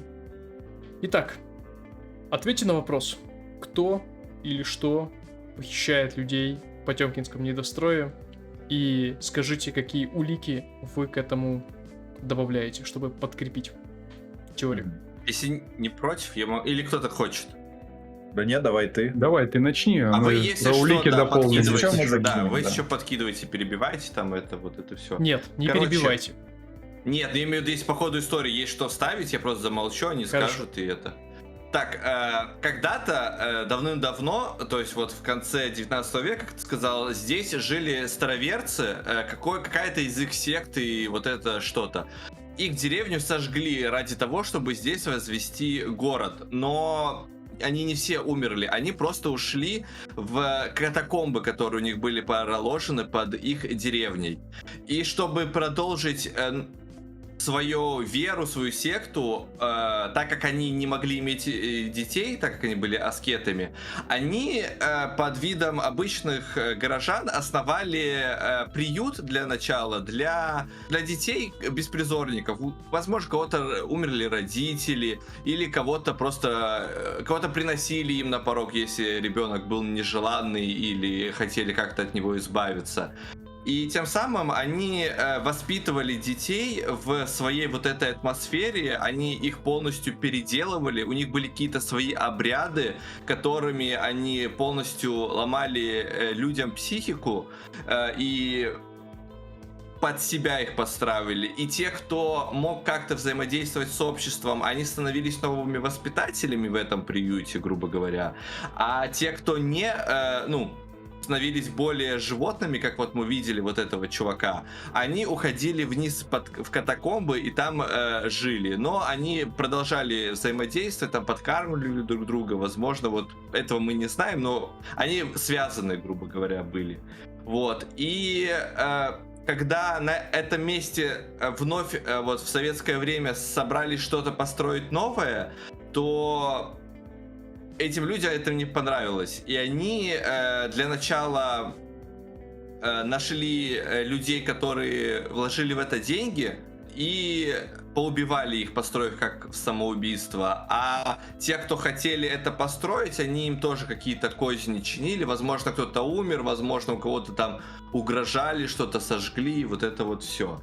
Вот. Но не все дети поддавались, грубо говоря, так как интернат рос, детей становилось больше, и у них не хватало сил, чтобы над всеми производить манипуляции. И некоторые дети были просто запуганы, как эта девочка, и они общались с другими детьми. И вот один из таких детей, как раз таки, это вот мальчик, друг, который, вот мальчика в маске, который нам принес эту зацепку, ему как раз таки кто-то, видимо, что-то такое рассказал, и он перед тем, как его устранили, как они делали со всеми, кто как-то приближался к их, он дал вот зацепку, которую потом принесли нам, и мы ее, соответственно, раскрутили. Вот. На то, что вот типа люди, которые живут там внизу, вот этот голый человек, связаны с этим, указывают как раз таки игральные карты, которые... то есть дети из интерната, которые, они знают, что там это происходит, и они даже, возможно, вот, ну, какую-то игру свою придумали, вот, и там есть вот такая иерархия, грубо говоря. Вот. Я, по-моему, все улики подвязал, которые у нас были. То есть я изначально хотел, чтобы у нас теория вышла такая, чтобы все, что мы нашли, на нее указывало. Хорошо. Итак, А может, кто-то, ребят, что-то добавить есть? Ну, я думаю, что здесь, наверное, надо как-то выделить, кого мы считаем центром этой проблемы. Мне кажется, что это типа директор. Директор, да. Да, что он выглядит наиболее интеллектуально, типа, из них всех развитым, и, видимо, в данный момент, раз он говорил вот про семью и про прочее, он является лидером этого культа. И Да, если да, с ним согласен. как-то Да, он разобраться, точно не то первый, да, но это сейчас закончится, он да. главный. Да. Вот. Согласен. Все, это все, что я хотел добавить. хорошо, отлично. Давайте тогда подытожим. За исчезновениями стоит потомки некой секты еретиков, раскольников, старообрядцев. И сейчас продолжает Их дело. их дело продолжает именно директор интерната Кузнецов. Мгм. Давайте попробуем узнать, правильно это или нет. У вас, вы сказали, 9 улик, 9 минус тайна 6, То есть это будет 6, плюс 3. 3. Давайте кто-то из ребят. Ну, потому что Один я- из вас решите, кто Давай, будет кидать. Ну, давай, наверное, давай Толик кинет. Давай Толик, да. Я тоже Ну, давай, буду. Толь. Хотим ответственность на себя. У него ключей больше не отмеченных. Пусть Да, отвечает. да, да. Сложность 6. 6. 6. Все. 8. 8. 8. Итак, 8 это частичный успех. Смотрите, Можем повернуть?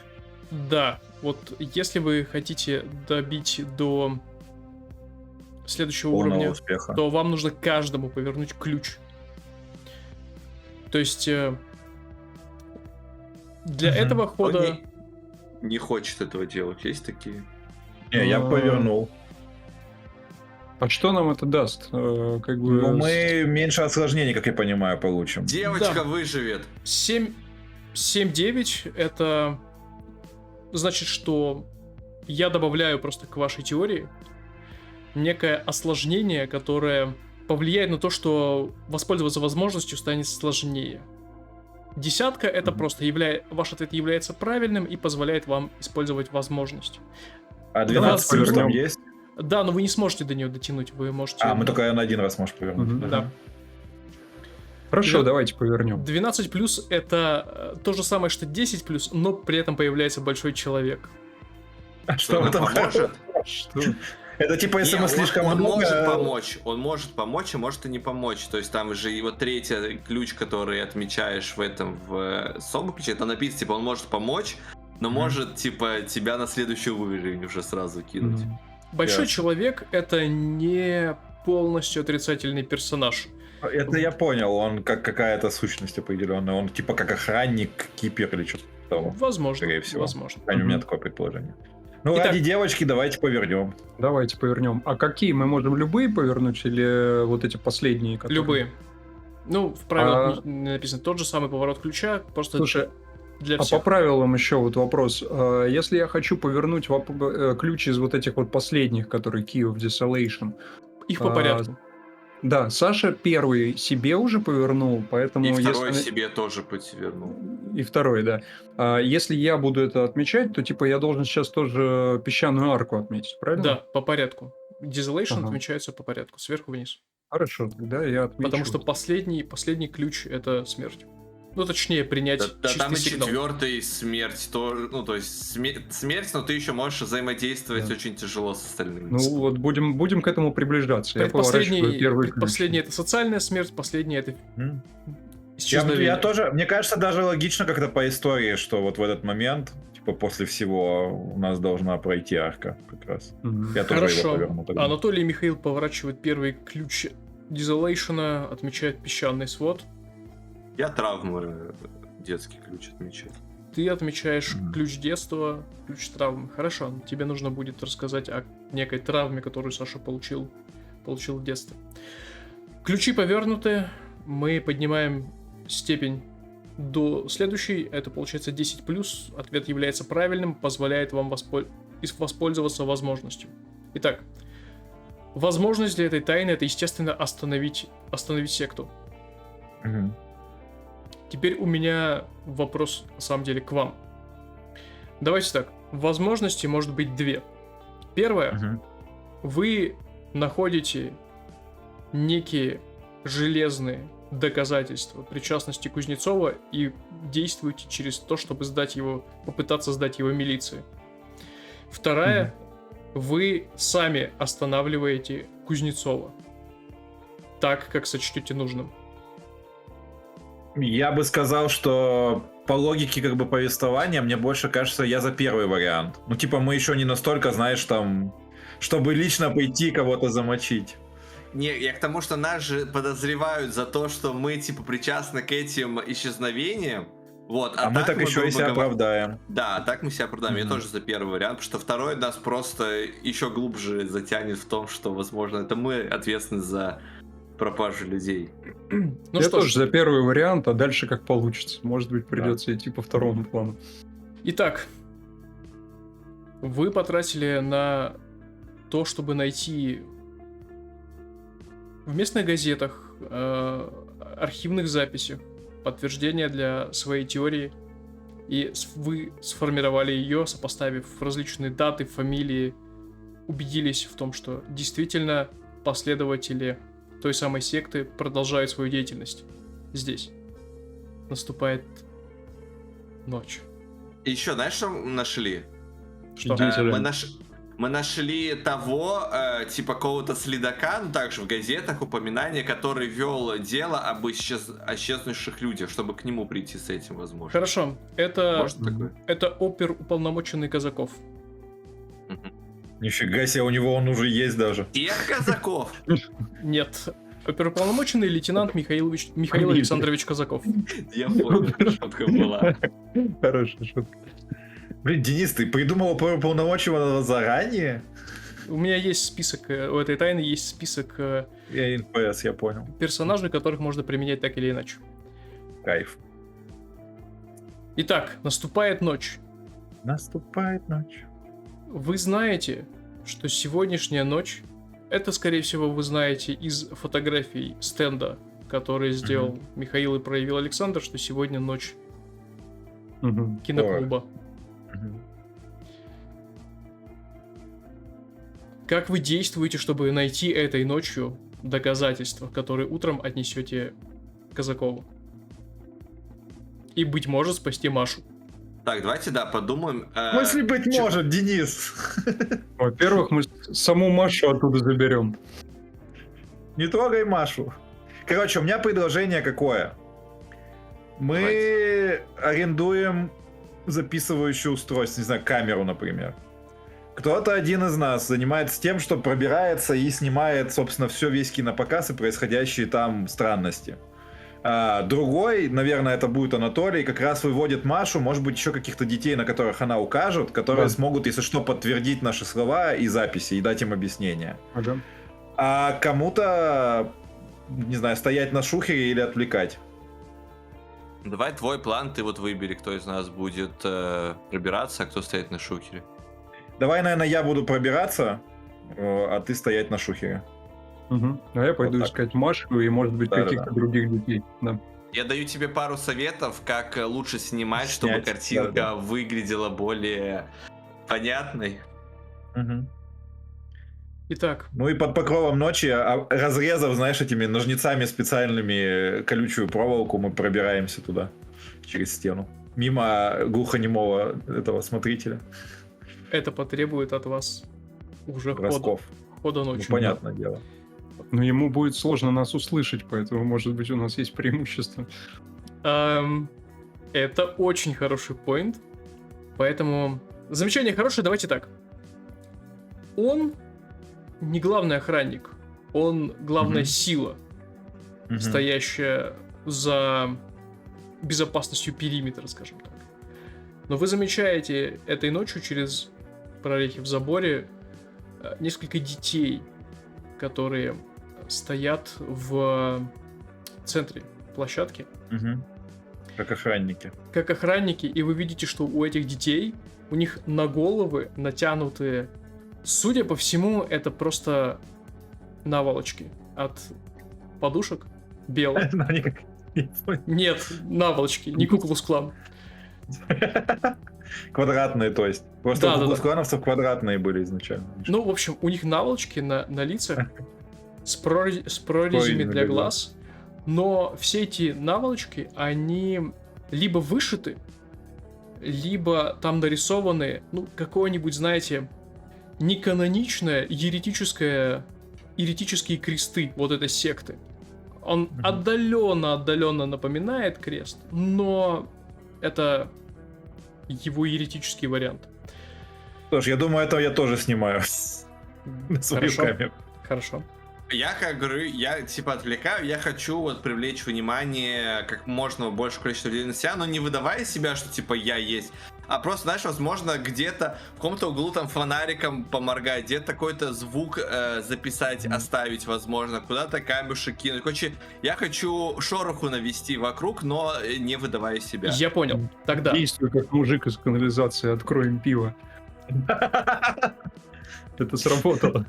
Возможно, да, где-то, знаешь, оставить я такой, всякие такие хитрости поприменять из один дома, грубо говоря. Вот. Итак, выберите у себя одного человека, который будет кидать этот ночной ход. Пускай он будет его кидать с преимуществом, потому что у вас есть некий план, который вы хотите сделать. Я понимаю, что вы боитесь, что одного из вас, ну, что вам не дадут проникнуть, но я скажу, что так. Вероятнее всего, вам дадут проникнуть, но Но вот, не факт, что мы уйдем. во-первых, Сашу загребут, Мгм. и количество охраны двора увеличится, когда его загребут. Покинуть территорию Окей. станет сложнее. Подожди, у нас один бросок на все будет или... На проникновение именно- сейчас. Ну давайте тогда я на проникновение кину, а там уже внутри будете выкидать. Давай. С Так, преимуществом. Я от Риза на этом можно кину? Я говорю, всякие хитрые уловки я собираюсь использовать, я вот поэтому и говорил, описывал это. Что ты имеешь в виду под хитрыми уловками? Кинуть Ну, как в камешек? один дома. Ну, чувак, где-то что-то оставить, где-то по... Ладно, Это ж хорошо. дети, их можно обхитрить. Хорошо, пускай, ладно. Пускай будет отрезан. Отрезан. Great success. Хорошо, опиши, как ты отвлекаешь их. Как я и говорил, то есть это же, ну вот интернет вокруг, он окружен забором. И там где-то есть дети, вот это. Я хочу вот от входа, где пойдут ребята, где мы смогли, типа, что-то они вот собирались перерезать, оттуда Я убрать думаю, что тех вы людей. даже... Я не уверен, что вы можете найти прямо где-то вот особые ножницы, которые перерезают за такое короткое время. Камеру вы нашли ее. Ладно. Давайте вы забрались через гаражи, которые прилегают. Ну, А, Или допустим. через Мгм. деревья, которые прилегают. В общем, да, близко я к того места, забору. где собираются ребят, хочу как можно туда людей вести хотя бы на какое-то время. Поэтому у меня есть фонарик, как-то, знаешь, поморгаю им вот так вот, чтобы туда кто-то пошел, потом тихонечко перейду в другое место, там включу какую-то...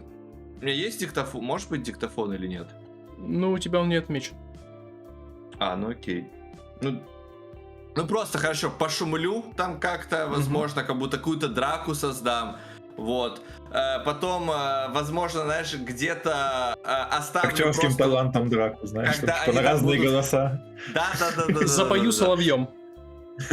Вот. Где-то оставлю, знаешь, за забором парочку бутылок пива и сигареты, чтобы когда они будут ходить, вдруг кто-то найдет и по-любому останется покурить. Это пусть и сектантские дети, но они все еще подростки, и они на это отвлекутся. Вот, я, в общем, хочу дать там, типа, несколько минут ребятам, чтобы они смогли спокойно проникнуть.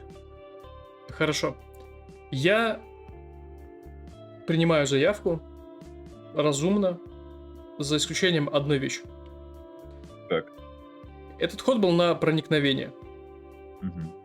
И вы абсолютно точно проникли вдвоем, видимо. Потому что Да. Саша остался снаружи. Ну, такой план был. Незамеченными на территорию.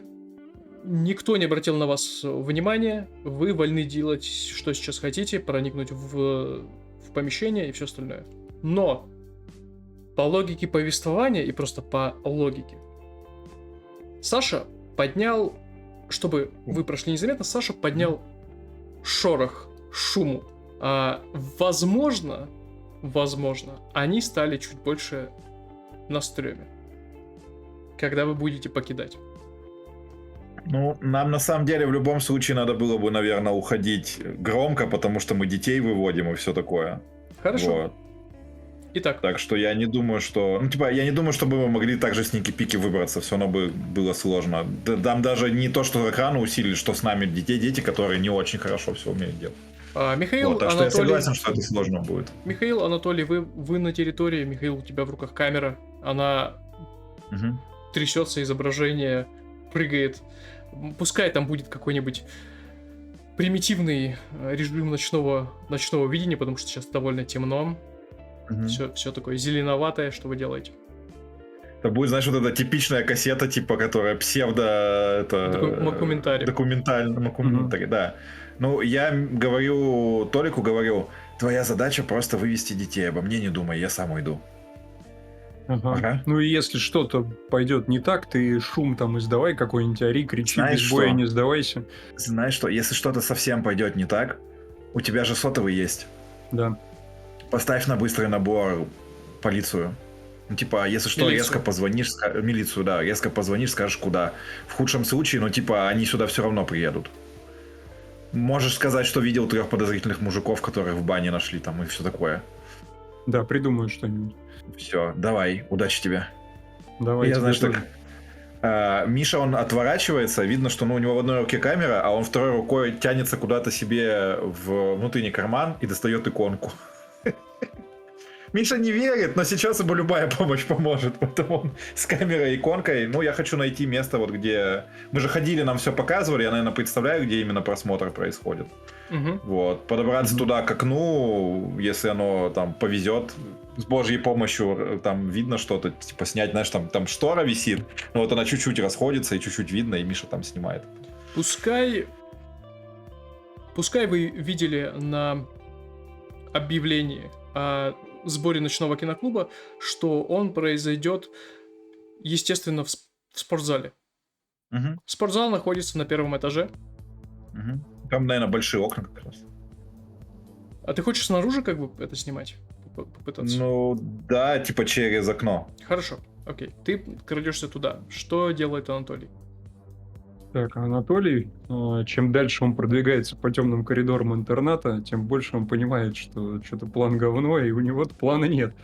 Надо найти Машу. Ты Да. слышишь кое-что. Когда ты заходишь, в интернате царит почти полная тишина, и вдруг из этой тишины с 2-го этажа откуда-то доносится пререкание, спор. Слышен голос взрослого человека, женщины, она что-то строго говорит, и ей отвечает более высокий голос ребенка, и до тебя доносятся слова, что «Нет, я же сказала! Нет! Я не Мгм. хочу!» И до тебя доносится голос взрослого. «Должна! Так велели!» Мгм. Я буду туда направляться. Я думаю, что кто-то из взрослых пытается заставить как раз ребенка. Я могу услышать голос Маши или Да. просто какой-то ребенок?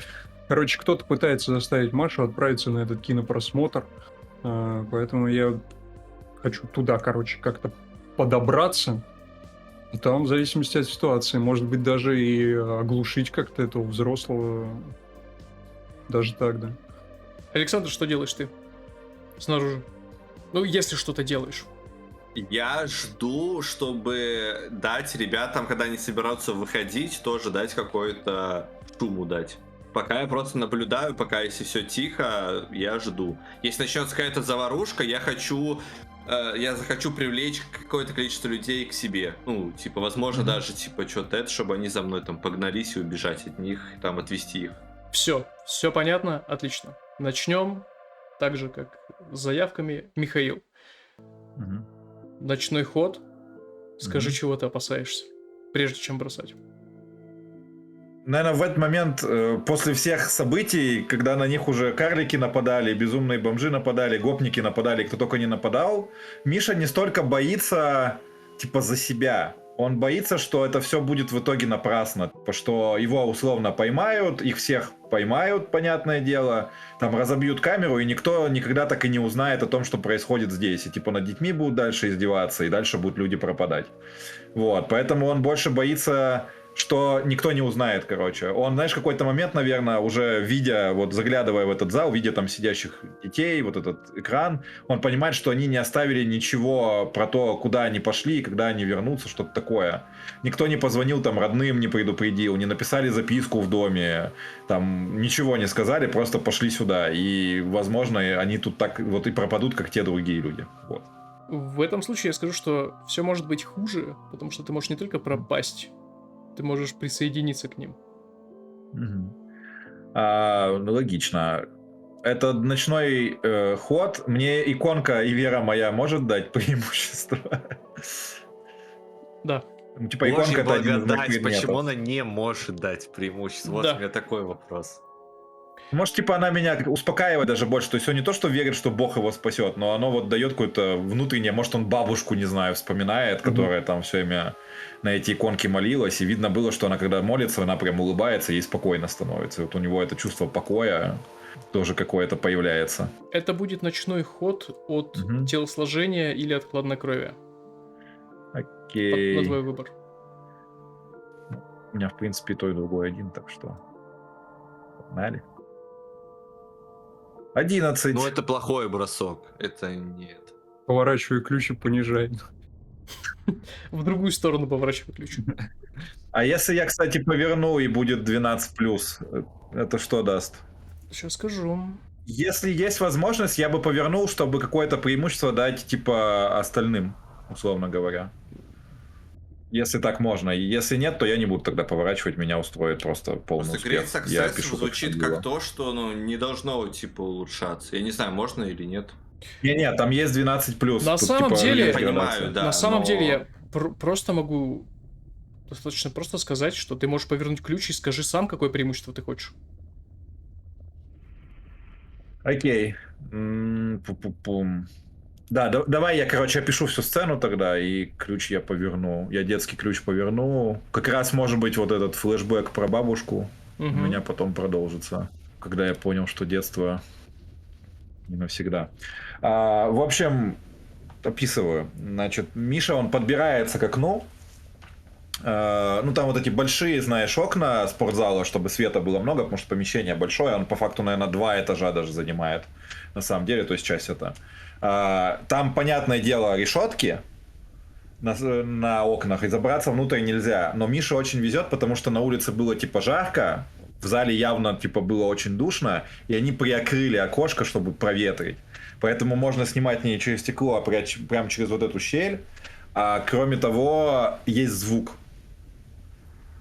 И Миша, он подбирается к окну, тихонечко поднимая камеру, и сам начинает следить за происходящим. То есть там действительно сидят... Да, большой спортивный зал, в центре стоит, получается, как экран, ну, то есть телевизор. И вокруг него вот реально рядками сидят дети. Почему-то ему это очень напоминает то, как дети сидели на кассете, которую они смотрели прошлой ночью. То есть такими же рядами сначала старшие впереди, и за ними уже младшие, чуть повыше. И за этими детьми стоит несколько взрослых, видно вот учительниц, которых он видел, может быть, кого-то еще из персонала. И понятно, что абсолютно все, кто в этой интернете работают, они все типа повязаны. Более того, Миша, действительно, ряды, даже, может быть, знаешь, они идут полукругом. Полукругом, да, Э, как в амфитеатре. Стоит один телевизор, но здесь не только дети и не только учителя. Ты видишь других людей, обычных, Кого-то, может быть, в городе, которых встречал. которых просто встречал в городе. По вашей теории, повзрослевшие дети, выпускники, они куда-то деваются. Возможно, они расселяются вокруг, занимая вот эти как раз-таки дворы тоже. И оттуда и Бортика того полиция видишь, лифтов. который за Дву- нами. Да. Хорошо. Дворника, Дворника, бабок, бабок. которые там сидели. Да. И Продавщицу, которая нам квас продавала. да, все их взгляды прикованы к телеэкрану, на котором идут помехи. Но за этим маленьким телевизором, позади него, стоит Кузнецов. Все точно так же, как вы видели его днем, все в том же самом костюме. Одна его рука покоится сверху на телевизоре. Вот это. Он стоит как бы чуть за ним. Его рот широко открыт. Глаза закатились. И ты слышишь вибрирующее шипение, которое, судя по всему, выходит не из телевизора, оно А из выходит его из рта. его рта.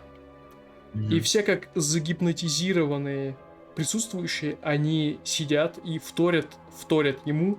Ты слышишь, что они словно бы просто мычат в ответ Нравится тоже. в том же самом резонансе.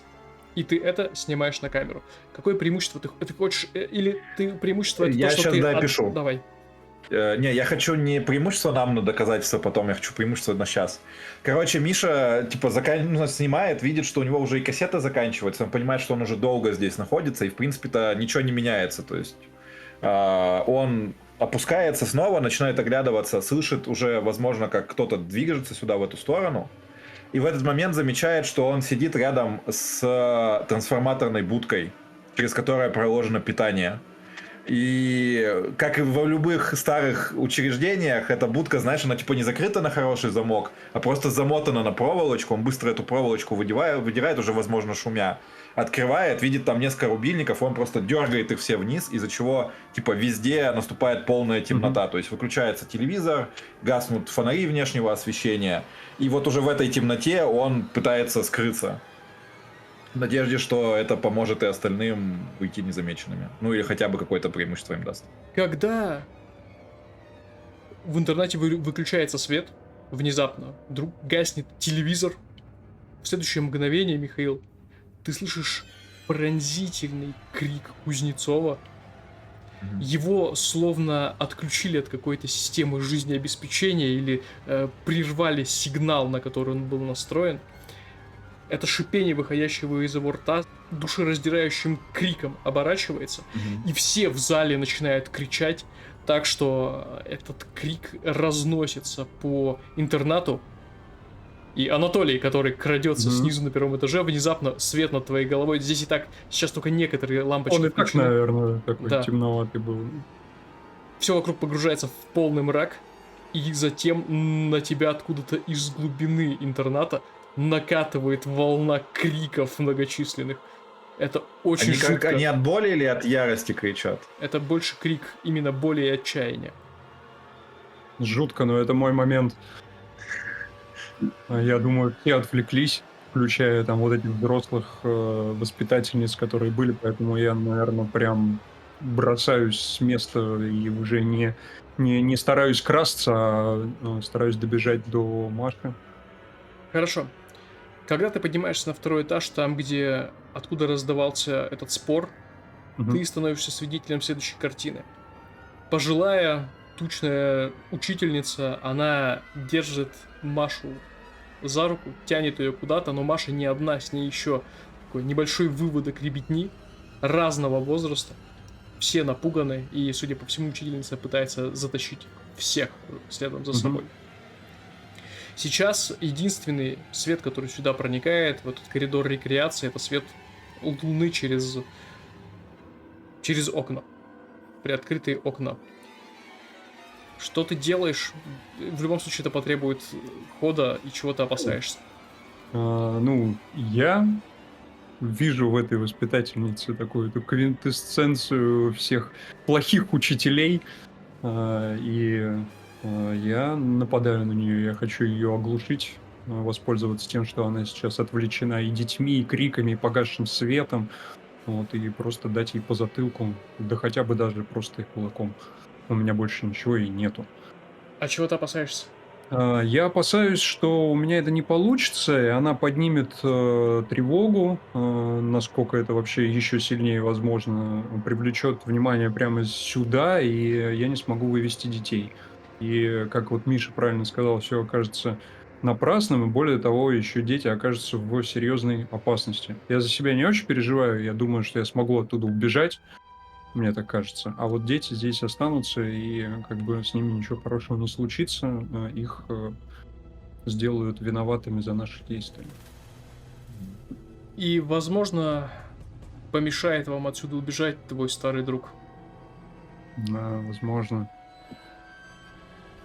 Делай ход ночью. Думаю, или Composure, или Vigor. Скорее всего, даже Vigor. То есть ты именно физически нападаешь. Виталити, да? У меня 0. Ой, да, Виталий. Ладно. Ладно, без Давай. преимущества. Так, на Виталити. Ну, тут время поворачивать ключи. Как бы однозначно. Окей. Я хочу повернуть второй ключ Desolation, потому что мы далеко уже в истории и погрязли в всяких опасных и необъяснимых вещах. Хорошо. Насколько Мой я помню, reason он... понижается на единицу, да, sensitivity возрастает на единицу. Договорились, тогда опиши, как ты действуешь, что ты говоришь детям, чтобы они следовали за тобой. Ну, отключив вот эту вот воспитательницу, назовем ее так, да, я как бы прислоняю ее к стене куда-то, я не хочу ее убивать. Я обращаюсь в первую очередь к Маше. Там, Маша, это я, Толик, мы с тобой днем там виделись. Может быть, подсвечиваю даже там зажигалкой как-то, чтобы меня видно было. И я начинаю прям... Это Толик. Вот, я пытаюсь даже, может быть, там, не знаю, как-то схватить ее за руку, ну, не агрессивно, как бы, и проводить к выходу. Нам надо отсюда бежать скорее. Мы тебя в безопасность отведем, и здесь все закончится. И детей этих тоже захвати, они же тоже эти кассеты сраные не смотрели, правильно? Да, да. Ребята, идемте. Это Анатолий, он корреспондент из Екатеринбурга. Он нас выведет отсюда. Они все берутся прям за Типа руки. того. И Маша хватает твою руку. Угу. И вы вот этим гуськом через темные коридоры, наполненные криками, вы идете на выход. Вы встречаетесь с Михаилом на улице. Вы понимаете, что те ребята, которые охраняли двор, они не понимают, что происходит. Часть из них убежала внутрь, часть сейчас мечется по двору. И здоровенный Гаврила, дворник, у него в руках фомка. Ага. И он явно не слышит, скорее всего, по крайней мере, вам Крика. кажется, он не должен Мгм. слышать этот крик, но от этого крика словно бы вибрирует сама почва, сам ночной воздух. И кажется, это на него тоже как-то влияет, потому что он кажется не в себе. Он носится по двору этой фомкой и ломает, просто он подбегает к этой беседке, ломает деревянные бортики, вскрывает лавку, которая там есть, подбегает к детской площадке, что-то там разбивает. Он обезумел. Безумие. Он направляется в Да я вижу, как ребята выходят гуськом. Скорее всего, в темноте... В свете луны не вижу. Давайте так, скажите, каков ваш план, опишите его Я и просто хочу, сделайте если план. я увижу, что им кто-то мешает, я хочу этих людей отвлечь на себя фонариком. То есть посвятить им, грубо говоря, какое-то хотя бы количество людей, как я и говорил, отвлечь на себя. В том, возможно, этого говорил, у который глухой, но вот, возможно, на свет он среагирует, если он будет вот с этой своей ярости направляться в их сторону, я хочу его приманить к себе. Мгм. И, соответственно, уже с ним убежать, то есть, ну, я побегу, он погонится за мной, вот это вот все, там уже дальше получится у меня убежать от него. или Окей, нет. ладно, сейчас уже это не то, чтобы... Короче, я Часть думаю, что плана. мы просто, знаешь, типа, пытаемся убежать отсюда, типа, Да. выбраться там Да, через да, да. ворота, не через ворота, неважно, покинуть главное место. Да, просто скажите, кто это будет кидать, и скажите, чего вы опасаетесь. Ну, быть пойманными — это вполне вариант.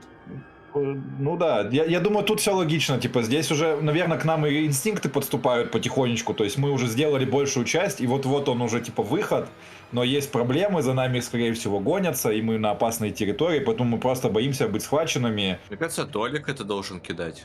Он же детей ведет. Давайте я, да. Я не думаю, Давай, что за нами хорошо. кто-то гонится, но может погнаться. Не то, что кто-то гонится, возможно, а чтобы дети пошли. Это Да, же дети, да. они могут остаться, Да, где-то да. броситься. Вот это Тоже вот всё. напугаться, тут тем более мужик этот безумный. Тогда это Мгм. будет хладнокровие, чтобы продемонстрировать им свою храбрость. Это композер, Да. да? Да, Да. Мгм. контроль над ситуацией показать. Это 8. частичный успех. Ну, Тогда скажите, кто из вас, ну, видимо, двоих, Анатолий или Михаил, прикрывает? ну, Прикрывает... я думаю, что если Толя ведет, скорее всего, мы встречаемся, я ему пихаю просто в руку камеру, Мгм. вот, и говорю, выводи их, я их задержу. Мгм. И буду прикрывать, ну, типа, я буду их прикрывать. То есть, я не знаю, там, задерживать мне кого-то придется, или на этого мужика бросаться с фомкой, или отвлекать. Но вот, типа, у меня такой посыл. Так что это, наверное, буду я. Тогда... И я, знаешь, так снова чешусь. Чешешься, когда подступают неприятности, это уже, кажется, возможно, даже не от крапива, а от твоего этого шестого Да-да-да. чувства. Итак, Да-да-да. вы помогаете детям одному за другим, подсаживаете их на эти гаражи, они перемахивают через... под их ногами гремит крыша гаражей, они перемахивают через них, спрыгивают туда в темноту за пределами интерната, и когда вы с Анатолием остаетесь вдвоем, Миша, ты подсаживаешь Подсаживаю, товарища, сам запрыгиваешь, пытаешься подтянуться, и в этот момент тебя за штаны сзади хватает рука, и словно ты был тряпичной куклой, отрывает силой, отбрасывая назад на площадку. Ты кубарем катишься по ней, вскакиваешь и видишь, как на тебя надвигается вот этот дворник-терминатор глухонемой с фомкой.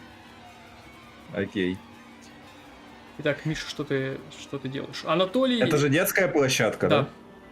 Это детская Здесь же есть песочек, песочница. Абсолютно точно есть. Я хочу как в «Гладиаторе». Короче, Миша, он осматривается вокруг, понимает, что никакого оружия нет, на него наступает этот огромный мужик, и у него рука, знаешь, типа тянется к земле, он набирает горсть песка, знаешь, возможно, немножко мокрого еще после дождя, а может уже и высохшего. Вот, то есть он разрывает его, добираясь до вот этого, до мягкого и не мокрого песка, и типа ждет момента, то есть он прямо хочет дождаться, когда он будет максимально близко, уже может быть даже заносить руку для удара, чтобы резко выбросить ему в глаза, и после этого, типа, кинуться, крича: «Толик, давай руку», типа, чтобы он его подхватил. Мгм. Хорошо. Хорошо. Кидай на ночной ход. Это будет тоже физическое, то есть... Ну, тоже Виталий, Виталити, скорее да. всего, да. Виталий, погнали. 8. 8. Ну, Так, это... Ты же можешь описать, а потом я решу, поворачивать или нет, да? Я... Или это только... Я думаю, что да, могу. Ну, смотри. Мгм. Естественно, здесь напрашивается то, что ты не уйдешь отсюда невредимым. Да. Ты засовываешь руку поглубже, хватаешь песок, Мгм. ждешь, когда он нависнет над тобой, кидаешь ему этот песок в глаза, ты пытаешься увернуться, откатиться в сторону удара? от его удара, один удар приходится, Мгм. просто под ним ломается вот этот дощечка, Бортик бортик песочницы, Мгм. он, Куличиками, знаешь, куличики разлетаются. да, он машет в стороны, и один из этих ударов напоследок он задевает тебя Мгм. по касательной, но задевает твое лицо, Мгм. Михаил.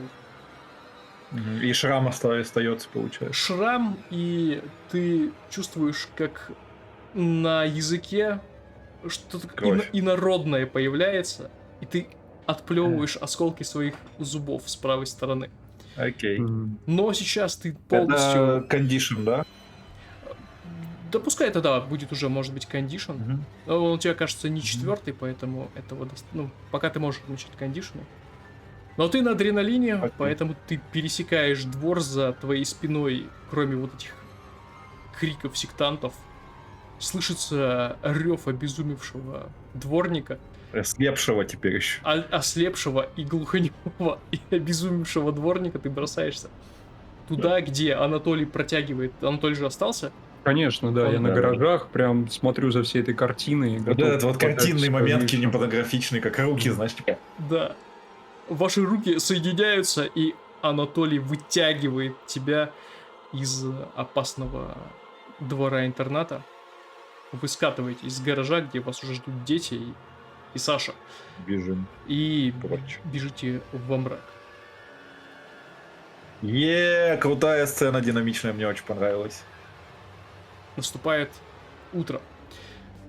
Я правильно понимаю, что вы отводите детей и эту кассету Вы приносите запись и все милицию. документы, что мы нашли, другие свидетельства, фотографии, короче, вот полностью все, да. Мгм. Хорошо. Казаков явно не ожидал вашего визита. У него, знаешь, что должны 3 портрета наших висеть на стене. Там, там какие-то Фотороботы такие. фотороботы, но только очень, фотороботы, очень да-да-да. приблизительно вас Один наблюдаешь. с бородой, второй в шляпе. Да.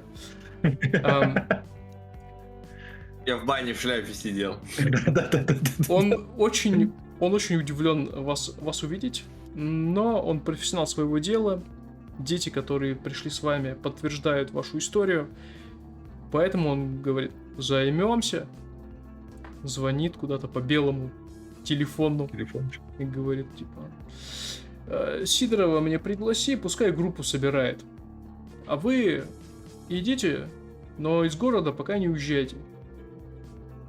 Да С вами куда нам поговорить надо будет. ехать? Это наш родной город. Ну вот тем более. Он записывает ваш адрес, если вы Мгм. ему даете на улице Краснознаменной. Конечно. И он на этом вас отпускает.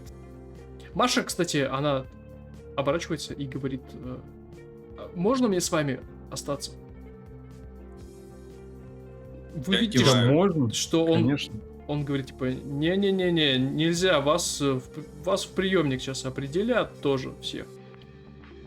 Так может она пока, ну, вы же знаете наш адрес. Ей вроде уже... Пусть у нас поживет, а потом, когда определится, куда ее, тогда и поедет. Че ей приемник-то, да. Сделайте кто-нибудь ход на presence. Ну, это явно Саша, он тут уговаривает. Я на самом деле, Миша не очень уверен, что хочет, чтобы с 3 мужиками в доме жила 14-летняя девочка. Ну, я думаю, кстати, она типа не одна. Ну, там же То еще есть дети. все эти дети. Еще и дети, класс. Ну ладно, Надо давай. нести отведу. Блядь, их распределят хер пойми куда. Да, не, я понимаю, что их вообще могут, типа, обратно в интернат закрыть, а Да. за нами потом Пока людей следствие будет отправить. идти, Кто да. знает, этот следак, он вообще не из них же ли.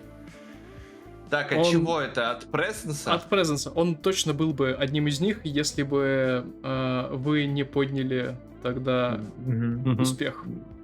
Да-да-да. Great success. Ну, вряд Это ли Россия, прям. 90-е. Ему сейчас особо не хочется заморачиваться еще и с беспризорниками, поэтому он говорит, что ну адрес у меня ваш есть, пересчитывает детей, 8 человек. Мгм. Вот если кого-нибудь не досчитаюсь, уедете далеко надолго. Понятно? Да не, мы все понимаем, конечно. На этом он вас отпускает. Вечером того же дня вы сходили в магазин, Маша приготовила Мгм. нормальную еду, Да. вам первый раз за... Праздничный ужин. А вечером мы включаем кассету.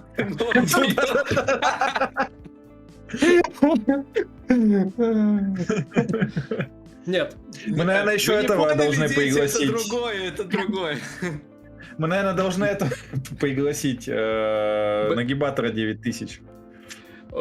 Хорошо, может быть, вы тоже его... Вы его Если приглашаете. надо в компьютерный клуб сходить, ему написать или найти его там. Он на скорее всего, ЖЖ, там на постоянно ЖЖ вы пишет. можете его найти. Так что Да-да-да. вы его тоже приглашаете, да. А вечером вы действительно включаете телевизор, но не кассету, чтобы не шокировать детей, травмированных и без того окончательно. Вы включаете выпуск каменноводских новостей. И в этих новостях сообщают срочную новость о том, что сегодня днем был предпринят рейд на школу-интернат номер 2 в Каменноводске, директора и педагогический состав которого подозревают в общем-то, противоправных действиях в сторону учеников. Все дети были вызволены, но сам директор и педагогический состав забаррикадировались в зале и сожгли себя. Показываются кадры обгорелого этого зала, того, которого вы видели этой ночью. Естественно, никаких тел нет, их не показывают просто. Но ведущая говорит, что несмотря на то, что тела все еще не были опознаны все, но их количество не соответствует количеству всех педагогов и администрации интерната. Поиски продолжаются.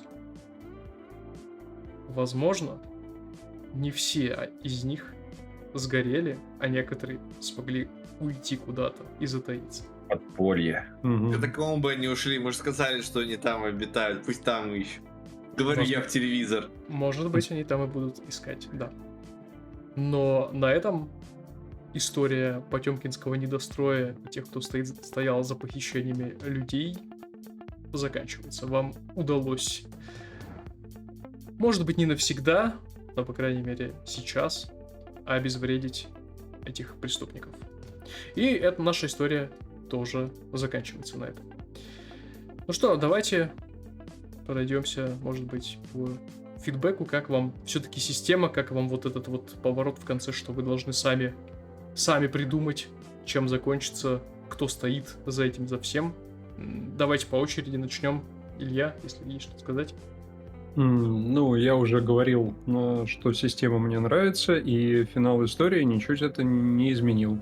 Были опасения, на самом деле, что вот это вот именно механика концовки, когда мы должны вот эту вот как-то историю сами слепить и типа сами проверить. Опасения были, что типа будет это как-то, не столь интересно или как-то поломает, не знаю, погружение. Но этого не произошло. Мне кажется, что, я уж не знаю почему, но мне кажется, что оно как-то... Короче, работает эта механика нормально. Мне понравилось, что, собственно, мы когда договаривались по поводу нашей версии, на самом деле, как бы особо-то споров-то не было, и мне тоже не хотелось как бы ничего поменять или там дополнить, потому что кажется, что синхронизировались и типа в одну сторону мыслили и одинаково интерпретировали эти улики.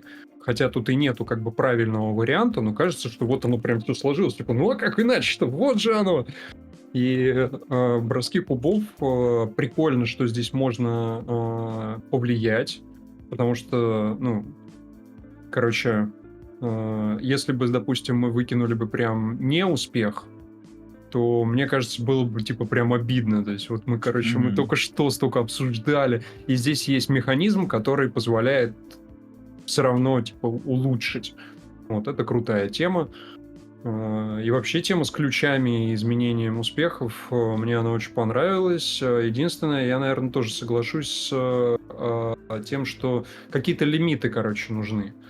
Даже не обязательно урезать количество ключей, просто как-то лимитировать, их использование, потому что было ощущение, что, я каждый успех могу превратить в... Точнее, не успех превратить в успех. Лимит, если вы хотите играть в ваншот. Если вы играете кампейн, да, то автоматически у вас ограничено на количество колючей на использование всего кампейна. А вот если вы хотите сыграть Да. более короткую встречу, да, желательно... Ну, мы уже Закон. говорили, да, что как бы система для кампейна, и, в принципе, понятно, что если мы выжжем там все ключи за первую и вторую там сессию, ну, не сессию, а часть, да, то как бы на кампейне дальше будет очень грустно. Вот, но, тем не менее, да, вот я, например, последний вот этот свой частичный успех, я прям не хотел я его менять на успех. Потому что все-таки хочется каких-то осложнений все равно. Типа вот так вот выкинул, пусть будут осложнения. Вот, хотя можно было бы, типа, и здесь мы такие успех, и здесь тоже все отлично, и тут нас никто не поймал, и вообще мы как Терминатор прошли сквозь все неприятности. Вот, в общем, классная система, очень здорово, хочется продолжать играть в кампейн именно, то есть прикольно, что здесь вот эти вот с кассетами это вообще огонь, мне очень нравятся эти кассеты, вот что первая была офигенная, что вторая тоже офигенная, прям крутая штука, вот, и, ну, хочется еще и по мета-истории тоже продвинуться, а не только по локальной какой-то проблеме под названием «Исчезнувшие среди бетонных плит». Хорошо, спасибо. Можно я Давай. дальше? Система мне тоже понравилась. И сама история, которую мы в итоге рассказали, мне тоже понравилась. Очень, правда, вышла кинематографично. И в духе вот этого всего, про что эта система, собственно, и говорит нам, да, она очень хорошо помогает выстраивать историю правильно. Мне тоже понравилась возможность изменять градацию успеха, которая на самом деле иногда дает больше нарративных прав, чем сами нарративные права, которые тут даются. Потому что когда ты можешь прям повлиять на бросок, и если тебе очень важно, типа, сделать его лучше, там вот как я получить преимущество или вытащить из провала там, где ты очень бы хотел хоть какой-то успех, типа, здесь это работает классно. И, опять же, мы это здесь сейчас не прочувствовали, но это как и с окончаемыми любыми ресурсами в любой ролевой игре, в Ктулху, например, с Sanity и с лаком. Типа, чем ты сначала его тратишь больше, на, типа, не казалось бы, ненужные мечи, но чем меньше у тебя этого остается, тем, типа, важнее вот этот вклад, тем больше ты его ощущаешь. Поэтому я думаю, что в будущем, особенно когда там у тебя детские ключи заканчиваются, остается только Desolation, типа, каждый вот этот потраченный ключ, типа, ты взвешиваешь очень, типа, внимательно. И правда, там, может, иногда даже, типа, готов, чтобы кто-то умер, погиб и так далее, но, типа, чтобы остаться хоть как-то в реальности. Мне понравилась механика с рассказом кассет, она супер крутая, реально сидишь и генеришь страшилки на ходу. Единственное, что мне очень обидно, что кассету сожрали. Но, в принципе, сам ход был прикольный, и вообще-то появление этого чувака абсолютно неожиданно, но интересное. И, кстати, о нем ни слова не сказано, он, возможно, все еще существует, он все еще помнит запах Анатолия, и пока Анатолий не избавится от disadvantage, типа, это произойдет. Я, кстати, даже думал, я думал, что просто пока далеко не ушли от этого чувака, я думал, что если вы оригинально это сделаете, то вы можете из него сделать союзника. То есть он некий такой мутный, темная Мутный лошадка, персонаж. Да. который вроде пришел, как бы вроде и пиво предложил, что это была приманка или... То есть Анатолий просто сразу забоялся его, но вот... А так вы могли Ну бы... да, он по факту нас от гопников спас опосредованно там и все такое. Да. То есть из него можно То было есть сделать доказательств того, союзника. что он хотел тебя убить, не было. Мы сами это порешали. Ну, потому что он выглядит как то, что хочет тебя да. скорее убить. Ну, мы его пока единственное- не сильно злили, так что кто знает. Да. Единственное, что мне показалось, ну, типа, как мне кажется, я бы играл это по-другому, это механика с подбором гипотез. Я бы их реально каждый день делал бы броски, у нас же не исчезают улики.